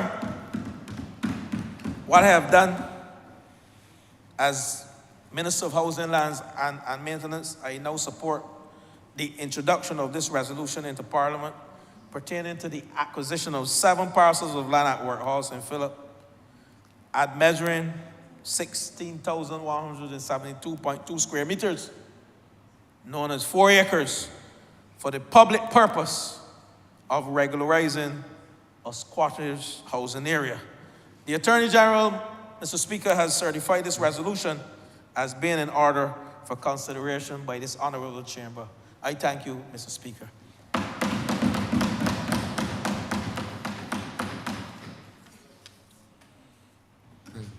Mr. Speaker, I beg that this resolution now pass.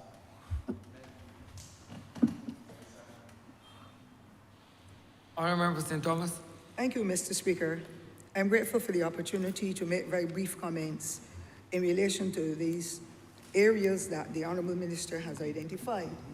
I really wish to say how happy I am that the residents of those various communities will be able to have their house spots and have the amenities and everything else that will make their lives comfortable. I must tell you, sir, that I had been to Rock Hall in St. Philip, where the persons were squatting. The Honourable Member for St. Philip West, the Honourable Member for St. Peter, and myself at that time, we visited, and we saw the very dire need of persons in those communities in Rock Hall, St. Philip, to have a relocation because of the conditions under which they were living. When you saw what they had been digging to make pits for toilets, and you could see all the bottles and the plastic and so less than 3 feet in the earth, I understood that they're human beings, whether they were Barbadians or not. They should still have a better quality life. So I'm happy to know the relocation is happening for them as well as other persons across the island. But in my brief comment, I will want to refer to the Honourable Minister's comments at first in relation to the Housing Neighbourhood Upgrade Project that the former Minister for the city, now retired Dame Billy Miller, she had negotiated the funding for those 3 areas in Bridgetown and then included Allen View, acknowledging that Allen View in St. Thomas is where the Caves of Barbados is, Harrison's Cave, now managed by Chaka, and that the residents of Allen View who own the land in Allen View could not develop. And I was an integral part of the preparation of the legislation then under the former late Prime Minister, the Honourable Member for St. Peter at that time, because that legislation, it was put in place so that persons will not go to build without having town planning permission, acknowledging that the 8th wonder of the world, Harrison's Cave, would have been impacted upon. And efforts were made to relocate those persons who were rearing animals. There were restrictions to do with persons rearing pigs and doing certain aspects of agriculture and so on, because it impacted on the stalagmites and the stalactites. And that one lady was moved to St. Lucie, and she's happily living and working there, operating her farm. So from there, nobody in Allen View was given permission by town planning to develop the houses or to expand or to build any new houses, and it is understood and the residents have accepted it. But what bothers me most is that the legislation is in place, and a lot of persons in their lives and their livelihoods have been stymied as a result of what has happened. And I know that the legislation means well, but we in St. Thomas are suffering in a way that is beyond any understanding that I have, because that housing neighborhood upgrade project that was signed on behalf of Barbados when the government changed in 2008, and the Honourable Member for St. John, now deceased, as Prime Minister, he went up and he signed the document a few months after the government was changed. Allen View was included, the Honourable Member for St. George South, he mentioned it, with places such as the Garden Land, Cap's Castle, Greenfields, and there were the urban communities to benefit by that $30 million US, while Allen View was the only rural location included. And the reason why Allen View was included is because the houses that were in existence already, that were already established, they needed some adjustments. And there was a plan for a sewage system to be installed so that the pit toilets would not, the liquids and so on, the waste from the pit toilet, should say, would not be percolating or going through to impact on the stalagmites and the stalactites, because they had seen a small percentage of that, and that was the reason why the young lady, Ms. Eversley, was moved and taken down to St. Lucie. During that period, sir, in the change of the government, Absolutely nobody in that Democratic Labour Party government paid attention despite the numerous requests. And of course, despite of the findings that had taken place that indicated that the Allen View, persons living in Allen View that were not properly sewered, the waste would impact on the stalagmites and the stalactites, which are the beauty of Harrison's Cave. And unfortunately, the years went by, no sewage plant was put in place and it was a $5 million amount for those residents. In order for them to remain living in Allen View, the sewage plant had to be put in place. So they were all ignored, unfortunately. And Allen View was one of the biggest set of supporters of the government at that time. I am saddened, sir, because to this day, persons in Allen View's lives are on pause. They cannot build on the house spots that they own. They cannot expand their houses because town planning will not give the permission, and that is understood because we don't want any heavy weight as well on the cave. We don't want any catastrophe, as we know has taken place in another section of the country.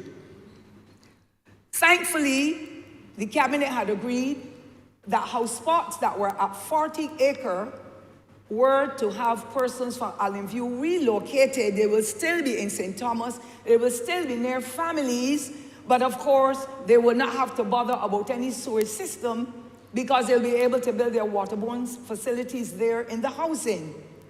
Unfortunately, there are still about 12 households in Allen View that have pit toilets.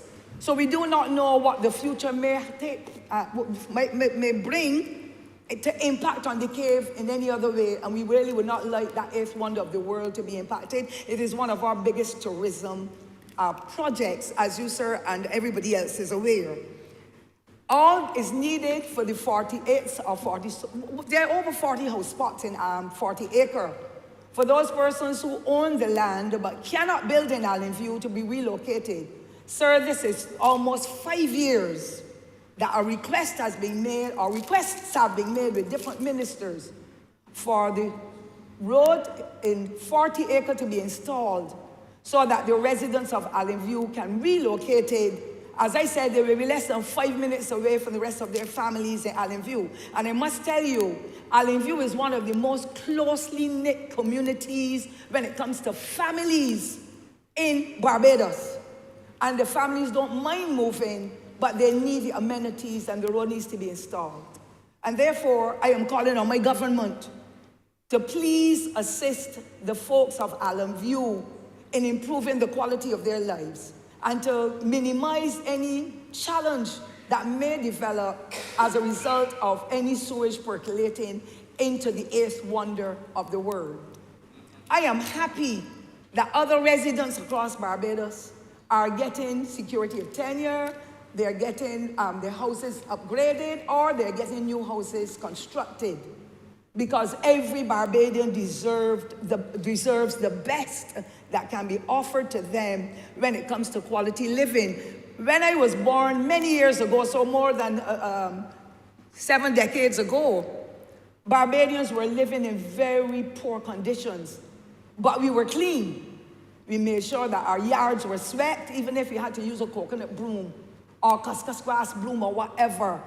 But we didn't have the amenities such as the waterborne toilets or kitchens or whatever. But we have come a long way as a people, and I'm happy that successive governments has made it their business to improve the quality of living in our various communities across the country. I want the people of St. Thomas to get the same benefits that others are getting. And I'm happy that the folks in St. Philip and the other communities are going to be given opportunities that they can improve the quality of their lives, and not only their own lives, but the lives of their generations to come, because amenities are important. We too in St. Thomas were like natural gas. That is not happening for us as well, although there were requests made. As a matter of fact, Mr. Speaker, sir, when the Rock Hall Road in St. Thomas was built, it's not Rock Hall, sir. It is Melrose, that road that leads over to Costules. The natural gas pipes were installed so that when the natural gas reached St. Thomas, the folks in there will get natural gas. Every day they're asking, King Garden folks are asking, and we can understand that because it is cheaper for the natural gas to be used than electricity or even any other walking with a big gas cylinder that sometimes you can't even access them depending on what is happening with the companies. So I'm saying, yes, we need the amenities in the parish as well. And I have to speak for the people of St. Thomas because we are in dire need of many, many of the resources that others are having. So I'm happy for the St. Philip folk that are getting their roads fixed, they're able to access spots, pay for them, and so on and so forth. I'm happy for those in St. George, whether it be St. George South or St. George North or St. Andrew or wherever. But I want for us in the heart of Barbados to be able to access those amenities that others are having, because I've made requests over and over again. When we were in opposition, requests were made for properties to be acquired to use the land that runs along with Bridgefield Pavilion to take us into Whitehall Village. Today, Mr. Speaker, sir, if breadfruit trees were planted there, plum trees or any other fruit trees, we'll be able to reach so many more fruits that people could use. The trees are that tall, fiddlewood trees and all kinds of other trees, and the place is so unsightly and so dangerous, and it could have been acquired by my government or the other government that was before us. I am really very concerned as to what is happening in the parish in that respect, stretching from where the housing neighborhood part in 2008 and the people of St. Thomas, in particular, the people in Allen View, were ignored. And therefore, I want to say how happy I am that government is making sure that facilitation is given to people across the length of Barbados.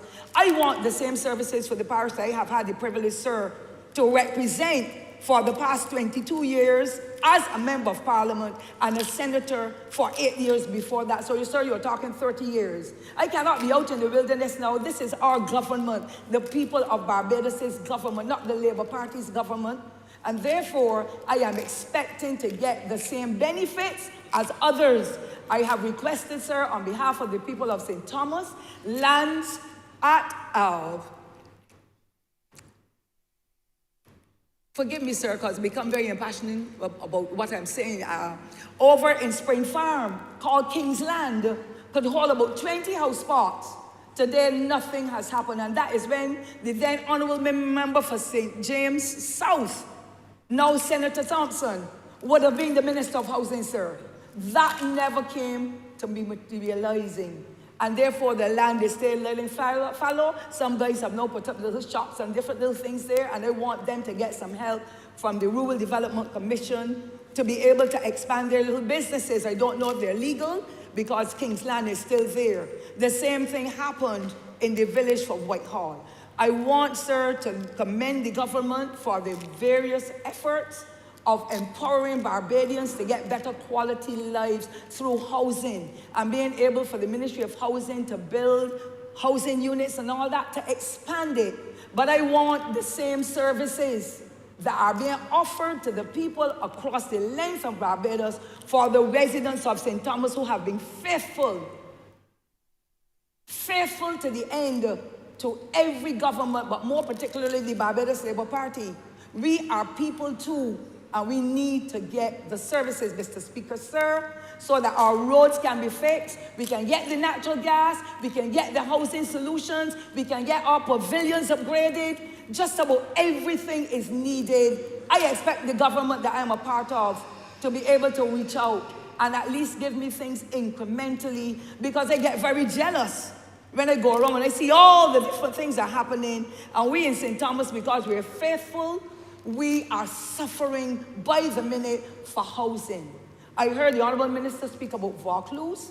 I just want to know where in Vaucluse, because I felt that I should have been at least given the courtesy of knowing, because I want housing for our people too. There's no point in registering now at the National Housing Corporation. We know of the large numbers, although I feel that some of those large numbers of national housing, people have already over the last 10 or 15 or even 20 years been able to access their or acquire their own properties, but their names still remain on the list. So the list really needs to be cleaned up. And when they get housing units, that will help because not everybody can pay for a house or access a mortgage or a loan or will have the kind of funding that they can pay for a house. So I am waiting to see what will happen at Vaucluse because the people of St. Thomas need to be empowered and have their own spaces as well, that they can live in peace and serenity as most people in St. Thomas have been over the many, many years. I commend the Honourable Minister for identifying other parishes where houses will be done to facilitate people, whether it be rent to own or whether it be for the ownership or the sale of land. But we in that parish, at the heart of Barbados, we too want to be recognized. And wherever possible, and this government can be able to get back to Allen View, that the people are still living there with the challenges, at least to have the sewage system put in place to make sure that the longevity of the cave, if I can call it that, that can be preserved because the cave will go on for many, many centuries once those important aspects of it with the stalagmites and the stalactites are not impacted upon. If they are, then you know, Mr. Speaker, sir, that there will be no longer anybody wanting to come to visit to see discolored stalagmites and stalactites and all such. So, Honourable Minister, I commended him and his team, but I want them at the National Housing Corporation and the Ministry of Housing and Lands to remember that the people of St. Thomas are people too.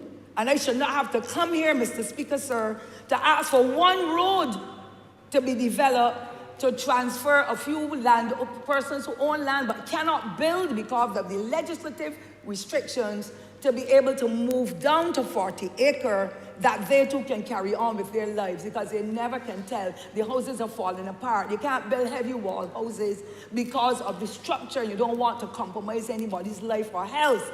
But I want, sir, in my final comments to say, I need to get the housing done as well as the roads and all the other amenities that are required because we in St. Thomas want to continue to be a cohesive set of people, productive as ever, because we want to build a safe and special Barbados where, like other people across this island, they too are enjoying the benefits of this government that has been extremely responsible in ensuring that poor people get the opportunity to improve their lives, ensuring that schools are built, ensuring that roads are fixed or roads are built, that bridges are upgraded, that everything else is happening because at the end of the day, Mr. Speaker, sir, it is one people, one Barbados, of which the people of St. Thomas are also as special. I thank you, sir, for the privilege. Honourable Member for St. Philip South. Thank you, Mr. Speaker. I rise to support this resolution for the acquisition of land at Work Hall in St. Philip, a place near Kiki Alley and Ruby Tenantry for the good people of St. Philip South in Work Hall. Mr. Speaker, I first want to thank the Honourable Member for St. George South, the Minister of Housing, Land and Maintenance, for seeing us through to this point, given the fact that this is a process that started back in 2018-19 when we had a major flood event in that area. And the Prime Minister and a team, including myself, took a visit to the area. And it was at that point in time that the commitment was made to make sure we can regularize the living conditions of the people in Work Hall. Mr. Speaker, I know it's very easy to mix up the two, Work Hall and Rock Hall, sounding almost familiar, but I would say to you, Mr. Speaker, that whilst it is true that we have to do right by everybody, it is perhaps a little more special for me, for the people at Work Hall, and I'll explain this.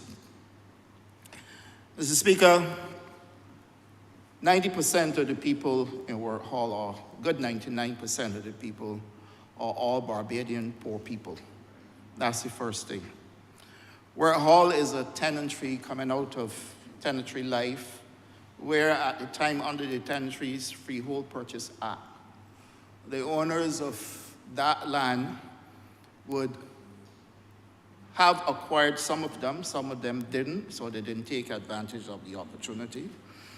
And those lands, invariably, people who were born there in families. So I own a piece of land here, the next piece is vacant, but nobody understands the ownership. So that family member builds next door, and it went on and on and on and on and on.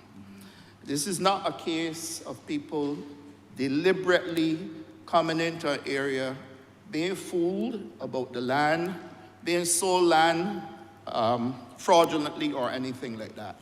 So this is an entire community, a village that really developed in Work Hall into Ruby Tenantry all the way up to Kiki Alley. Mr. Speaker, what I'm really proud of, and I'm extremely proud of this government of which I am a part, that we can reach the point now where those people can actually own the land they're on at a cost. There are people looking just like you and I, Mr. Speaker. And I have said over and over, and I will continue to say, because there's certain things in this country that we must say. We have had, prior to me, 5 other elected members of Parliament who represented St. Philip South. It is true that all 5 are now in the same bosom of the Democratic Labour Party, even though that ought not to have been, but it is, because that's what life is. And this is how people behave. And they masquerade and pretend that they care about poor people. They only care about themselves. They care about how they can induce you to vote for them so they can get to come here and sit down and talk big and pretend that they care, when truth and fact is only self-serving. But Mr. Speaker, I have come against a wide range of criticism for wanting to help the people at Work Hall, including threats to take the matter to court, sir, including threats to go down there and tell the people that I am lying to them and that this will never happen, sir. And in as much, sir, as I took the then Minister of Housing, Senior Minister for MP for Christchurch West, to speak to the people over there, would you imagine that they still went down there and said to the people, I was lying to them. Well, Mr. Speaker, sir, we do not lie in Parliament. And this is the perfect place to set the records right, sir. And that is why I'm thankful to the Honourable Member for St. George South for helping us get this right. Now, I want people to judge for themselves, because in this country, you must know who genuinely care about you and your well-being. It's not so much about what people say. You can say anything, but it's more about what you deliver. Is how much of what you say you can do within a realistic time. And I acknowledge that this took a while. But what you cannot change is what has happened here this afternoon. That this resolution will now be passed in this honorable chamber, and the people at Work Hall will have the opportunity to own the land that they grew up on and get children. That is what is important, sir. This is not so much a debate about how popular you can become, because that is not my mission. My mission has always been, how can I help those that cannot help themselves? Because I was born in the depths of poverty. Anybody that knows me knows very well that I grew up in Church Village. The Honourable Member for St. George South calls it Clifton, but it's really Cliff Den. We grew up in the den. So if I understand struggle and I understand poverty, sir, how can I now leave people who are living in poverty behind? It just won't be right, sir. My mind, my heart and my head couldn't connect with that, sir. So therefore, I am pleased to note that this has happened. Mr. Speaker, let me be very clear. Let me be very clear. There was a time in this country when only certain people had the right to vote. There was a time in this country, sir, when you had to have a certain amount of wealth in order to elect a government to run this country, sir. Sir, out of the work done by the late Right Excellent Grantley Herbert Adams, providing education for ordinary people like ourselves, sir. And as I said this morning, it was made universal or continued by the Right Excellent Earl Walton Barrow. But you cannot get away from where this movement started for black people, ordinary people, who were born in the depths of poverty in villages and tenantries, run-off plantation lands, sir, to find somewhere to put a house. That's why it was called a chattel house, because when you were moved from here, you were chased. If you're no longer working for Massa, you had to find somewhere else to go, sir. And that is what created most of these settlements, Mr. Speaker, sir. And if it took all of these years now for a government to come along and say it is not right, we're going to fix it, then I think this is a government of the people and a government that is prepared to do well by the people, and I'm happy to be a part of it.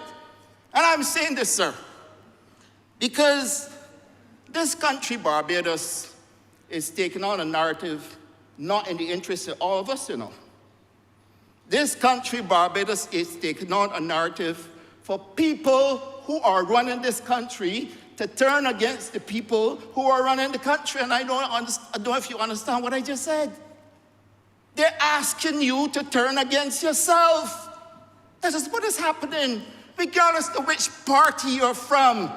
Whether you're a hawk or a dove, you're still a bird. So that if, Mr. Speaker, regardless of which political party, look at your skin, look at where you came from, look at who is running Barbados. It is us, poor people, children, who got an education and determined that it is no longer about wealth, but the right to vote, sir. And that is also what the Right Excellent Grantley Adams did for us with adult suffrage. And for us to now come and attempt to reverse all that we have achieved in the name of accusing people of corruption, same people as yourself, from the same struggle, sir, that you want in the name of politics to say that people should remain poor and use a pit toilet because your political agenda is to say that we are doing something wrong for those people, sir. To say, Mr. Speaker, sir, that a person that works for $750 every other week cannot get a roof overhead or a chance to purchase a piece of land that they're already living on, sir. And I can go on and on and on. But the point that I want to make here is that when you're done, turn off black people, children, poor people, children, from getting into elective politics, you're going right back to those people who can afford to do it, who have the wherewithal, don't need no support, and then, sir, Mr. Speaker, sir, the control of Parliament, the running of this country will go back just as it was before adult suffrage. I hope I'm understood, because this is a very significant point, sir. And it's critical for us to note what we are doing to ourselves. How can someone interested in coming in this chamber to represent people choose to tell the same people lies in order to come here? Now, if you're doing that and you're not here, what will happen when you get here and come across a challenge like a COVID pandemic, for example. What would happen if you come here, sir, and come across a challenge like Rock Hall? What would happen if you come here and come across a challenge like Work Hall, or like the Honourable Member for St. Thomas just said about St. Thomas? Mr. Speaker, are you surprised, sir, about the period between 2008 and 2018, sir? And I have not heard one single Barbadian said yet that they want to return to that government, you know. I hear they want us to be critiqued. I hear that they want to be sure that what we are saying somebody else can explain, because they don't want you to judge or critique yourself. I heard all of this saying, I wish somebody could tell me what this is all about, because I can't figure it out myself. And I get all of that. But what I do not get is the perfidious approach to elective politics. I don't get it, sir, and maybe I am getting too old, because I do not understand how you can do that to people when you look in the mirror, they look just like you. That is my point. That is how I feel, because I know when I grew up in Clifton, we had no running water. We had no electricity. There was no telephone, sir. We didn't have proper roads. So when it rained, we walked through dirt to go to school. We walked through pools of water. Sometimes we had to stay home because we couldn't come out, sir. We, all of us, majority of us in here, went through the same struggle. And where are we now? We are in this honorable chamber running the country, sir. And I do not think that is fair, that we should turn our own people against us by allowing them to believe that what we are doing is going to be detrimental to their future. They did it with Rock Hall. I expect them to come and do it with Work Hall now. And all of these settlements that develop out of poor people coming off the plantation, not having money, born right side of the spot, and put up a little thing.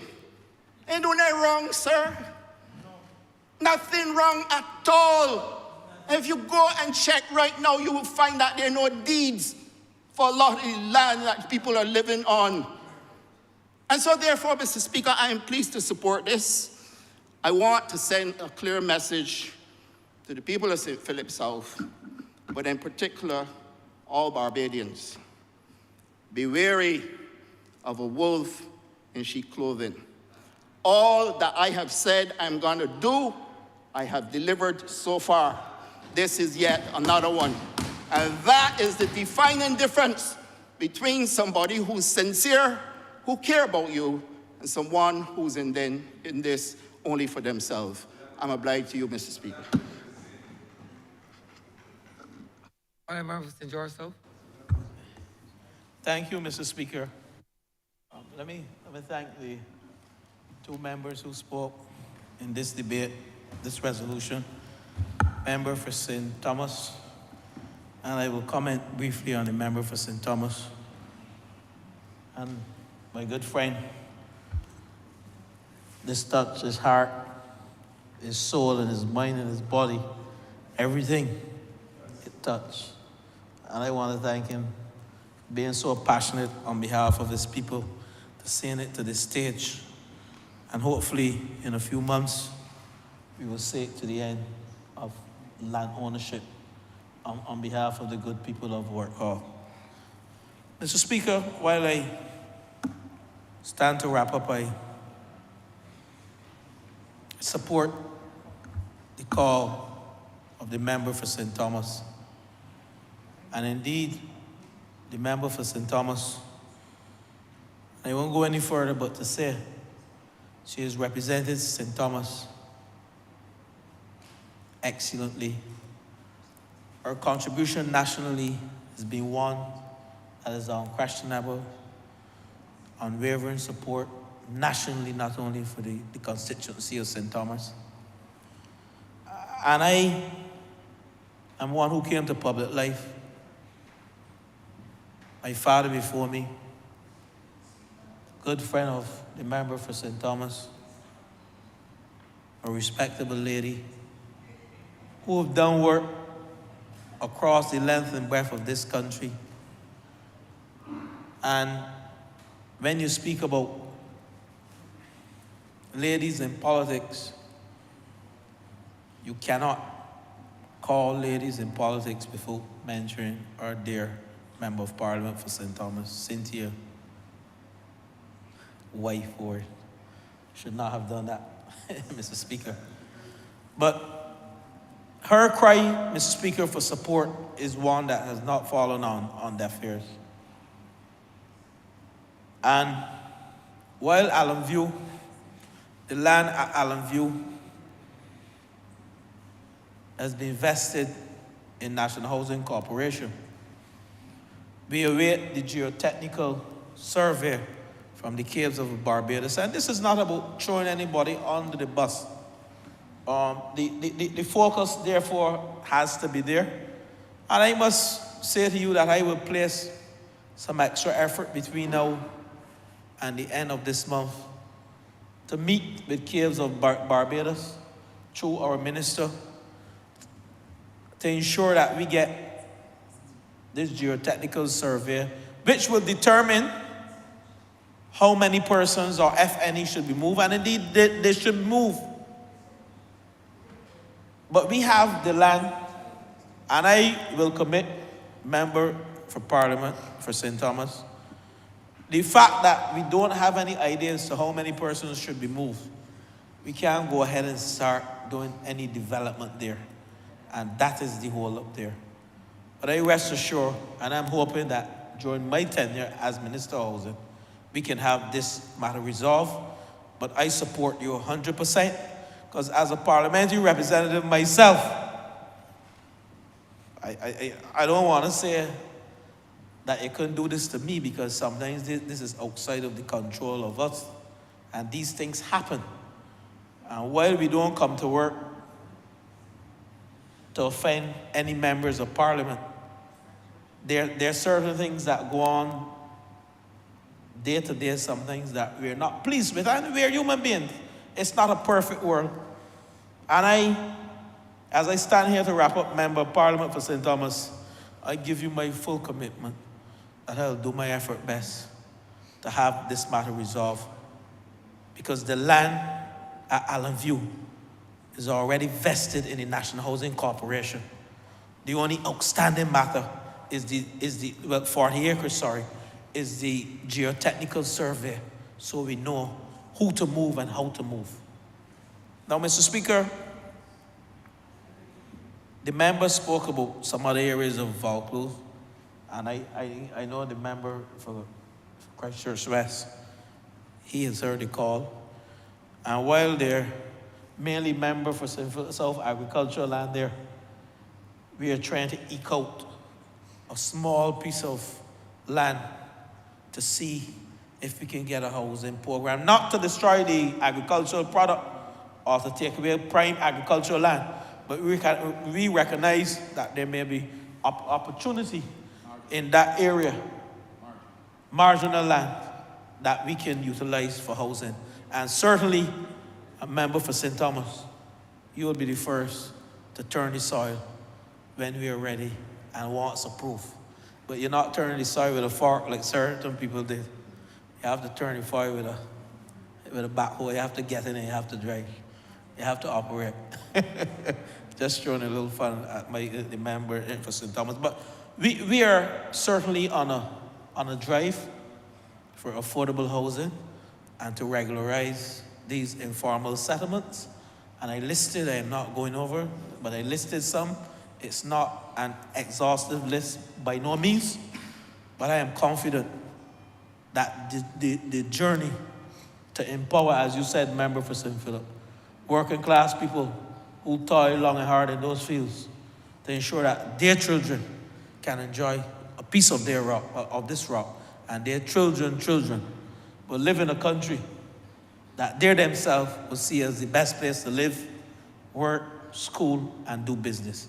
With those words, Mr. Speaker, I beg again that this resolution now pass. I'm obliged to you. The question is that this resolution do not pass. All those honorable members in favor, please say aye.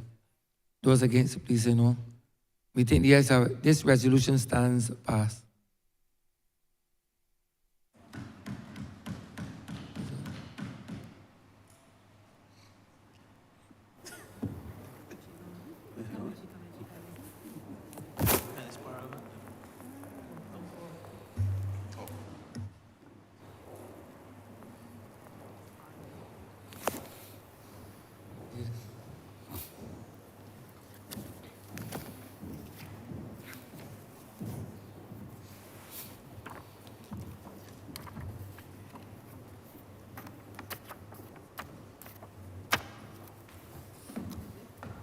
Order number 11, sir. In the name of the Honorable Leader of the House, to move the passing of a resolution to seek the concurrence of the Honorable the House of Assembly in the amendment made by the Honorable the Senate to the Road Traffic Amendment Bill 2023. Open business. Thank you, Mr. Speaker. I beg to move the passing of a resolution to seek the concurrence of the Honourable House of Assembly in the amendments made by the Honourable the Senate to the Road Traffic Amendment Bill 2023. Resolution, right? Question that this resolution be now passed. All those honorable members in favor, please say aye. Those against, please say no. Meeting the ayes have it. This resolution stands passed. Honorable Leader of Government Business. Thank you, Mr. Speaker. I beg to move the adjournment of the House until Tuesday, the 21st of November at 10 a.m. Question is that this House be adjourned until Tuesday, the 21st day of November, 2023 at 10 a.m. in the forenoon. All those honorable members in favor, please say aye. Those against, please say no. In meeting, the ayes have it. This Honorable House stands adjourned until Tuesday, 21st day of November, 2023 at 10 a.m. in the forenoon.